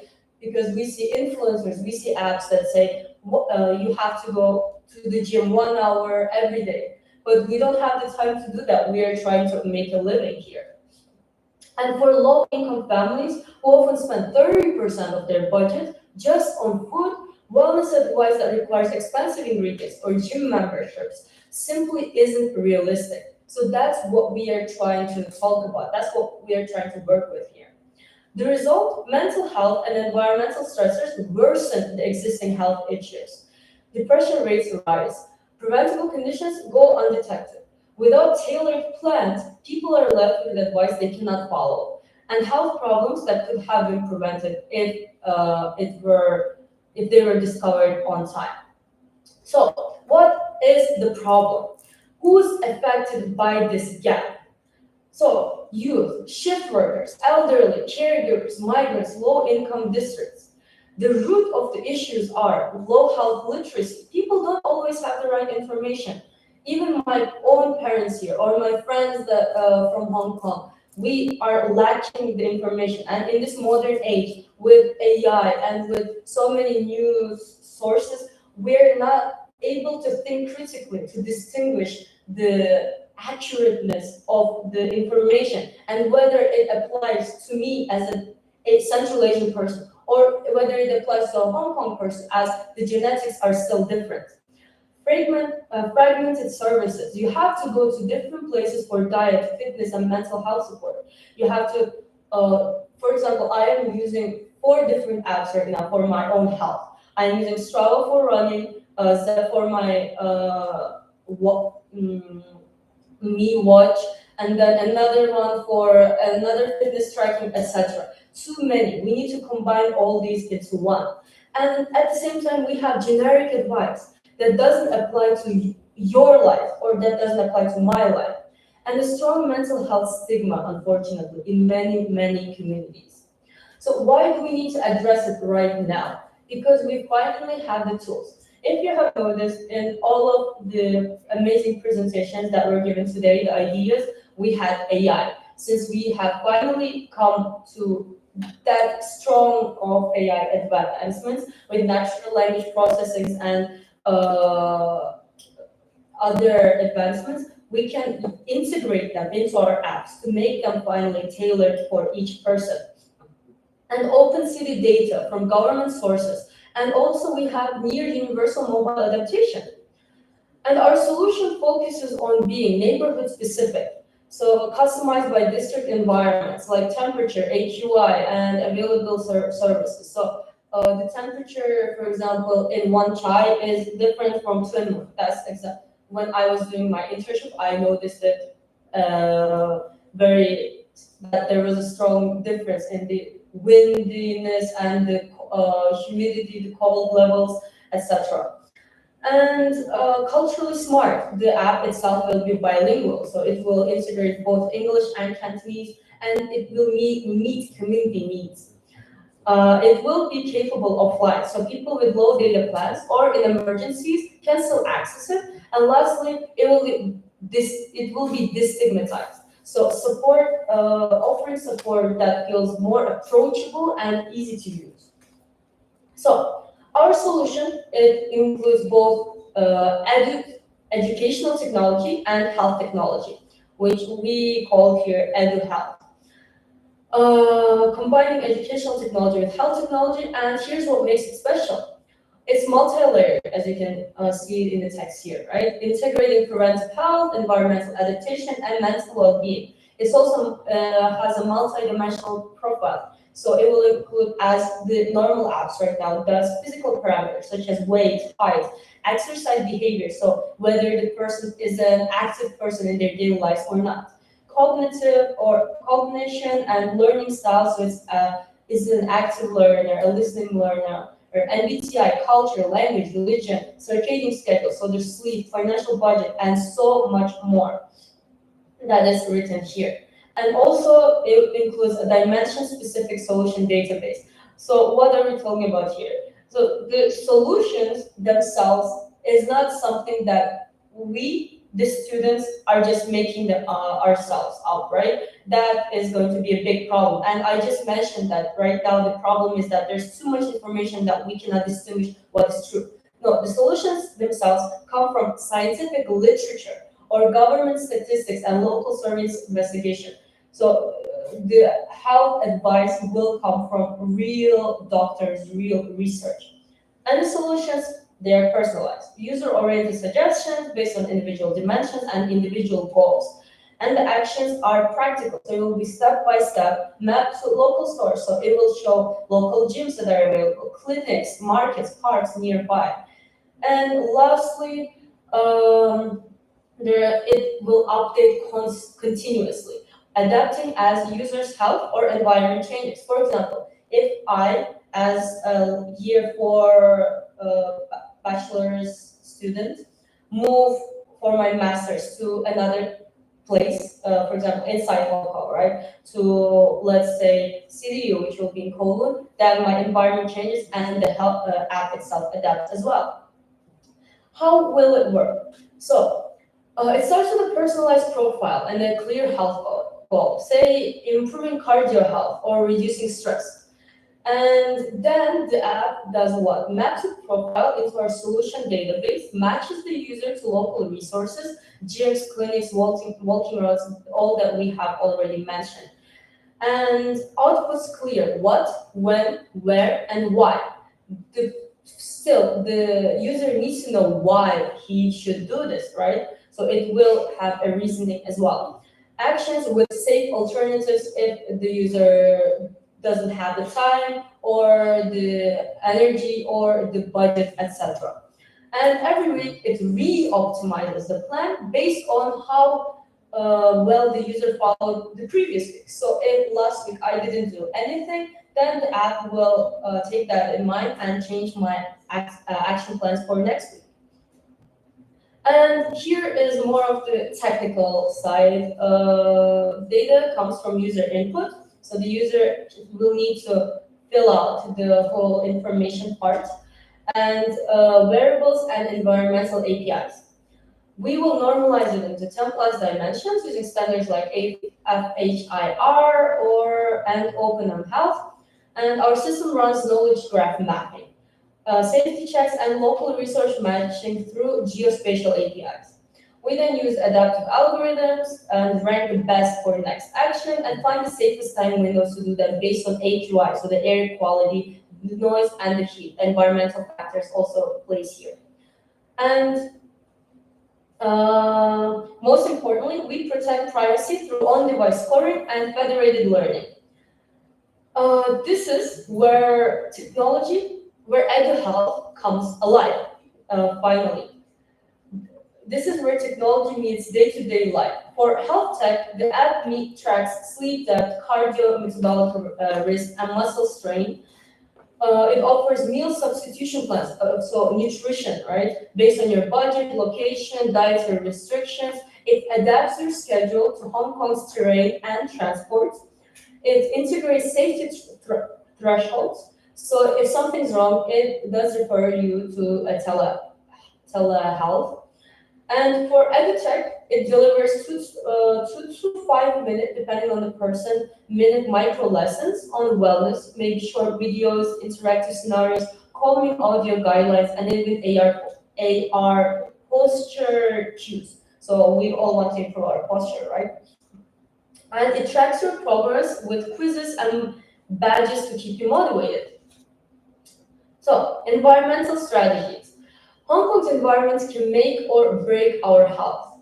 Our environmental features help by suggesting the best times to go outside to avoid peak pollution or heat, guiding you on shaded or low traffic walking routes, recommending clean air indoor venues on bad days, offering home hacks with HEPA filter placement or mold mitigation, encouraging community action like cleanup drives and green community challenges. And why does this matter? Because plants that respect the environments are more sustainable and safer. And also, if we're talking about climate tech, for nutrition, as we know, meat itself is one of the biggest carbon emitters. So it will have more sustainable options in the nutritional part as well, offer more sustainable options for food, but the user has its own choice, right? And lastly, let's walk through the demo itself. Let's look at how OmniWell works in real life. So first, we have the input, right? We create a multi-dimensional profile. For example, we are meeting Alex. He's 34, he works at a desk, has a knee discomfort, prefers audio instructions, and his MBTI is ISFP. His budget is under 40 HKD per week, and he lives in Shanshui, has recent stress and irregular sleep. And his goals are improve cardio health and stabilize his own mood. So what happens next? The solution mapping. Alex's plan considers knee-safe exercises, lactose-free meal options, Cantonese content, and local parks for his exercise. It will use local resource matching by willingness and capabilities, so his budget, his travel constraints, and that places that have Cantonese support, etc.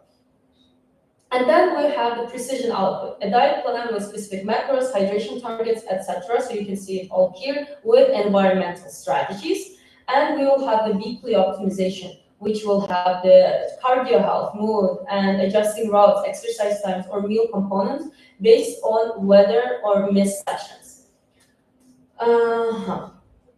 And last step is the community engagement. So it connects with local health programs, NGOs, and small businesses based on what Alex himself prefers or wants to do.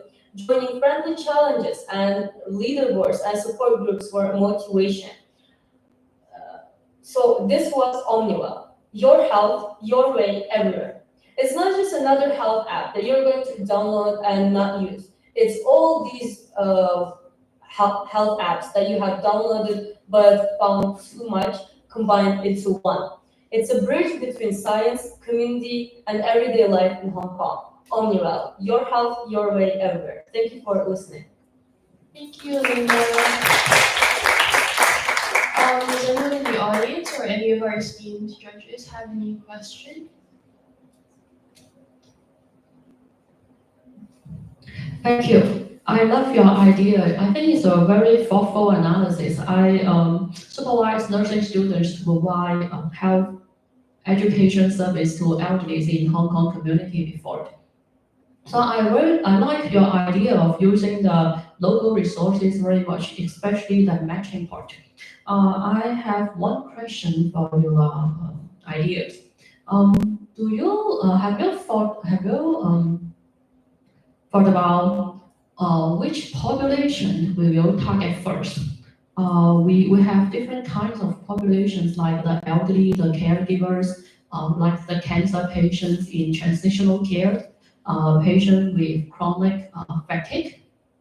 So do you have an idea of which population we will start first? Honestly, we didn't discuss that part. However, one of our group mates, she is a PhD student that was focused on cancer, and the idea for the app itself started for cancer research and cancer health for cancer patients for their nutrition and health. So I feel like we might start there and then move it for elderly.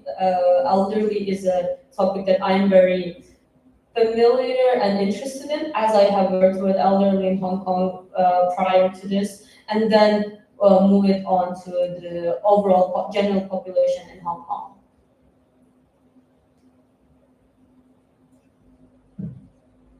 Hi there. I just want to say really thorough explanation of the problem, so thank you for that. My question has to do with how accessible this app is. I feel like there's so much data that has to go inside the app that the user has to input. And definitely a decent amount of time that one would have to put in, plus perhaps wearables. Can you speak to how you plan to make this super frictionless for the user? Especially since your target demographic, correct me if I'm wrong, was more of the busy worker population. Yes, to be honest, the user has to invest in some time to the survey to input their information. So I feel like the survey itself in the beginning might take 30 minutes, which is quite a long time, especially for busy people, even apart from workers. If we take people with families, right, they don't have 30 minutes to spare. But we think of it more like an investment, because after they put in that 30 minutes, everything will be laid out, personally tailored for them. Gotcha. Thank you.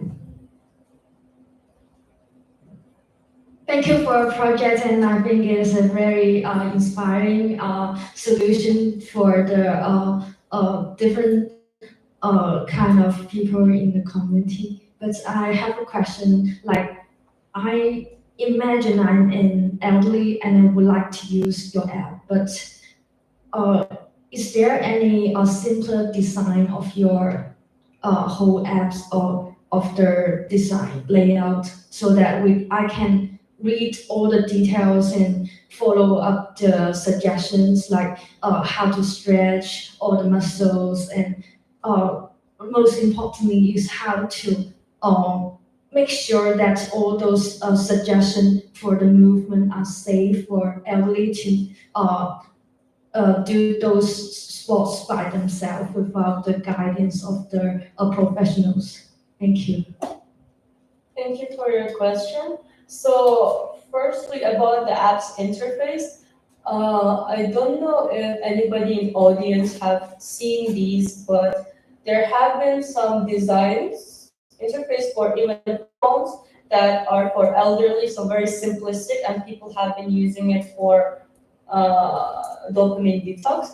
But I think that for the app interface itself, it will have two versions. So one for an adult that has that from like ages, let's say teenager to 50s, and for elderly, it will have a more simplistic outline with bigger font as they have problems with vision and if also maybe audio cues for them to be able to hear if they cannot read it as well. And for the second part of the question regarding the whether the exercises themselves would be safe, for it, of course, it would depend on the exercise. So if the running and walking, they would be without problem. But if it's stretching at home, they can be quite dangerous, especially for elderly. And the stretching guide itself will have a warning on it, so you have to be careful if you're stretching, for example, your back, not to throw it out. However, apart from the warning, we will put maybe a video to show how it should look like. But apart from those, we don't have a lot of control on actually personally showing a person how to do it, and that's why in the privacy agreement, etc., terms of agreement, we will not be liable for those, unfortunately. Does anybody else have any questions or feedback? If not, then thank you very much, Rima, for presenting today. And may I welcome our CEO, Mr. Nelson Yip, to the stage to give a few remarks on Future Shaper while the interns calculate who has won Hackathon Alpha.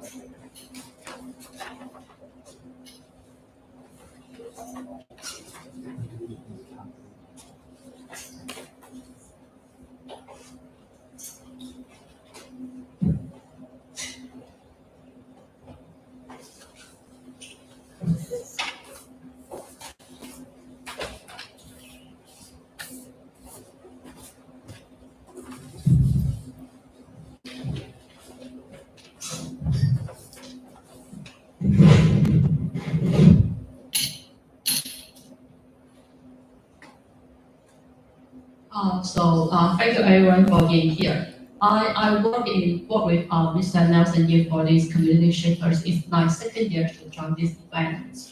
Thank you very much for your invitation. All the year we work together on this project. I'm just wondering why you highlight shapers so much.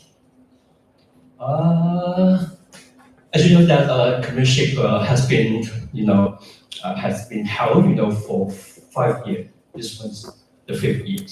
And then that's a very interesting story, and then I'm going to share about that. But before that, I would like to all of you know about the background of CNHK. the China Hong Kong Culture Exchange Association. I think that's more important. Why we're here, okay?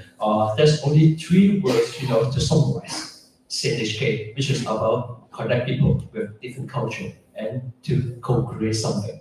I think all of us, come here from all parts of the journey, right? Okay, we have people here, we have investor, basically, okay, Ivan is an investor.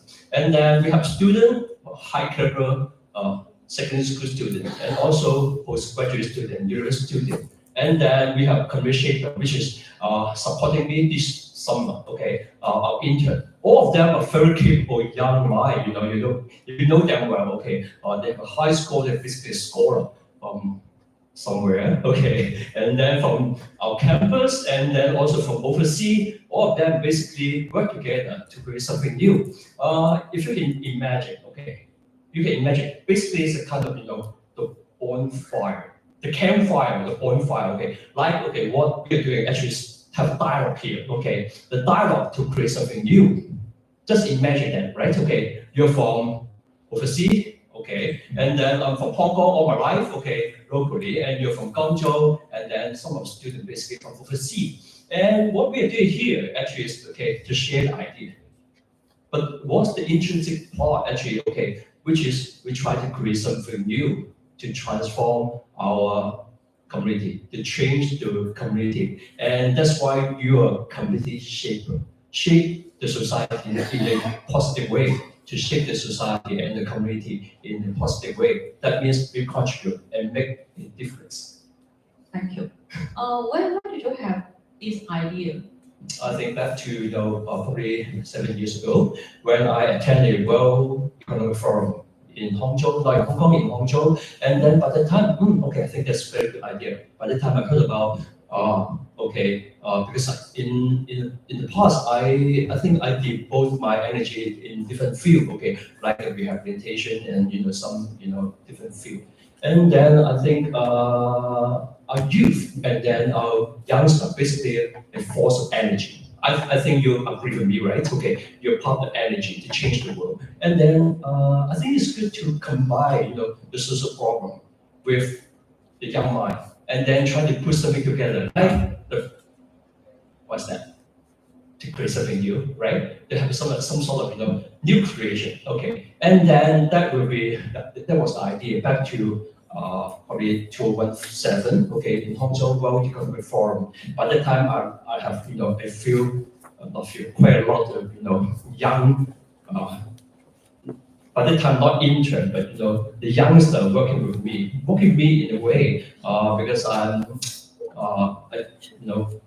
CHK is an international culture exchange platform. Okay, we invite students from Hong Kong to back to China for 7 days, for a week internship. And then we also invite our students, from China, from Hong Kong. And then, of course, we do overseas program, Hong Kong to overseas students come to Hong Kong. I think that just, for 7-day exchange or 5-day exchange, that actually is not too short. And then we extend the trip to an internship for 1 month. And then there's a lot of very interesting story. Our students like to, work in, like Alibaba, okay, in Hangzhou, and they would like to ask for extension, not just for 30 days, but more than that, they want to stay there, for a longer time. I think that's really good, and that's why, okay, that's the idea. That was the idea.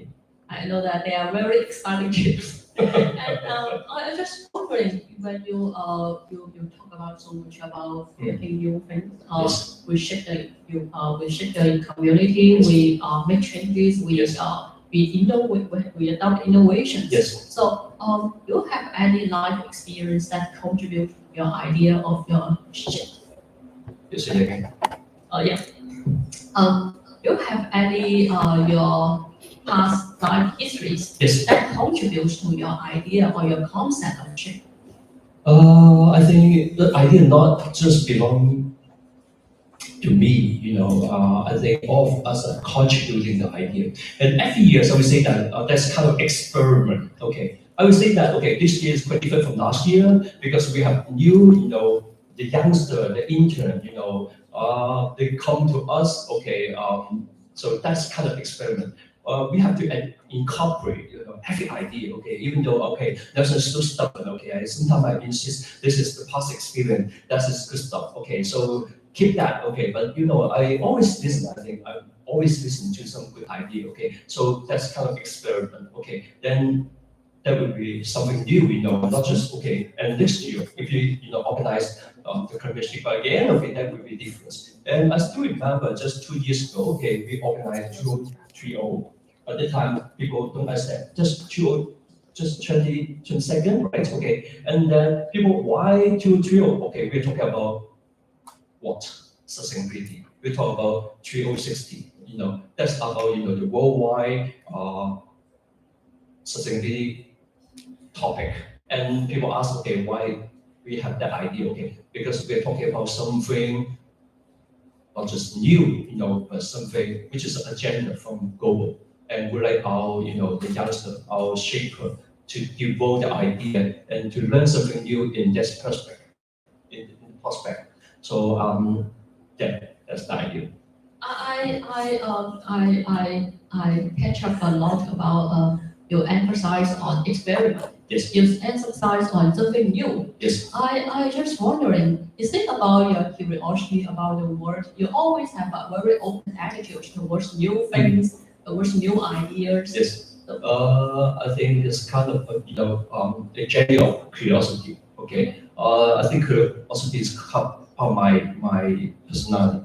Okay, I would think, well, okay, it's quite interesting. Okay, just like, okay, we go through, a few presentation and preaching today, and I come across and know some new youngster, and then I'm quite curious. Okay, wow, okay, just like, okay, last week, okay, I met Ashley. Okay, I'm so surprised. She's just, okay, just from 2 or 3 students. Okay, how amazing. Okay, if I get the chance, go back to, my senior school, I think, wow, that would be good. So that I'm that kind of person, and then I think the idea is good for the society and for Hong Kong. That is something important. Yes, but actually, in psychology or in mental health, we our curiosity also help us to maintain our positive attitude towards the world. Yes. It helps us to face challenges. Yes. It helps us to face differences. Yes. It helps us to create new things Yes. that make the world better. Yes. You know me well, okay, because I think some of you know me well. Okay, I like sport, I like a Christian, and then that's for me, okay, to build in some sort of resilient and PP positive thinking ideation in our program. So we have to make the program fun, okay, and then all the participants think that, okay, they would like to stay until the end of the day, and then that's very important. That's very important because they think that the motive and motivation behind, like the hackathon, okay, they think it's of fun, they got something to learn. At the same time, okay, to create something new, they find it is of fun and which is of value, not just to themselves, to society, but we have some very keen. I would not say too much about investment here because actually they would like to see the idea and also the team. If they think that, okay, the team is good enough, okay, we're going to have a dialogue and then, okay, even Ivan has gone, but we know that well, okay, we know, yeah, what sort of team we are picking from the group of people. Yeah. Thank you. I hear from you that you're talking about how make efforts to make the event fun, to make it helpful for the youth, helpful for the community, and how you attract more people to join our event. I think what's behind you is that what drives you to think it this way? What drives you to contribute a lot to this? I think it's about the meaning of your life. The meaning of your life, and also I keep saying that talent. Okay, talent is important, and then I learn from the talent. Okay, I also learn from of you. Okay, I think that's a good idea. Okay, I learned something new today, and then I think which is good if we can work together in the coming time.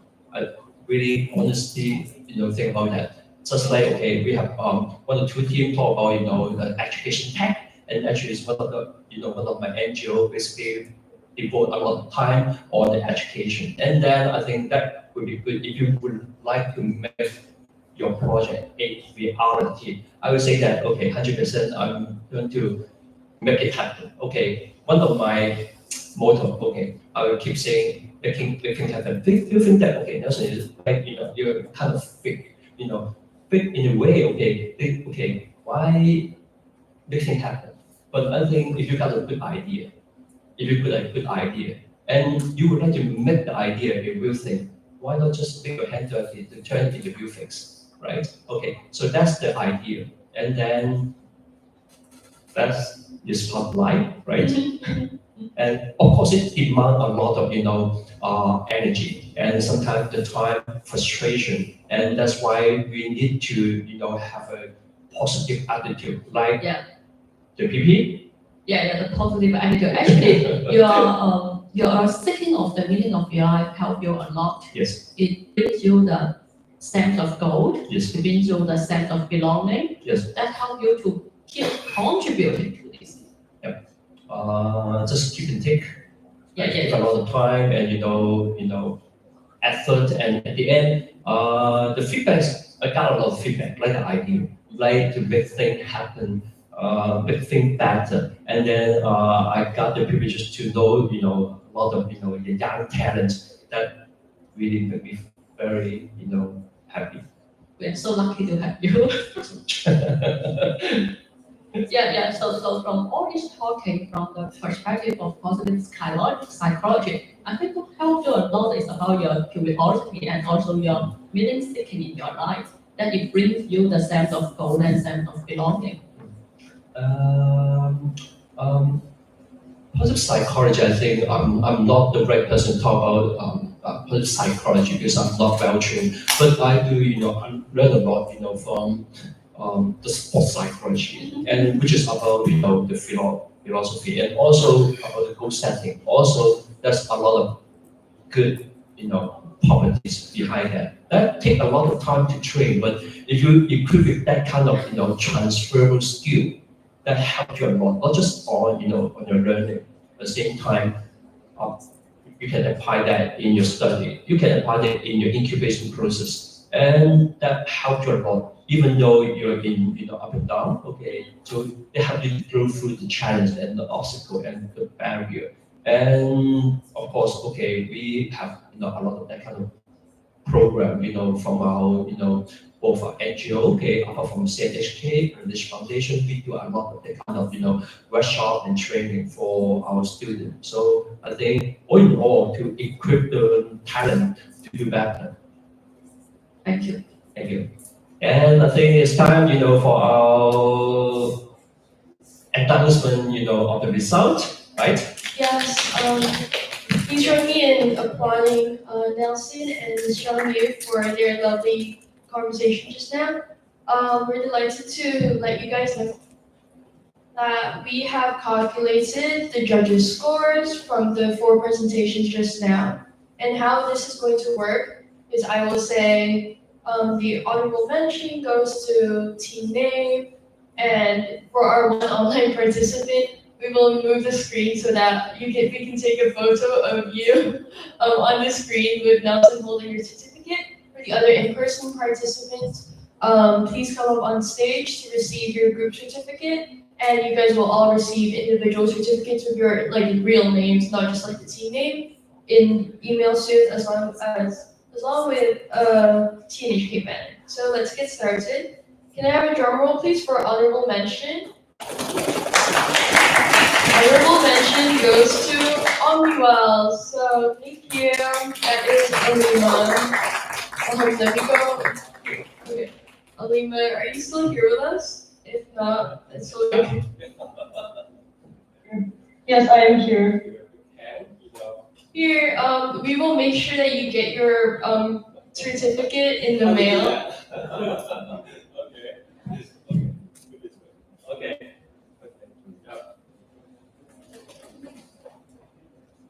Yes, perfect. Smile.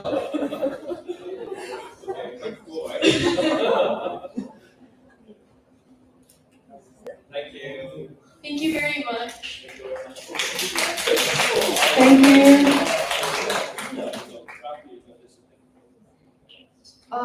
And for second runner-up, maybe also have a drum roll, please. Drum roll.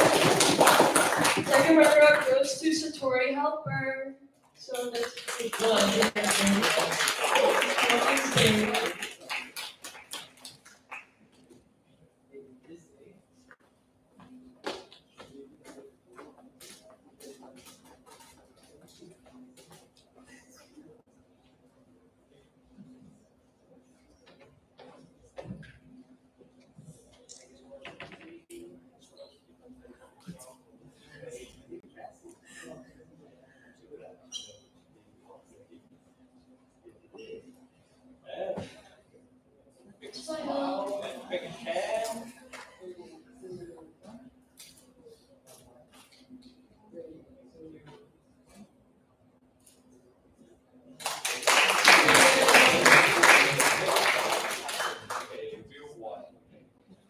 We now are going to announce first runner-up, and then that will be followed by champion. So can I have a drum roll, please, for first runner-up?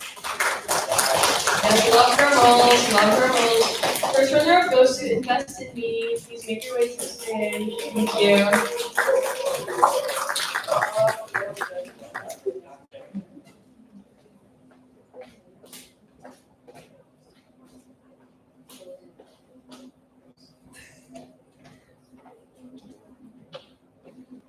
Thank you. Thank you so much.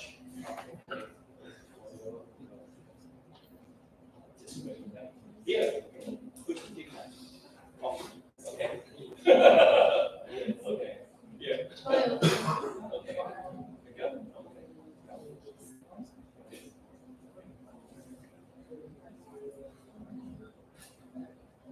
Okay. Thank you very much. And this means that Chat and Learn is our champion for today. Have fun, Alpha.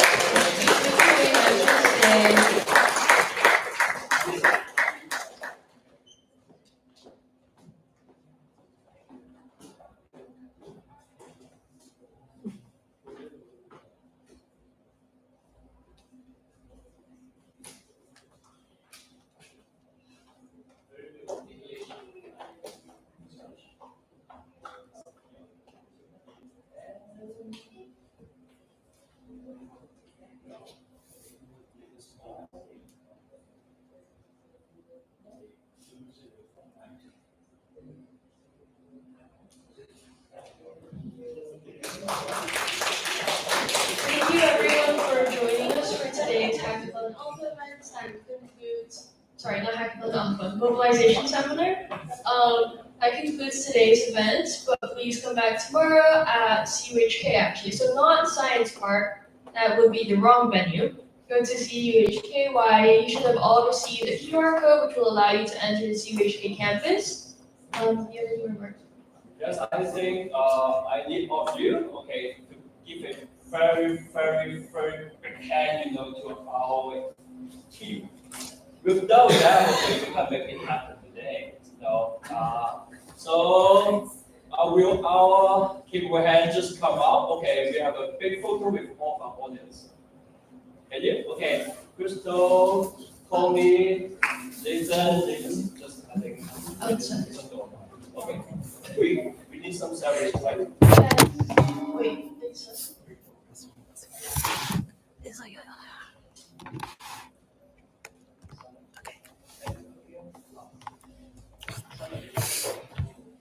smile guys. Big head, big head.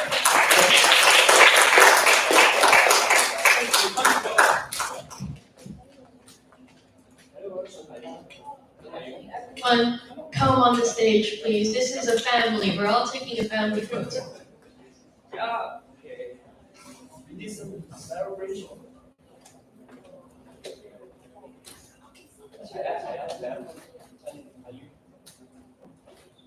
Please come quick.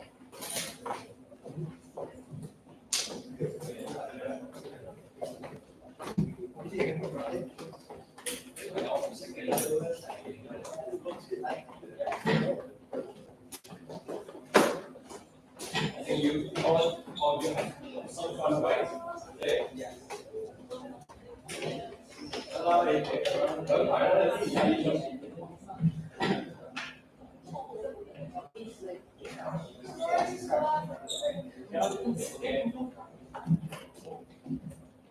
Come on. Okay. Okay. Yes. Yes. Come. 攞翻俾個主席為你㗎，你都成日當我恰你聲啊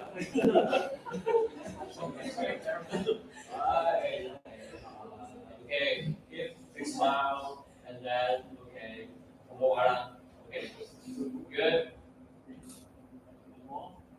大聲啲啊 ，Simon. More. Okay, 2 more, 3 more. Keep it E. Okay, keep smiling. 2, 3, up. Another one. Okay.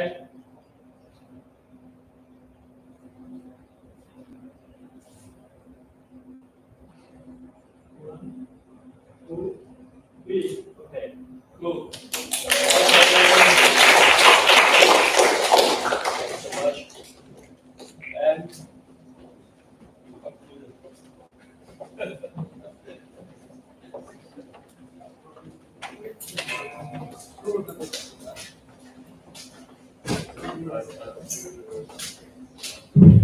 Thank you everyone for coming today. We will send out also some photos from the event, especially if you presented, because they might make for a good LinkedIn headshot. If you have any more questions, please feel free to email us. Thank you. We hope you enjoyed today.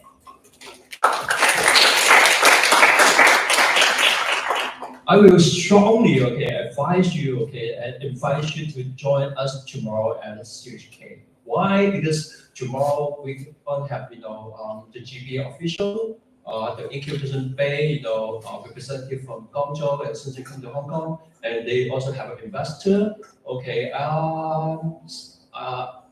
Jasper, a youngster. We just helped him and the team, to establish an office just a couple of months ago in Guangzhou. I think who is just second year student like some of you. So we really would like to make your team success. So you come and do some networking, and you're all welcome. Thanks so much.